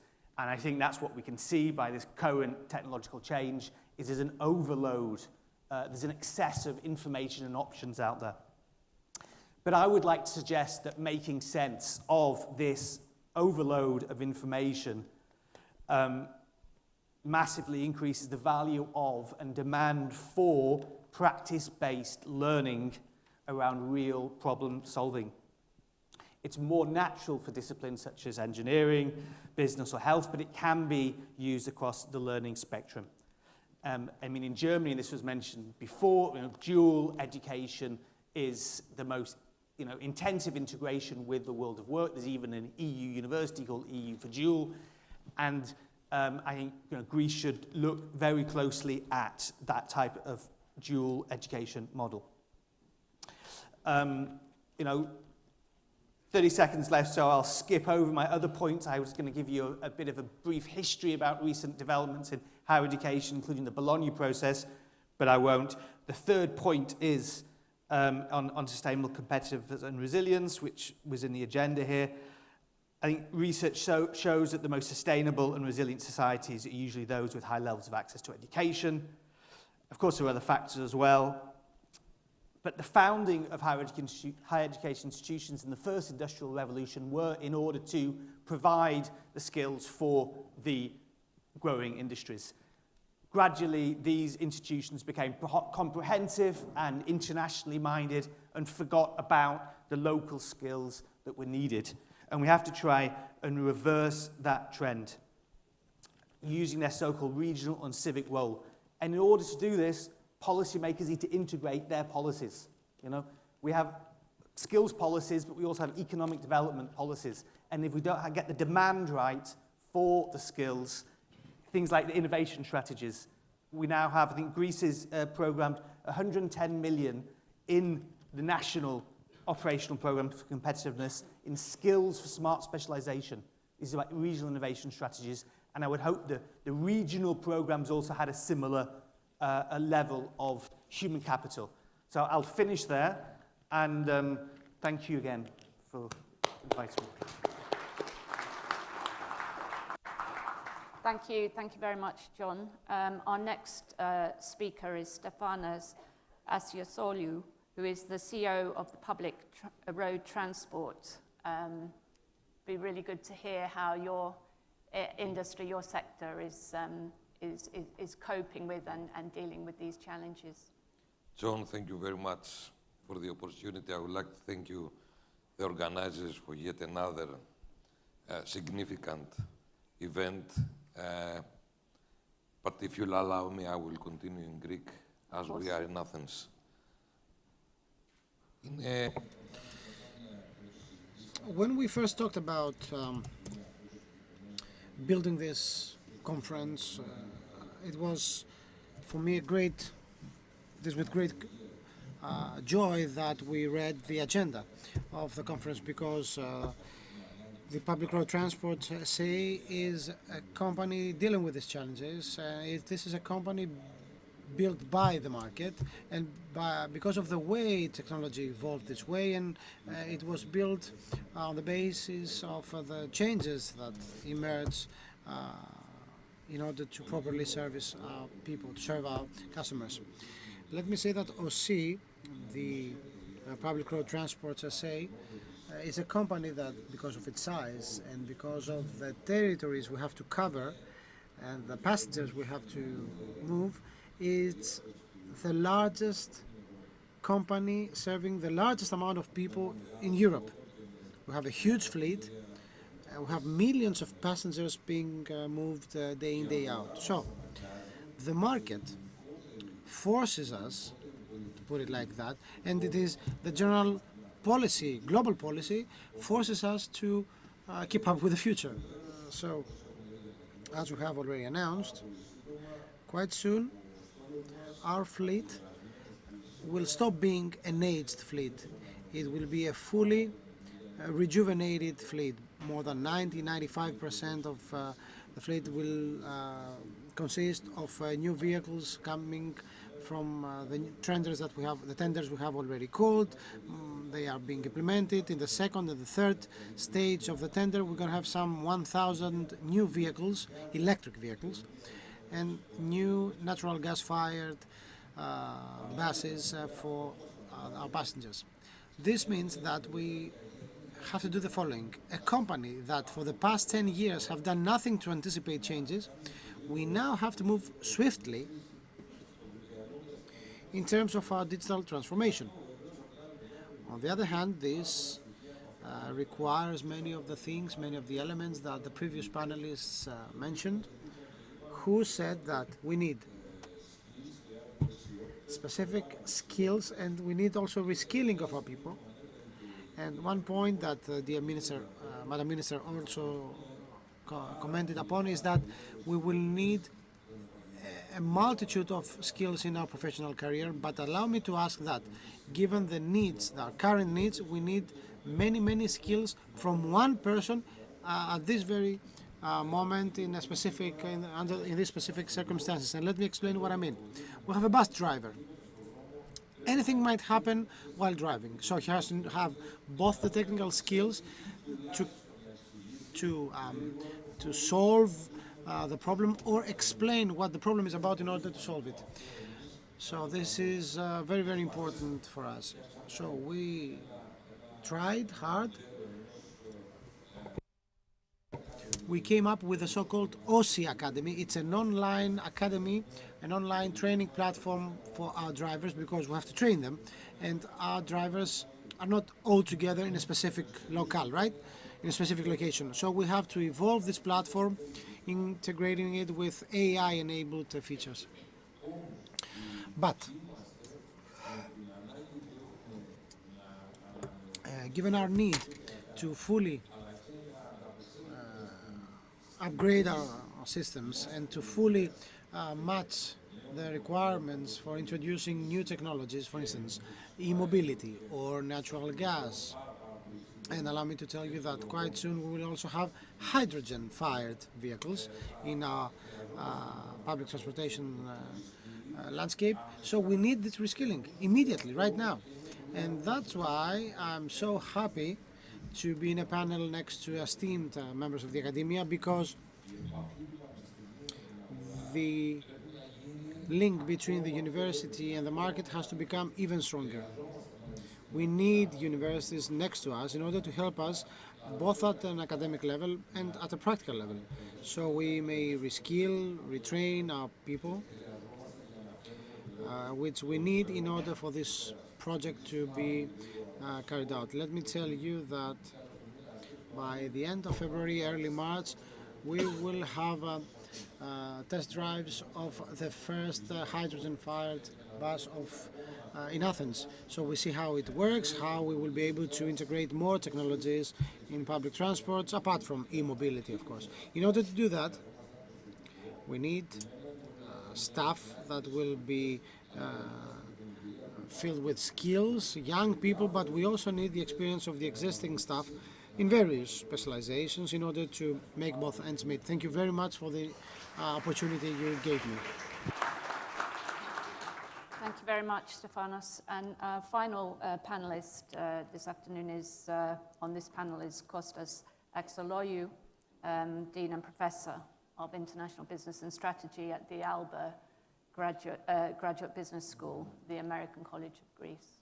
Thank you. Good afternoon to all. Thank you, Joanne, for inviting me. It's a great honor for me to be in this panel. I'll start with a disclaimer. I'll move on two trends. I'll semi-conclude with a challenge, and I conclude with an emerging solution / vision / dream. And Joanne, I promise that I'll do that in the time framework you provided me. Okay. Now, I'll start with a disclaimer. Everything I'll say in the next couple of minutes are not mine. It's a compilation of ideas from different people. So it's full of plagiarism. But to avoid the minister picking on me, I'll do the citing. I'll cite the ideas from where they come. That's a disclaimer. Now, the two trends, they are interrelated. At the beginning, it was the internet. Fast moving, vast amount of information and data. Information and data is the raw material of knowledge, but on its own, it is not knowledge. And then, a great idea. Google came into our life, and we start Googling things. Google helped us put this data and make this data relevant to us.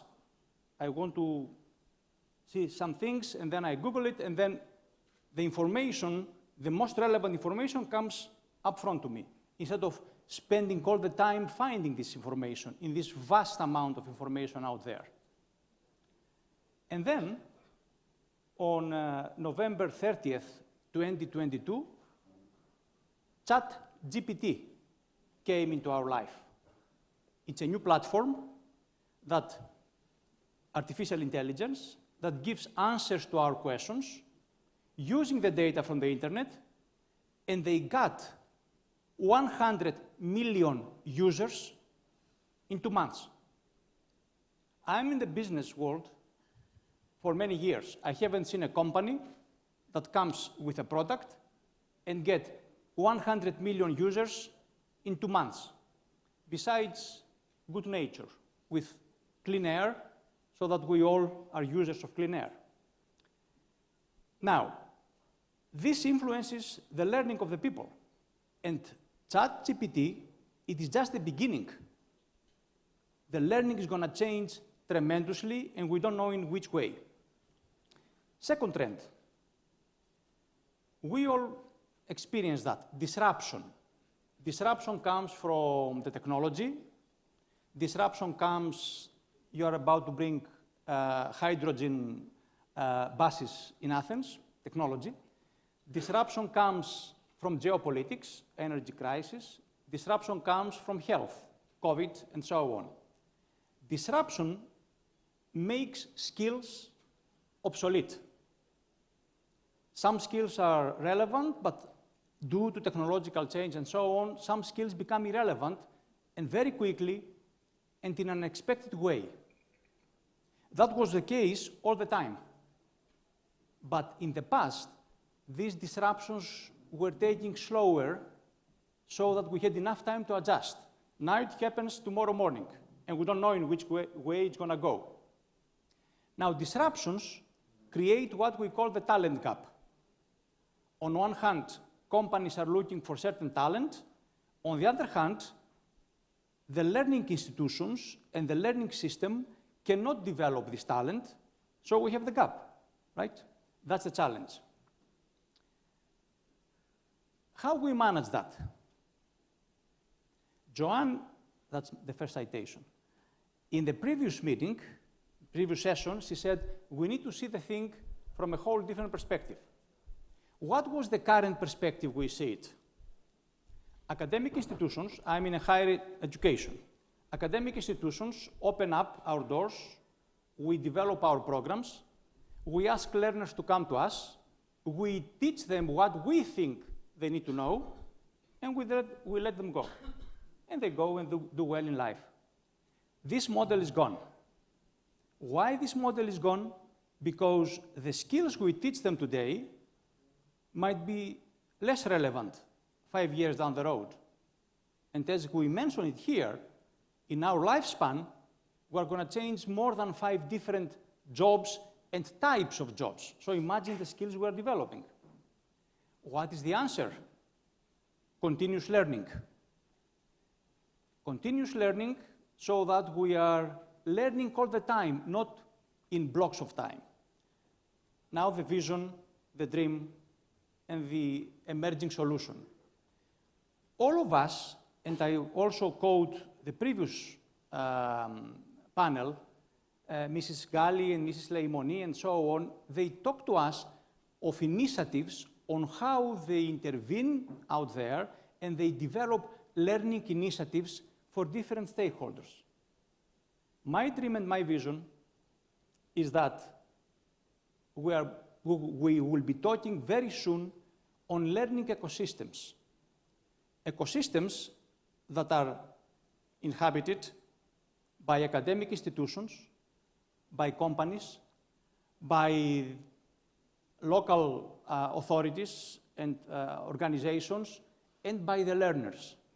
Now, in these learning ecosystems, each stakeholder should play a role according to his or her expertise. For instance, academic institutions, our core business is learning. That's what we do. That's what we do in the American College of Greece for the last 150 years. That's what we do at the Alba Graduate Business School for the last 30 years. We focus on learning. But who knows what skills we need to do? Companies do. So we need to team up with companies. For whom? Learners. That's the core, that's the focus of this learning ecosystem. So the dream and the solution in the challenge of the talent gap is learning ecosystems that can work together in order to provide continuous learning for all. So, going back to our minister, we all need to be αιώνιοι φοιτητές in a good way. Thank you.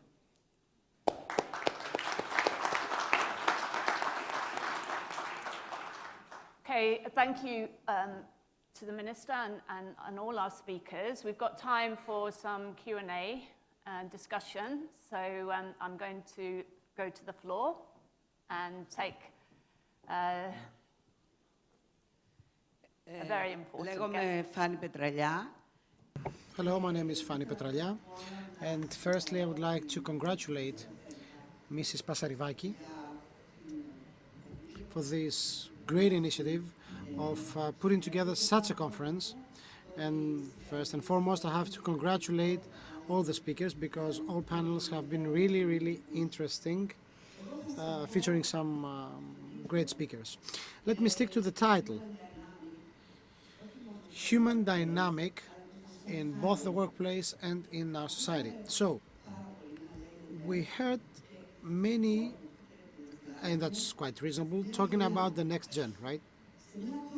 So, in a country like Greece, suffering from the demographic challenge, in a country in which more than 50% of our population belongs to the 60-plus age group, do we have the luxury of... Actually, there's a problem also for Europe. We're talking about the aging continent, but in this particular case, I'm talking about Greece. So, what will happen? I mean, You're the experts. You come from abroad, from Europe. So we have all these people of above 60 years old, which are the new illiterate people, to put it like that. And as I said before, do we have the luxury of putting them aside, of leaving all these people with no support? Do we have the luxury of making them feel accustomed to not learning? Because you see, we have some municipality run and organized seminars, and they are packed with people, and they love learning new stuff. Like you see a 2-year-old boy turning on the iPad, finding stuff. So that's something we can do also for the the 60+ age group. So my question is, you're the experts. What are your expectations? What's your forecast for this age group, the third age, as we call it, the silver age? Thank you very much. Great question. Before I come back to the panel, anybody else wish to ask the Minister or other panelists a question? Okay, if you do think of one, just stick your hand up. So that's one question we have, which it was going to be one of my questions as well, about how the government and how all of you are thinking about potentially those people who are left behind by this rapid technological change. And it's not just, obviously, the over 60s. There's quite a lot of us in the room here. But also others who might be left behind, other social groups who might be struggling with the challenges of the digital age. You know, particular problems facing women who are still, although female participation in the Greek labour force has grown, it still could be much more. The disabled, other groups, migrants who might be struggling to enter the labour force. So, yeah, how is the government thinking about this, in inclusion, inequality, all those things? And I have a few other questions, but maybe we can start with that. So thank you very much for the question. I think three words in response to that question: lifelong learning. The Greek government is investing heavily in lifelong learning. We have over 1 billion euros through RRF funding, which is addressed to lifelong learning through our universities. We're talking about a lot of money which is destined to focus on reskilling, upskilling, not only the 60+, but others as well, others who have left universities and studying a long time ago, but now want to focus again. They see the world changing in a very fast pace, and they want to invest again in education for themselves. So I think lifelong learning is really important, and that's why we have allocated such an important percentage of overall funding through RRF to lifelong learning. If I may just also respond to a point that was raised by our panelists. There was a lot of talk about basically how we bridge the gap, how we bring closer education to the actual needs of society and the labor market as a whole. And if I may cite just a few examples in each of the three, I would say, levels of education. So the first one regarding schools. One of the things which we think is of crucial importance is career guidance in schools. Career guidance when?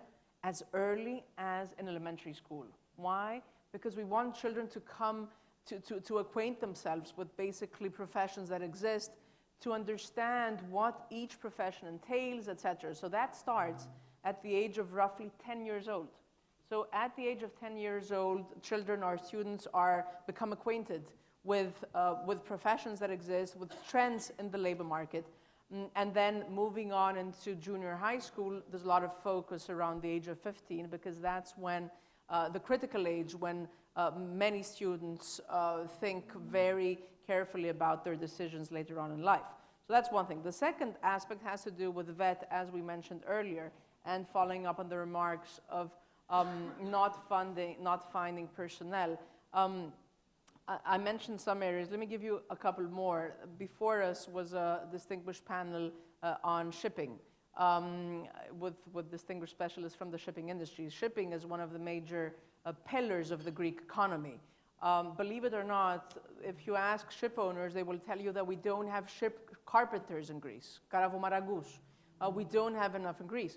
So that's why we created the special school for ship carpenters. Why? Because we have detected that specific need, and we want to offer training in a very specific field, which we know will have a huge impact later on.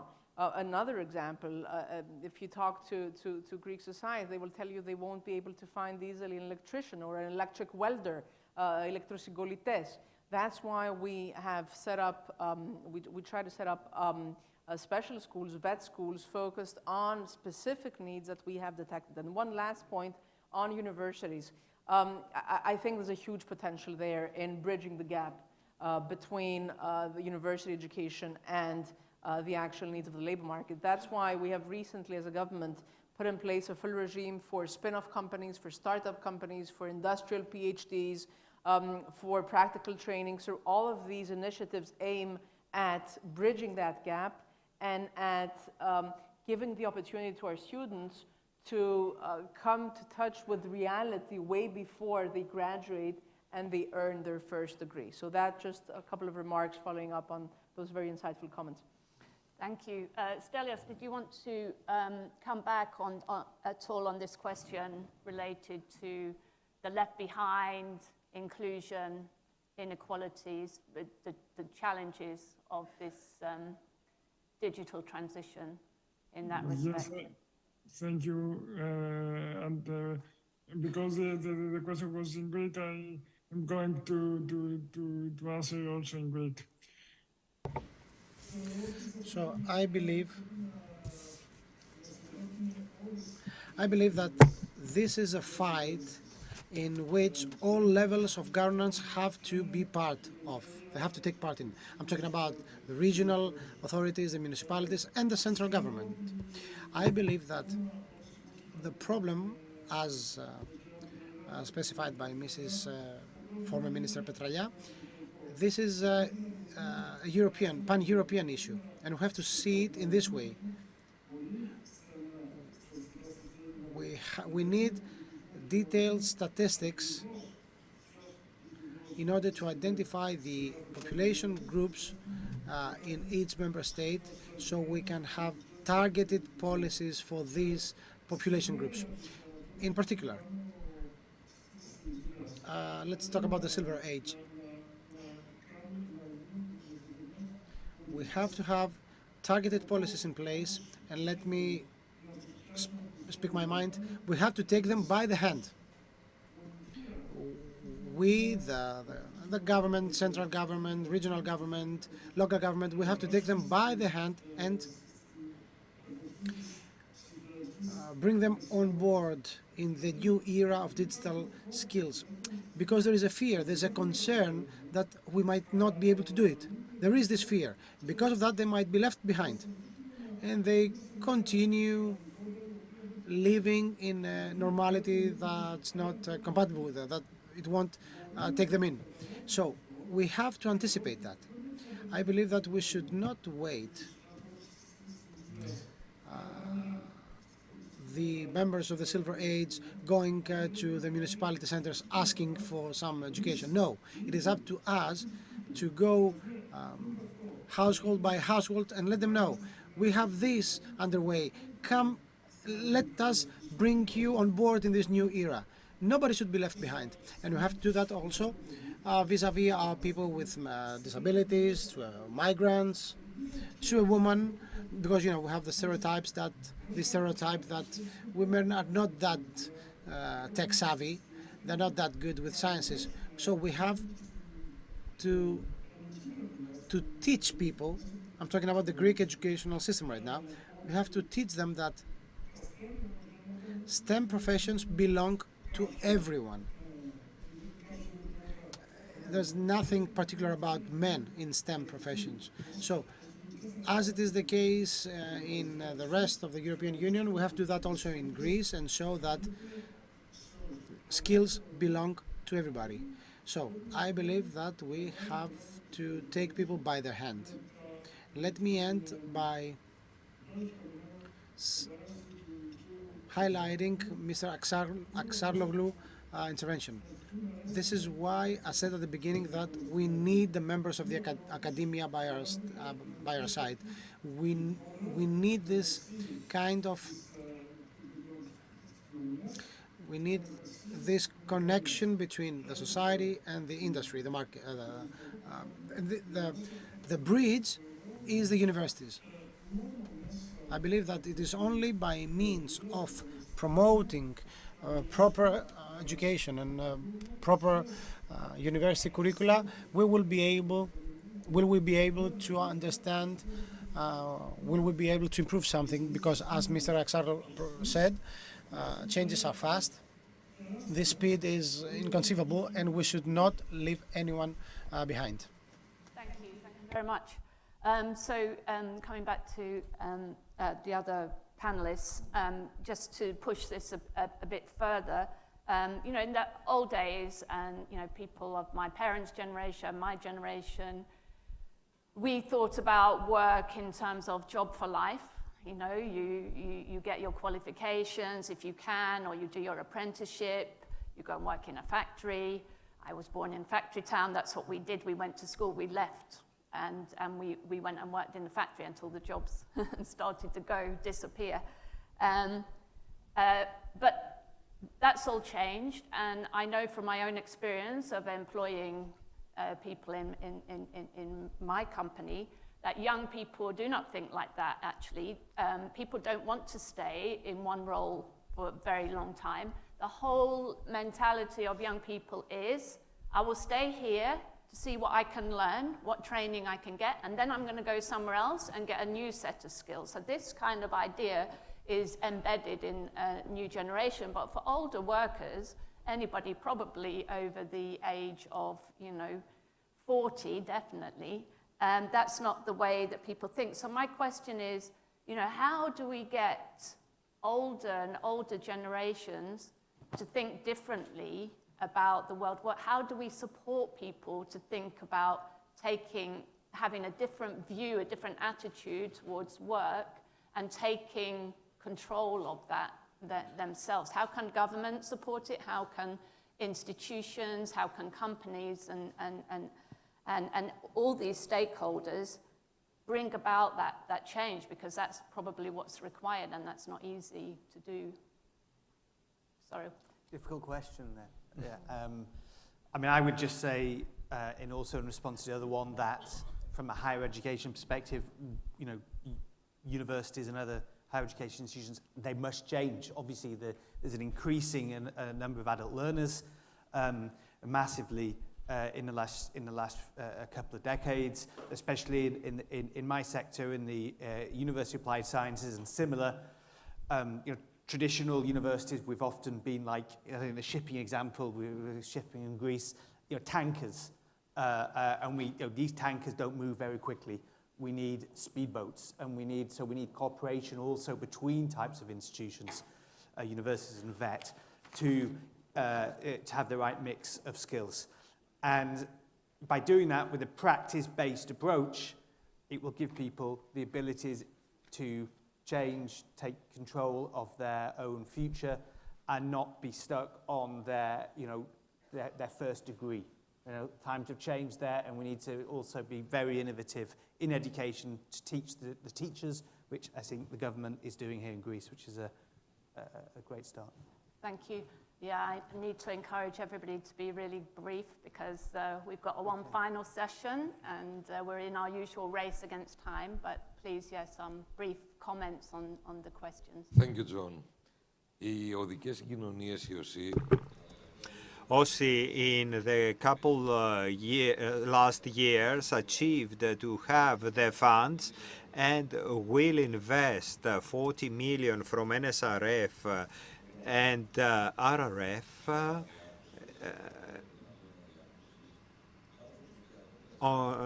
we will invest in digital transformation. So, in order to answer directly to Mrs. Petralia, we don't have the luxury not to focus on the people. Our personnel is aged.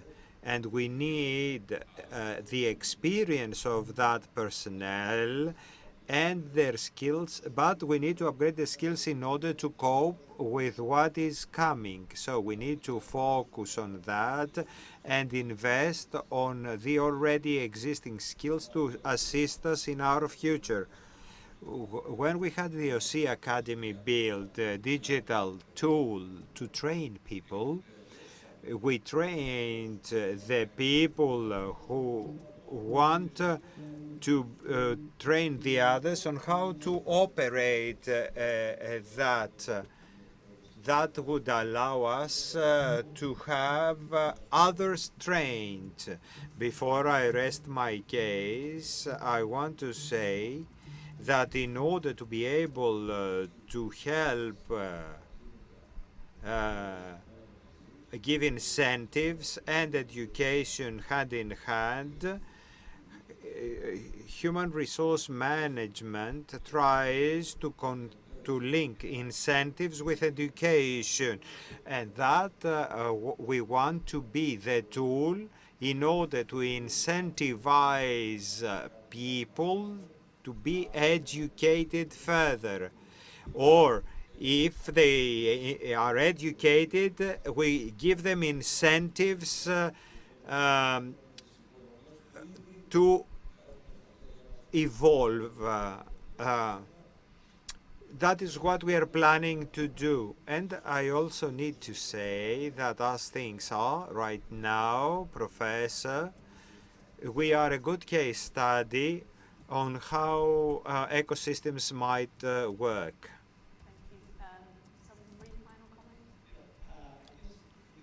Question, Joanne, is the learning need. And sometimes we understand the need. Sometimes the need is here, but there is not something that engages us to cover the need. I'm referring to the point Ms. Petralia made, very valid point and very insightful. What do we do for the people who are retired? I'll be frank. At Alba, we have students from 23 years old to about 60. No more, because we don't have programs for those. We have degree programs, we have executive development, but not for retired people. That's an opportunity. However, the need is there.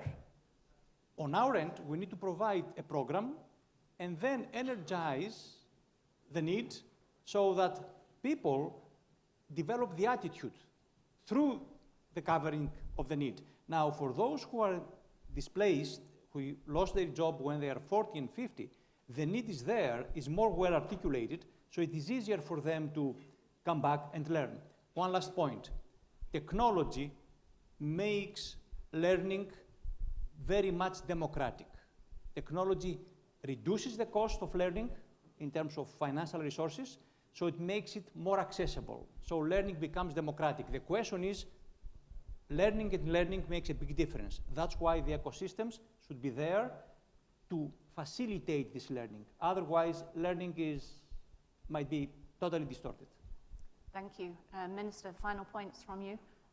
Well, I think we've covered the issue. I wanted to add a point regarding inclusion, and for instance, you mentioned people with disabilities, and we have the great honor of having one of our great deputies here, Stelios Kibouropoulos, who's undertaken a great effort in raising these issues with firmity, I would say. And thank you, Stelios, for the fantastic work you've done.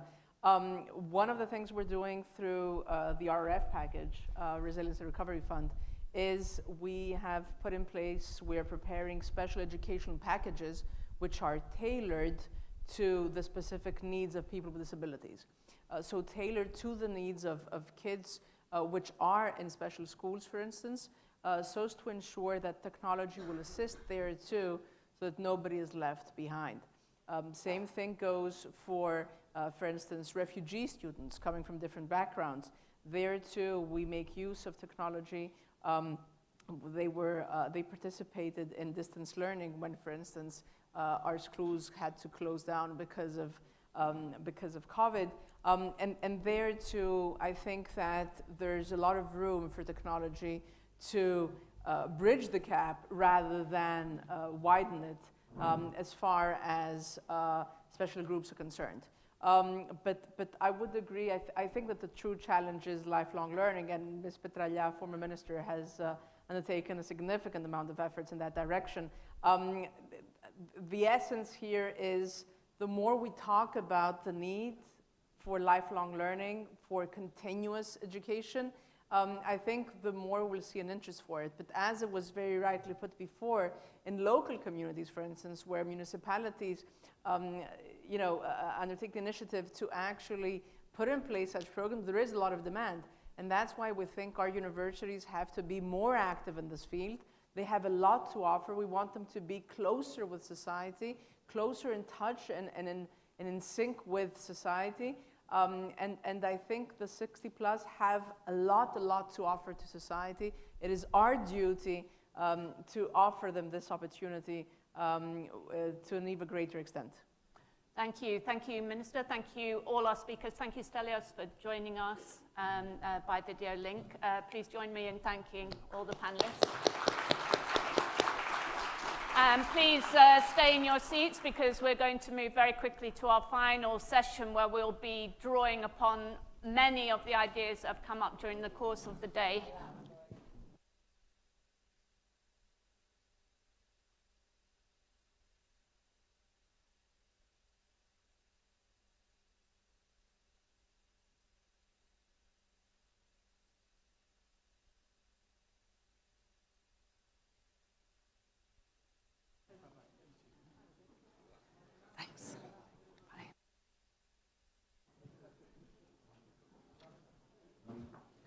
Okay, ladies and gentlemen, for our closing session, we're going to look at how disruption that's been coming at us from many different directions in recent years, in terms of demographics, migration challenges, geopolitical challenges, as well as technological change, is posing real challenges for all the sectors that we've talked about. So I think we're going to be focusing on resilience quite a lot in this last session, how to build resilience in society. So let me welcome our 4 speakers for the final panel. Nikki Dandolu, who is the Special Secretary for ESF Programs, Ministry of Development and Investment, welcome. Laila Brandt Jakhelm, who is the Ambassador at the Royal Norwegian Embassy in Athens, welcome. Niovi Ringu, Head of the Representation of the European Commission in Greece, welcome. And Wolfgang Fengler, Lead Economist at the World Bank, incoming CEO at the World Data Lab. Welcome, all of you. Nice to see you. Please have a seat. Lovely to meet you. Lovely to meet you. Hi. Okay, ladies and gentlemen, if you can sit down, we're going to start the discussion now.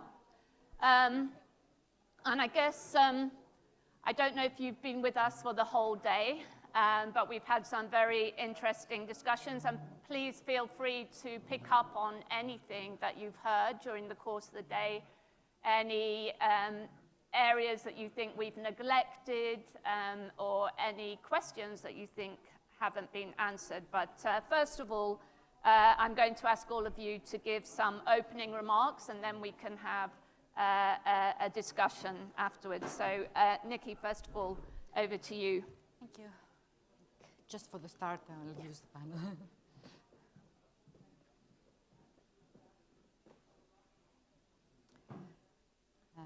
Ladies and gentlemen, can I ask you to sit down, please? So we're starting the final session. Thank you. It's okay. We'll leave the ministers to...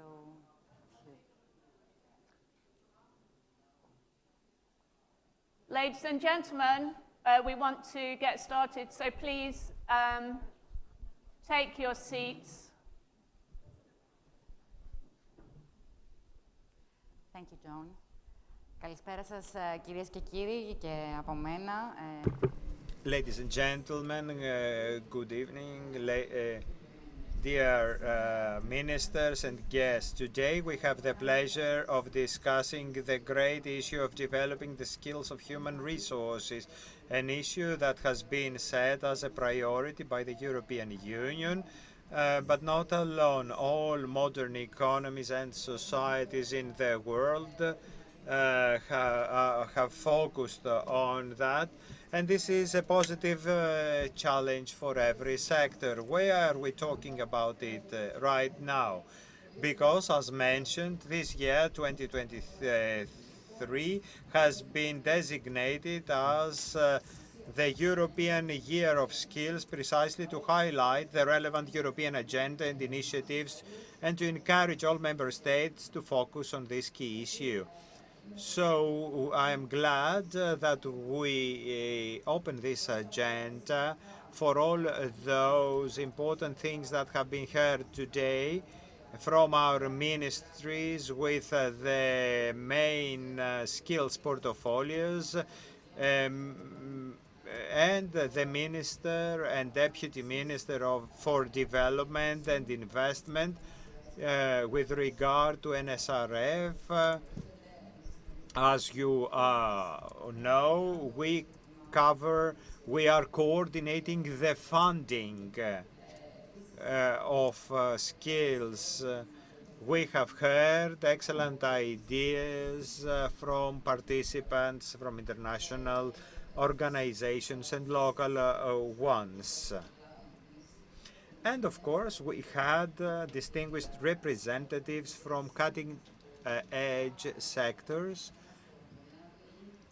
that have communicated on how this issue should be handled by academies, training, upskilling, reskilling. We have heard from representatives from maritime sector, road transport, etc. So it is obvious from what has been said in a single day that skills are very broad issue. After what has been said, each approach illuminating a different aspect, I'm sure that everything that was mentioned deserves a separate conference, and it also shows us that skills is something that concerns the whole of the country and Europe per se, because the skills can transform the country and the continent. The European Social Fund, it is the first structural fund of the EU that was exploited by Germany, former East Germany, so as after Germany was united to retrain the personnel of former East Germany, get the skills and scientific knowledge required in order to have this miracle of post-war Germany. Thanks to these funds over these years, millions of people across Europe have been educated and can find a job in Greece. The picture was already given by the ministers as to where we stand.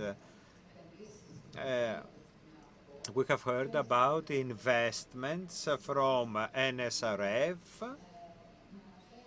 I need to say and combine. I won't say anything original, but I will try to combine what was discussed earlier. NSRF touches upon the education of sailors, skills labs at schools, the trainers training and teletraining that accelerated because of the pandemic. So NSRF touches upon programs for people with disabilities and for the unemployed via EDIPA, the labor agency, and of course we have examples of the use of NSRF in areas where we promoted decarbonization in Western Macedonia. So NSRF has contributed a lot. But are we where we wanted to be? No, we are not. Our indices show that we are lagging behind the EU average. A lot has been done, but this very moment we do have the experience, the tool, the institutional reforms from the relevant ministries that allow us to initiate a new programming period for NSRF, and irrespective of the funds in our country, to create a new framework so as to take advantage of these resources. The Prime Minister himself, from the first National Development Conference of the new NSRF in 2020, has strongly put this issue in the spotlight, saying that we need to change our training habits and focus on skill. We need to focus on skills via reskilling and upskilling. So we acknowledge that we are not perfect, but we are also ready to improve ourselves based on specific data. Okay, the tools are popular, but they are not enough. We need to proceed with reforms, and in this sector we have already voted for reforms. We also need strategies underway or already completed, targeting properly, and digital tools that will help us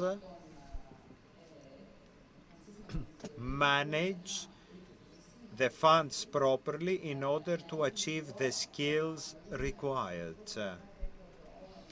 We also have a track record. We start our career, all of us, we need to have skills totally different in the various stages of our lives. So we will have digital platforms like skills.gov.gr we are going to use in NSRF, and have a single approach in a very multifaceted issue. This very moment, we have heard a lot about linking workforce with back to school, silver economy, aging economy. Every day is different from the previous ones. We have the tools from the next NSRF for the workforce and social cohesion, which is the biggest program of the next NSRF, and competitiveness and digital transformation, which are also important in the next NSRF. Innovations brought by these programs, we hope to bring tangible results, not only for the end of the next period, but from now and for the future. Innovation, we are led, we'll have European standards in order to have some benchmarks to improve ourselves, and in order to be able to tackle the future. I am optimistic about the dialogue already initiated. Look forward to listening to the next speakers. At an era where, for example, quite recently, I read that Stanford University offers programs for free for basic economics, and not alone but on diet and wellness. I think it's high time we looked into the skills of the future before leaving behind us the skills we need today. Nobody, we don't have the luxury to leave anybody behind, and we need to combine our efforts. A national target, which is the training, lifelong learning until 2030. Our target as Greece is every adult to have the previous year education. I won't tire you with percentages, but this means that this target is a target that will help us in our daily lives and for our future. Ladies and gentlemen, in the era of chat, DVD, and all these new technologies, we can take advantage of machines and AI to help us, and we should focus on modern skills that will always promote the supremacy of human mind, critical thinking, analysis, etc. Thank you very much. Thank you very much, Nikki.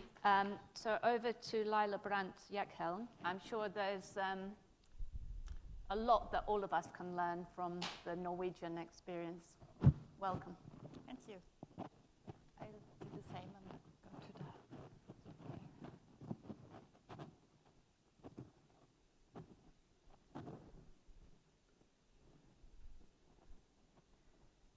They're all, Kalispera says, distinguished representatives of the Hellenic government, they're experts, members of the diplomatic corps here in Athens, they're all.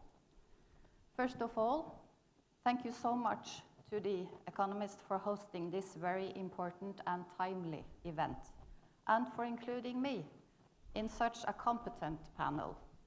It is an honor to be here today. I'll try to be brief, but allow me to say a few words about my country, Norway, and what we have done so far. So, today, in all our societies, there is a need for new skills, new jobs, and new knowledge. And we need a policy that facilitates a flexible, dynamic learning process throughout life. This is important not only for securing a productive labor market and economic growth, but also to ensure that no one is left behind. Now, the governments alone cannot ensure an efficient response to these challenges that we are facing today. The participation of the society as a whole is crucial. And equally important is, in our view, international cooperation and exchange of experiences and knowledge, as we do here today. So thank you again for the invitation. In Norway, we have a very long and strong tradition for investing heavily in schools and education. Also, a high nursery coverage ensures that the vast majority of children have a good starting point before beginning primary school. And almost all pupils who finish primary school continue with upper secondary education. Also, the high requirements for secondary education prepares the students for a working life with high demands for adaptability and lifelong continuous learning. So in my country, there is more or less a consensus that this model have contributed to high adaptability and employment, a population with high skill levels and education, and a learning working life. Also, in Norway, cooperation between the social partners is essential in developing lifelong continuous learning. The so-called tripartite collaboration between the government, the employers, and the employees' organizations will continue to play a crucial role based on mutual trust, and also an acknowledge from both parties, or all three parties, that lifelong learning is indeed a shared interest. A few words about what the Norwegian government has done recently. In 2020, the government presented the skills reform. Its two goals are, firstly, that no one shall become obsolete due to lack of competence, and secondly, to close the competence gap. Now, to succeed with this skills reform, the labor market must be on board and invest more in their employees' skills, provide good opportunities for each individual's training, learning, and facilitate on-the-job training. And on the other hand, employees must take advantages of the possibilities provided for them. In Norway, employers and employees already invest a great deal in skills development and are committed to promoting learning in the workplace. More specifically, priority has been given to adults with poor basic skills and persons without secondary education. Several measures have been implemented to provide this. Our skills program and Skills Plus are two examples. And if there is any interest of learning more about these two programs, I'm happy to share it later.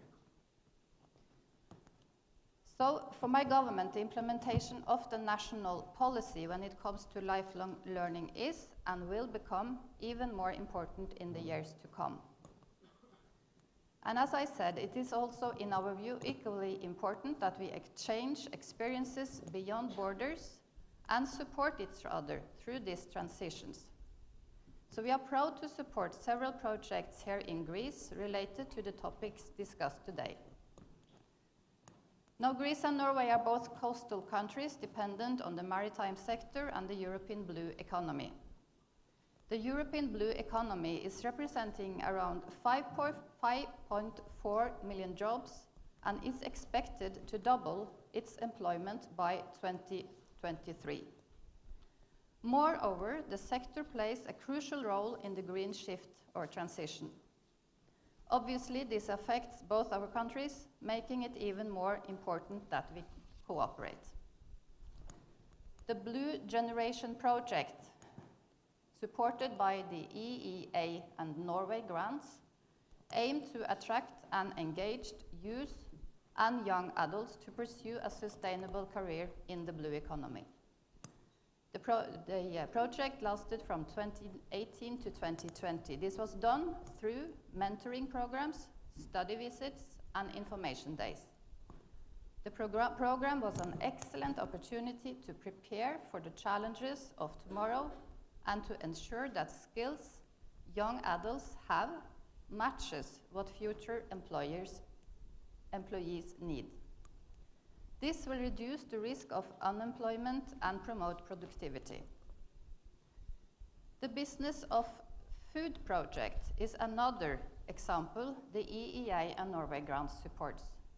The program, organized by WISE Greece, provides free education for vulnerable groups, especially women, equipping them to pursue work in the agri-food sector or to create their own product lines. As a result of this innovative project, 1,360 people from 200 locations across Greece received training. 70% of them being women. And stunningly, 92% of the participants now think of entrepreneurship as a possible career. To summarize, there are no quick fixes to the changes we are facing, and no one can solve the challenges alone. The government, employers, and employees, as well as the broader civil society, all need to ensure that our skills keep pace with the society's development and new demands. This starts with a solid education system, cooperation between the government, employers, and employees, and not the least, a dedication to strong institutions in our societies. Thank you so much for having me. Efkaristopoli.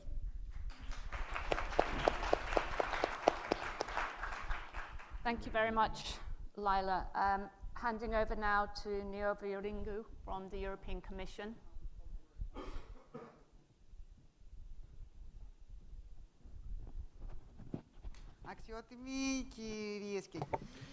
Dear ladies and gentlemen, esteemed speakers, it is with great honor and pleasure to take part in the last session of today's event, organized The Economist in such a timely manner in collaboration with the Ministry of Development and the General Secretariat.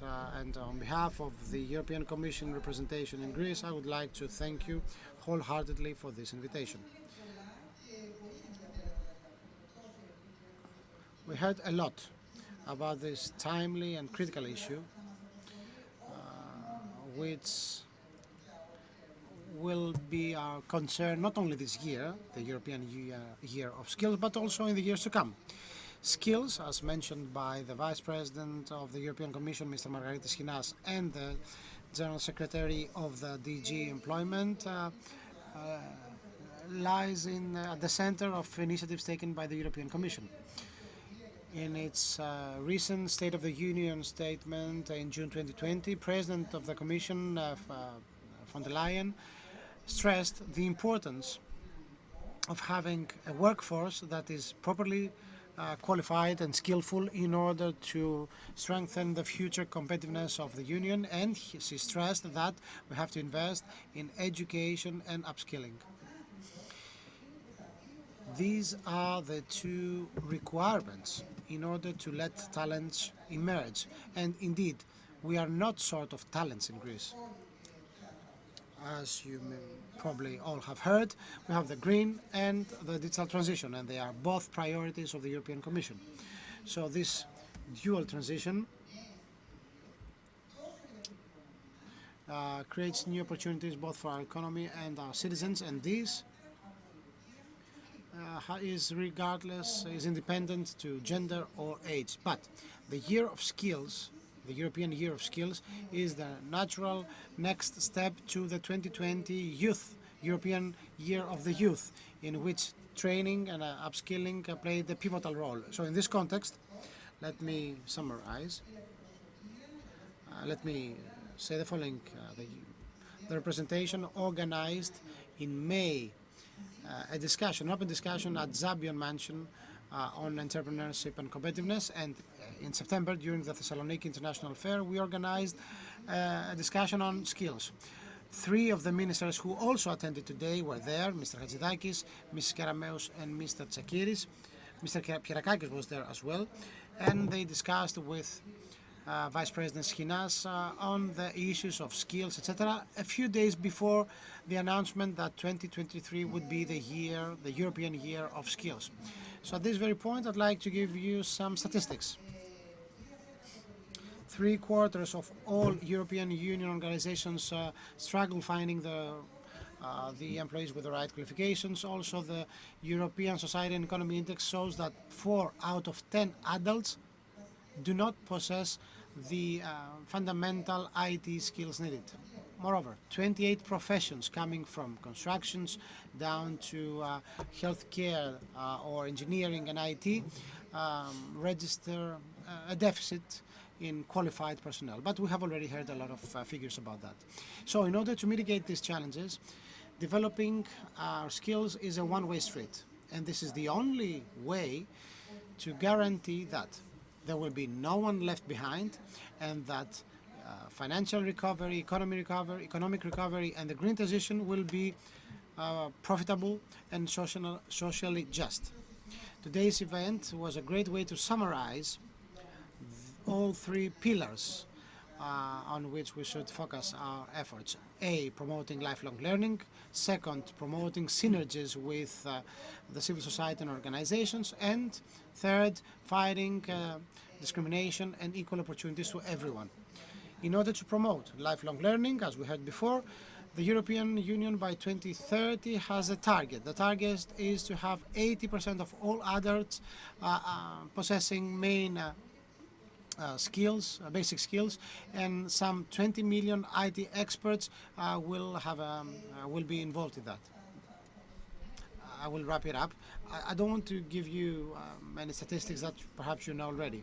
So B, promoting synergies with organizations. The collaboration with organizations and enterprises is critical because they are the ones who know what other skills they need today and tomorrow.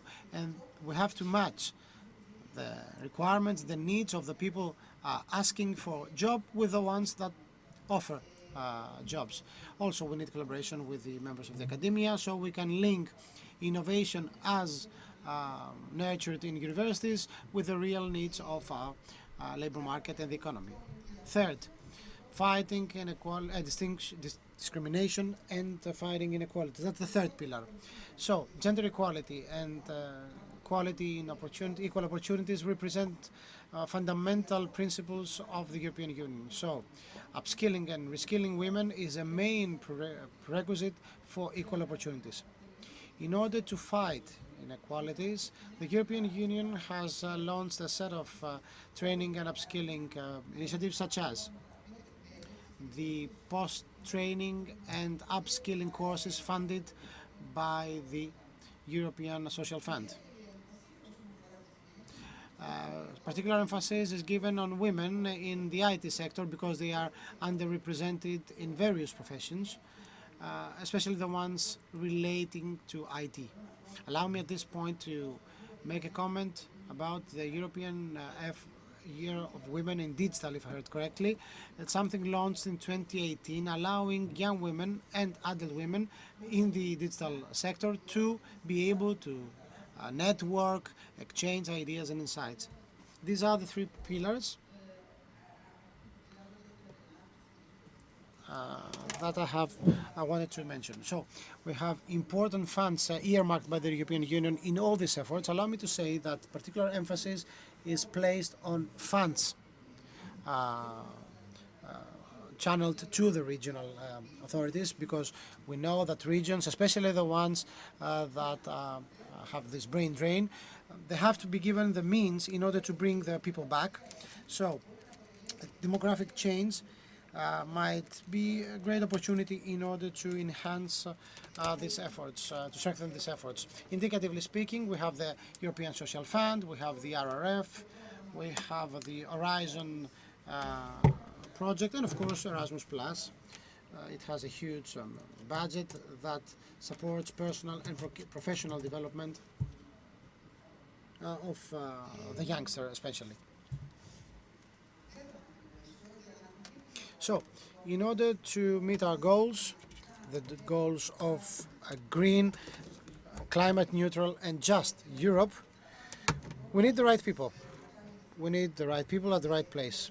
We need also contribution by all stakeholders, European ones, national ones, private ones, public ones. So, initiatives like the one today are significant in order to promote the synergies needed to this direction. From our part, as the representation of the European Commission Greece, we will continue our communication initiatives, and I'm pretty sure that we're gonna meet again. So, in conclusion, I can't help it. I cannot help it. I have to tell you exactly what popped into my mind after this beautiful discussion on skills we did today. So, As Iraklis had said, everything flows. Thank you very much. Sorry to interrupt. So our final speaker of today is somebody who seems to be a personification of this work transition. Somebody, I believe, is leaving the World Bank and becoming the CEO of another company. So Wolfgang Fengler, over to you. Thank you so much, Joanne. And I know it's a big responsibility to be the last speaker of the last panel. And as a gift, I leave with you a few slides and a few numbers. As Joanne said, I'm into data. I've been the last 25 years of my career with the World Bank in a data job, and I have founded World Data Lab, which I have a little announcement later regarding Greece in a minute. And I want to leave you, my childhood has been shaped by Greece. I went back every year, and I'll mostly Thassos, but also to Chalkidiki, to Crete, and to Athens. And so I have the special relation to this part. In addition to my passion for data, I have a passion for Greece, and that's something what I want to bring out here. So I have three main messages for you. One is, and maybe a bit contradictory or reinforcing what we heard, we are not running out of jobs. There's enough jobs there in the world. Don't worry about jobs. There's enough jobs, and there'll be more jobs. We are not running out of people either. There's actually enough people. There are different types of people, and they're elsewhere. And that's my third point. The market is not in Greece. The market is not in Europe. The market is somewhere else. Where is that market? The market is in Asia. Today, if you see this nice chart, the EU together spends in consumer spending less than America, but more than Asia. Europe is growing slowly. America is growing a bit faster. China is growing fast. The fastest grower is India. India will catch up. India today, by the way, in consumer spending is exactly the same as Germany. It's the last time. Then Germany won't be there anymore. Then India will take over. So be ready for this reality. It's a new world, it's a good world, but it's a world that is outside Greece and outside Europe, and that's a big opportunity, but it is a very different world. 1 billion new consumers till 2030, 1 billion new consumers. We're at 4 billion now, we'll be at 5 billion in 2030. Very, very quick transformation, very better world, but out of this 1 billion, 0 in Greece and 0 in Europe. They're all in Asia and somewhere in Africa. 0 was maybe a wrong, I'll get back to the specifics. Now, this is a nice labor tree. Again, I'll leave it with you. I don't go through every detail. But the interesting part is, you know your country better than I, 11 million people, 7 million in our ages, 1.5 million children, more old people than young people, way more. And again, that will not change. There will be many more old people. We talked about this. But the interesting number here, there's one I want to point to you, is the 2.7 million, which actually compares to 0.4, just to adjust that, unemployed. So for every person unemployed, which I know this government is fighting hard and has been successes to reduce, there is roughly 6 people who are underemployed and could be part of the workforce. So if we think of new people, either it's old people, because there will be lots of them, and some of them may want to work, but it's also people who have been maybe discouraged from the workforce, and you see many of them females, more in rural areas, but there's big potential. First time also ICT pops up there as a big sector. And the thing I can announce, World Data Lab just recruited a Greek person. I'll meet him tomorrow, Kostas Touloudis, a very talented Greek technician who will work for a global company out of Greece and earns a good salary. And that's, again, part of a new reality, that people like myself, I'm German, have lived not in Germany for 20 years. I'm now in Austria, I lived in Africa, I lived in Asia, I lived in the US. But people may want to connect with the world without maybe moving their location and still being part of this world. I told you it's almost 0 in Greece. It's a bit more than 0, 1.7% over 7 years, so it's 0.3% per year. So in Greek, you can still make money with more people having lunches, more people buying toys, but it's a little money. Greece is better than Europe in this case. In some markets, actually, you're losing money with people. There's less and less consumers, so to say. So Greece is still catching up a little bit. But again, where is it catching up? With old people. So there's only 2 growth markets in the world. One Europe is very good at, old people. Old people is a growth market, and Asia, that's the other growth market. So if you think of the future of this country, the future of my country, Germany, it's old people, and that's fine. I'm soon part of this group too. But there will be more and more wealthier old people. Actually, it's a myth that it's mostly poor old people. It's actually rich old people, including in Greece. Old people are richer than younger people, but the younger people will be less and will not turn this around, except you would have mass immigration, which is a separate, I think, topic for this event, for The Economist. As I mentioned below, you may have more people buying lunches or having lunches like here, but you don't make more money with lunches in Greece. So some growth, but way below average compared to other European countries where you see Poland, Czech, Netherlands actually having a more, say, dynamic core economy, but there's still some growth. So it's a myth that our countries are shrinking economically, that they're shrinking, that per capita growth is shrinking, but it is slower than the rest of the world. So let me go to one topic that was covered a lot here today, which was skills in digital, which is a big topic. Your children, my children, they will all be in this sector with a high likelihood. Obviously, they have to be literate in tech. This event is also connected. We had lots of great speakers online. We didn't talk about the price of internet. Actually, I think it's as important. Please, policymakers, lower the price of internet, but don't do it artificially. Great competition. Why is Greece's price, why is Germany's price of internet not as cheap as Estonia or Slovakia or even Austria, where I currently live? Why is it not like this? In Greece, it's $40 per month, sounds low, but it's a minimum package. That's like if you just need an hour a day for some minimum services. But the normal package, as you know, is more, and it's above average in the EU. It should not be. And if you lower the price, you get more talent, because people use it more, and then they train on the internet more. So lower the price, as important as creating skills. It has lowered, but not as much as I say in the other countries. But Greece, again, is in line with the EU. He is not the worst country. It's actually quite good in the EU, and skills, as I just noted before, also quite good in Greece. So let me just end with the beginning. As I said, my childhood was spent in Thassos, in Pevkari mostly. And when I was there was mostly Germans, actually, and a few Austrians and a few Dutch people. And they all came with a car. And Greek people who lived in Germany. That was in the 80s and 90s. Then I went back in 2000. There was actually not so many Germans anymore. I think they all went to Mykonos and enjoyed luxury life there. And to Spain. There were lots of Serbians, there were lots of Bulgarians, and they benefited from the opening. And also they benefited. And what will the future of Pevkari and Liminaria and Thassos look like?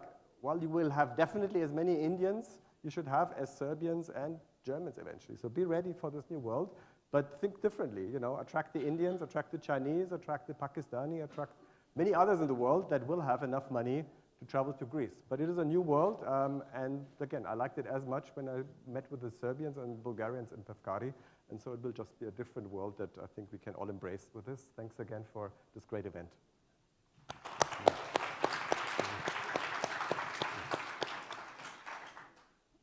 Well, thank you very much. That's a really positive note on which to end the presentations. Now, I'm keeping you already 10 minutes from your lunch, and you're all probably very hungry, I know. So thank you for staying with us in the room for all these discussions.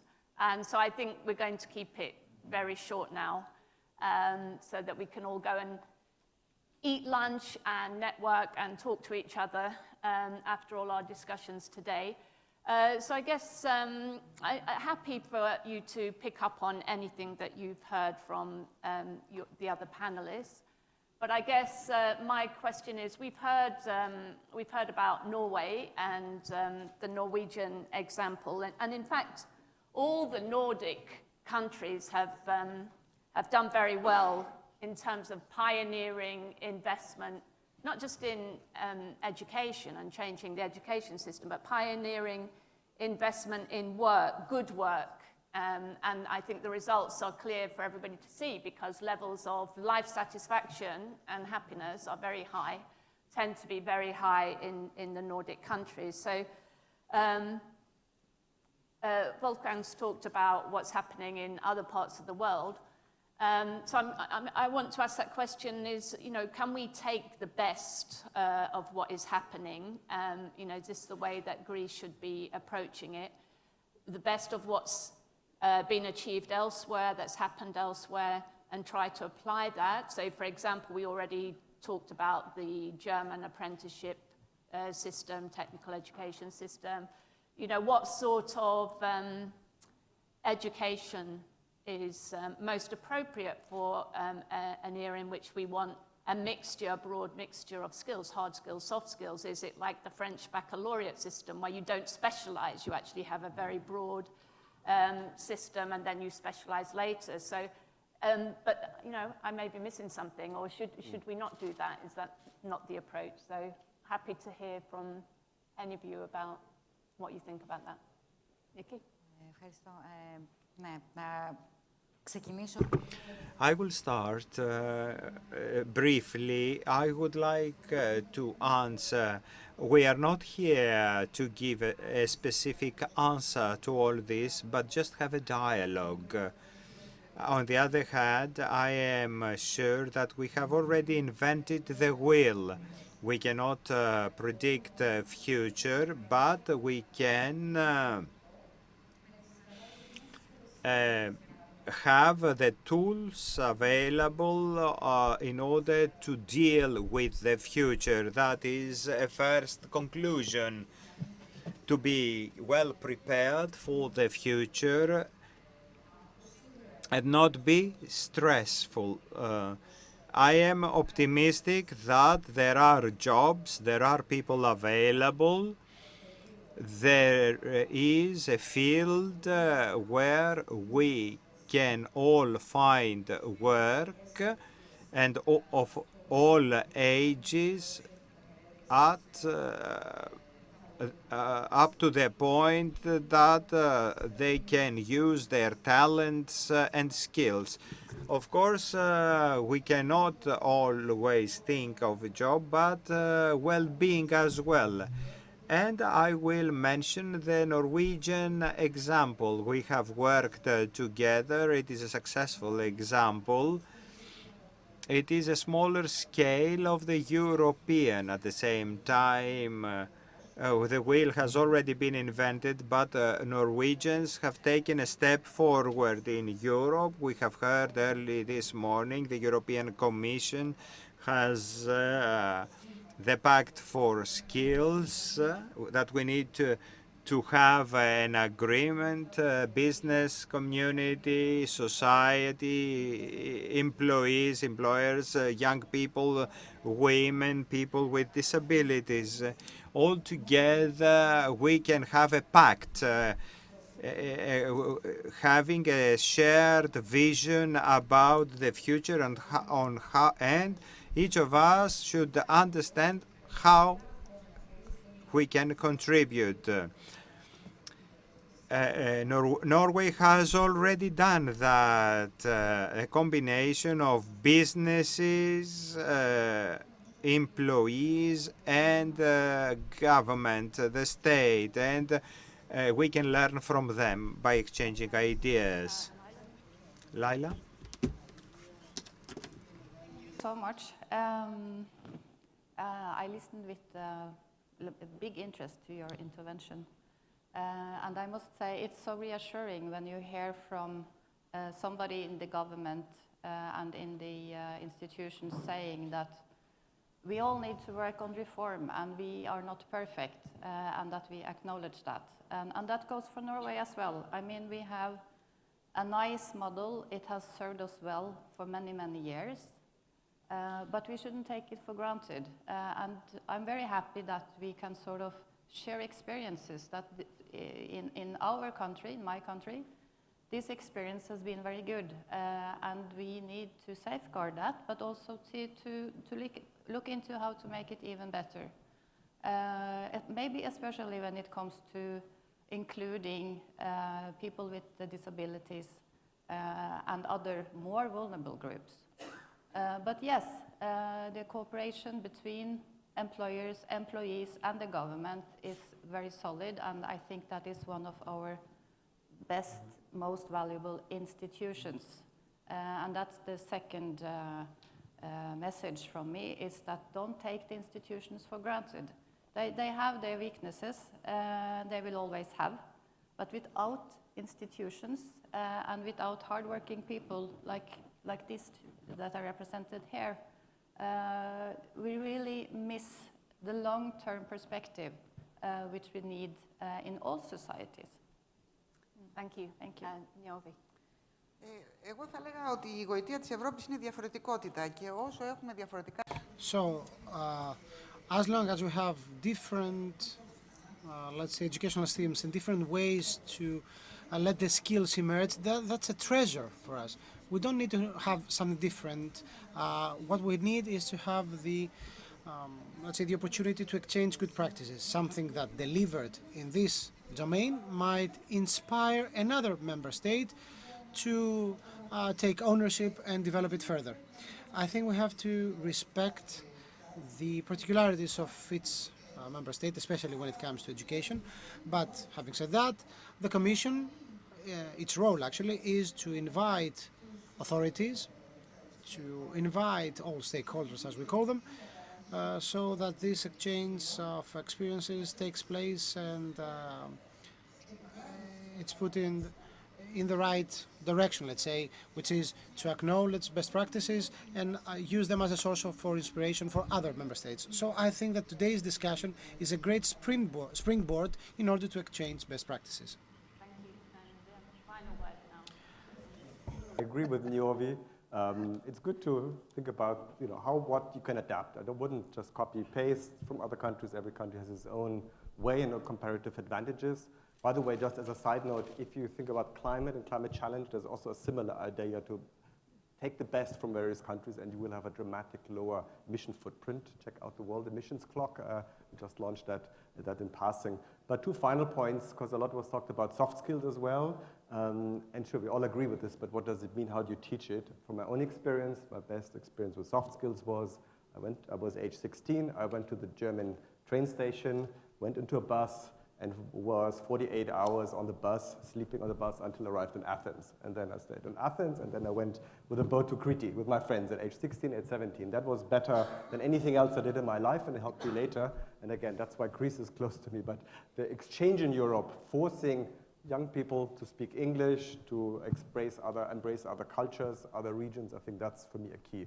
And my last point, and this is still something I think we all have to think about as Europeans, is why does somebody very skilled, and even more skilled after today, earn so much less than in the US?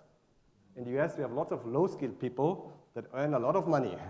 And it has to do because there's entrepreneurial drive, there is risk, there is no fear for failing, there's not bureaucracy. That is horrible in many countries in Europe, including in my home country. And I think that we should think a lot about. And I think that's much more important to me than the skills agenda, because if we unleash entrepreneurial spirit, people will learn. They learn on the job. And that's a big failure, I would say, in most of Europe. Lots of talk, but it's still a failure, and I think that's what the next conference should be on. Thank you. So I want to thank our final four speakers and panelists, but we've come to the end of the day. I hope, thank you very much, everybody who's been here the whole day with us. I hope you've enjoyed it. I hope we can carry on the conversation afterwards, but also at future events from The Economist in Greece. I'd like to give some special thank yous at the end from The Economist. I would like to thank the Special Secretariat for ESF Programs of the Ministry of Development and Investment, and especially Nikki here, who's been very helpful to us in putting together this event and this program, and also the Ministry of Labour and Social Affairs for their collaboration too. I would like to thank ESPA, and the European Commission representation in Greece for their support for the event too. The Greek Public Employment Service for their partnership, very valued partnership. And I would like to thank, last but not least, our sponsors, without whom it would be very difficult for us to put on these events. So I'd like to thank the Public Power Corporation, Solcro Advisory, and OSI, our three sponsors. That's over and out from me. Thank you all very much, and please enjoy your lunch, and see you next time. Thank you.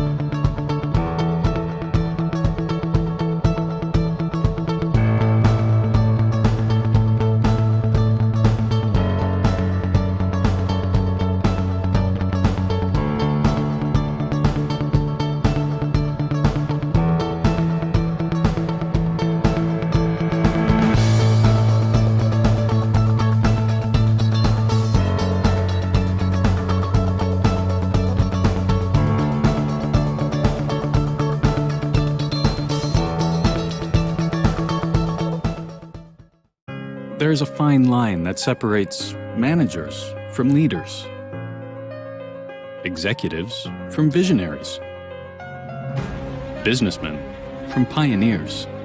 The same line that separates graduates from ALBA graduates. Because here we believe that true leadership is about being driven by a common purpose. Our mission is to develop the future agents of transformation and change in the Greek corporate community.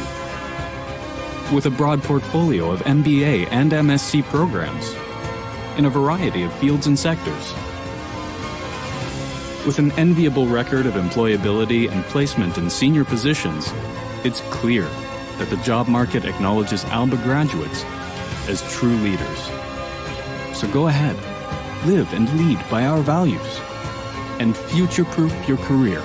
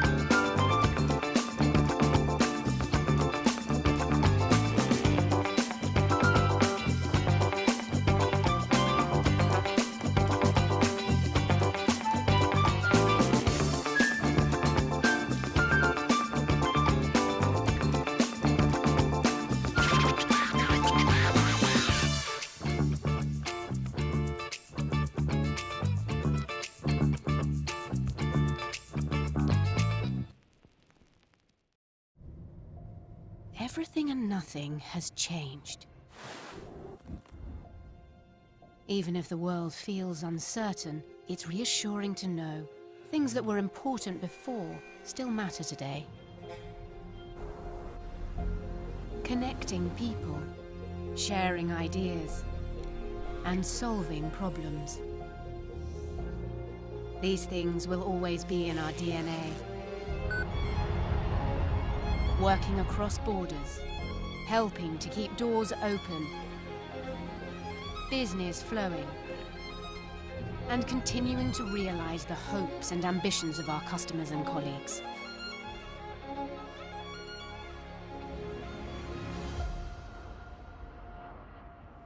When you think about it like that, thankfully, not quite everything has changed.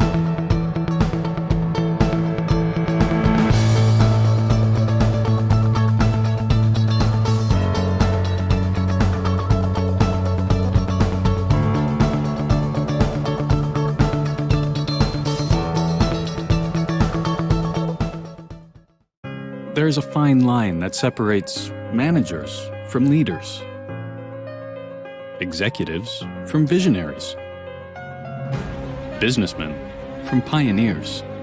The same line that separates graduates from Alba graduates. Because here we believe that true leadership is about being driven by a common purpose. Our mission is to develop the future agents of transformation and change in the Greek corporate community.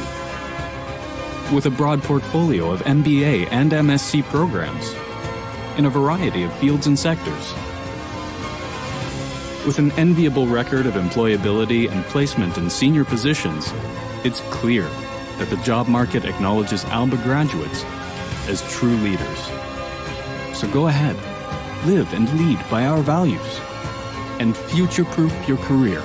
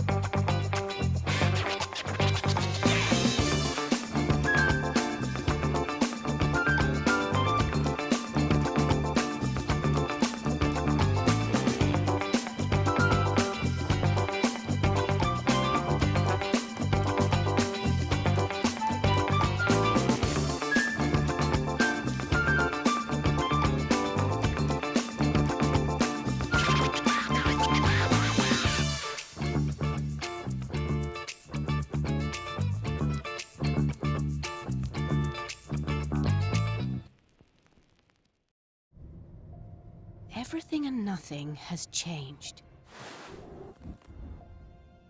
Even if the world feels uncertain, it's reassuring to know things that were important before still matter today. Connecting people, sharing ideas, and solving problems. These things will always be in our DNA. Working across borders, helping to keep doors open, business flowing, and continuing to realize the hopes and ambitions of our customers and colleagues.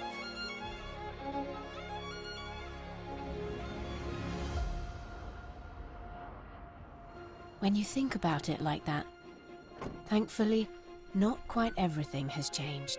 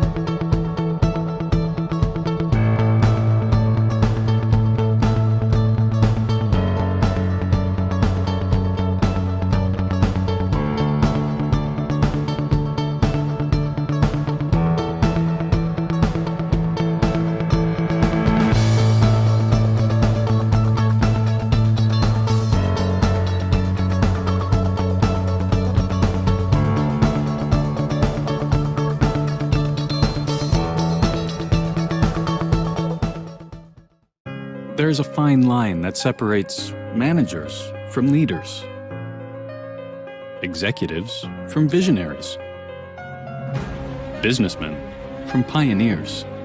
The same line that separates graduates from ALBA graduates. Because here, we believe that true leadership is about being driven by a common purpose. Our mission is to develop the future agents of transformation and change in the Greek corporate community. With a broad portfolio of MBA and MSc programs in a variety of fields and sectors. With an enviable record of employability and placement in senior positions, it's clear that the job market acknowledges ALBA graduates as true leaders. So go ahead, live and lead by our values, and future-proof your career.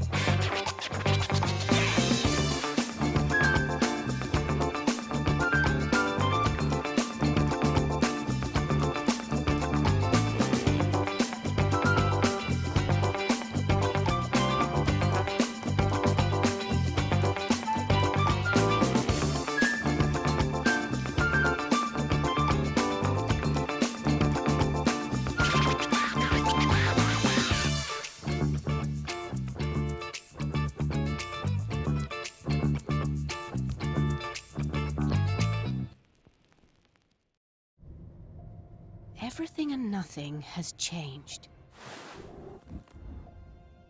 Even if the world feels uncertain, it's reassuring to know things that were important before still matter today. Connecting people, sharing ideas, and solving problems. These things will always be in our DNA. Working across borders, helping to keep doors open, business flowing, and continuing to realize the hopes and ambitions of our customers and colleagues.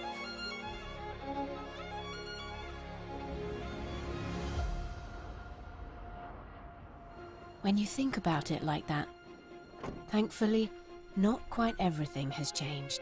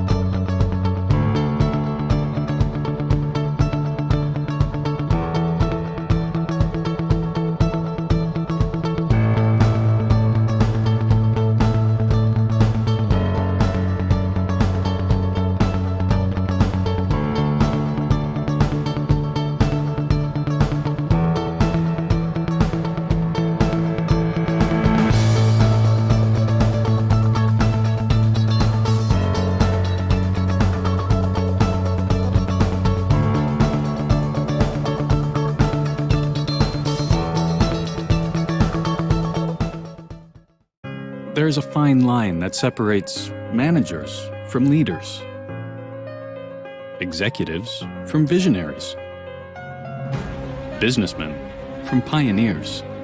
The same line that separates graduates from Alba graduates. Because here we believe that true leadership is about being driven by a common purpose. Our mission is to develop the future agents of transformation and change in the Greek corporate community. With a broad portfolio of MBA and MSc programs in a variety of fields and sectors. With an enviable record of employability and placement in senior positions, it's clear that the job market acknowledges Alba graduates as true leaders. So go ahead, live and lead by our values, and future-proof your career.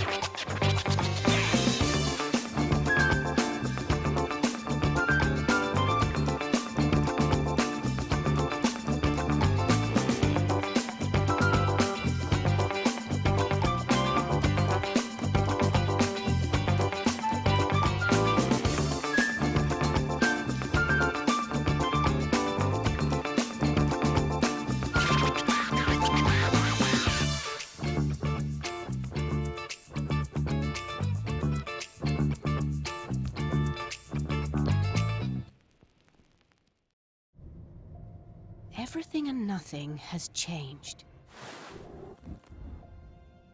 Even if the world feels uncertain, it's reassuring to know things that were important before still matter today.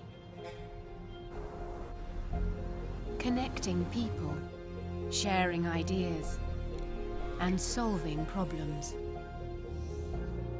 These things will always be in our DNA. Working across borders, helping to keep doors open, business flowing, and continuing to realize the hopes and ambitions of our customers and colleagues.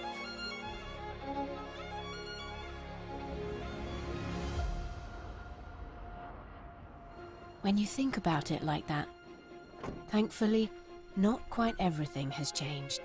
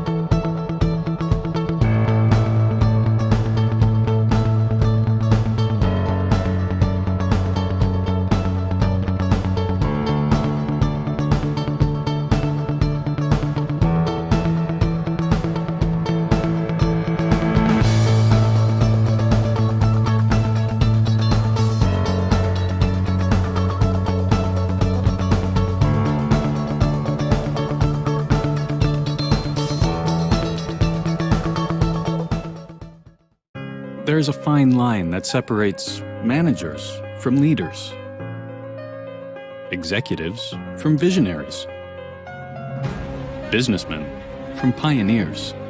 The same line that separates graduates from ALBA graduates. Because here, we believe that true leadership is about being driven by a common purpose. Our mission is to develop the future agents of transformation and change in the Greek corporate community. With a broad portfolio of MBA and MSc programs in a variety of fields and sectors. With an enviable record of employability and placement in senior positions, it's clear that the job market acknowledges ALBA graduates as true leaders. So go ahead, live and lead by our values, and future-proof your career.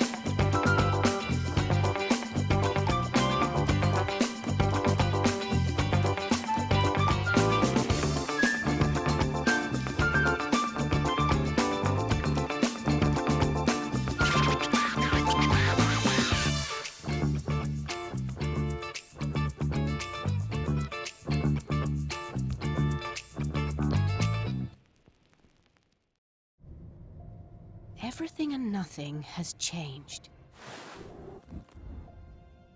Even if the world feels uncertain, it's reassuring to know things that were important before still matter today.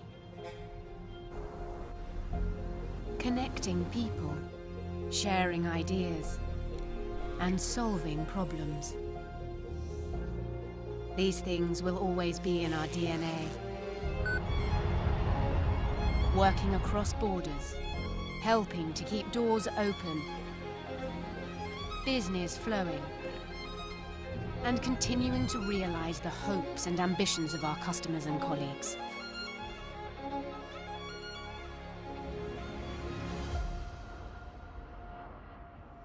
When you think about it like that, thankfully, not quite everything has changed.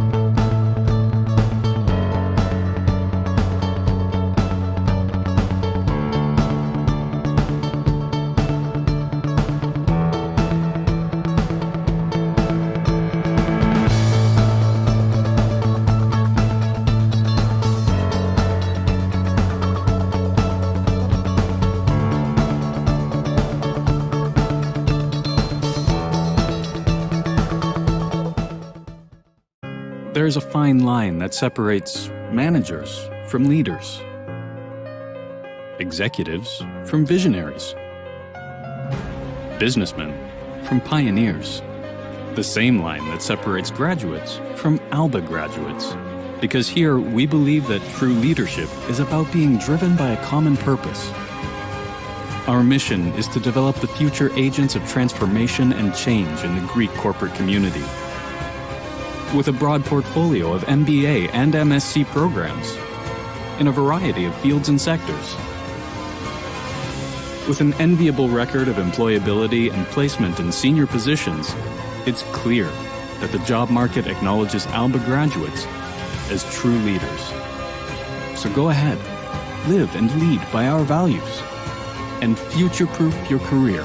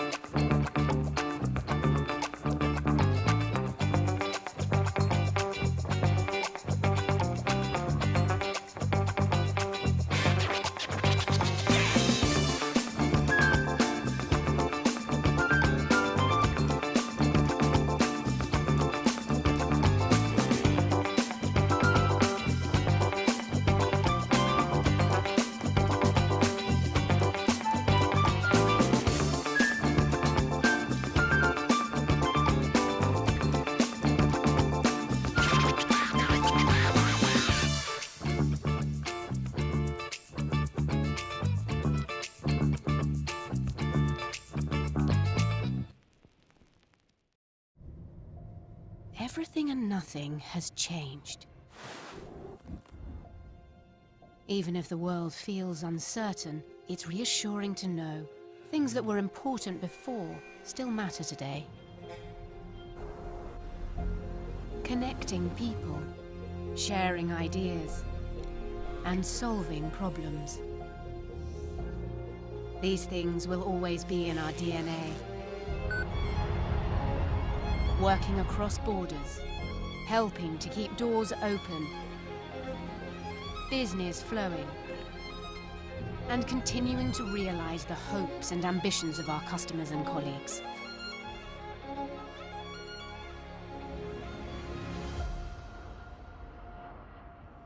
When you think about it like that, thankfully, not quite everything has changed.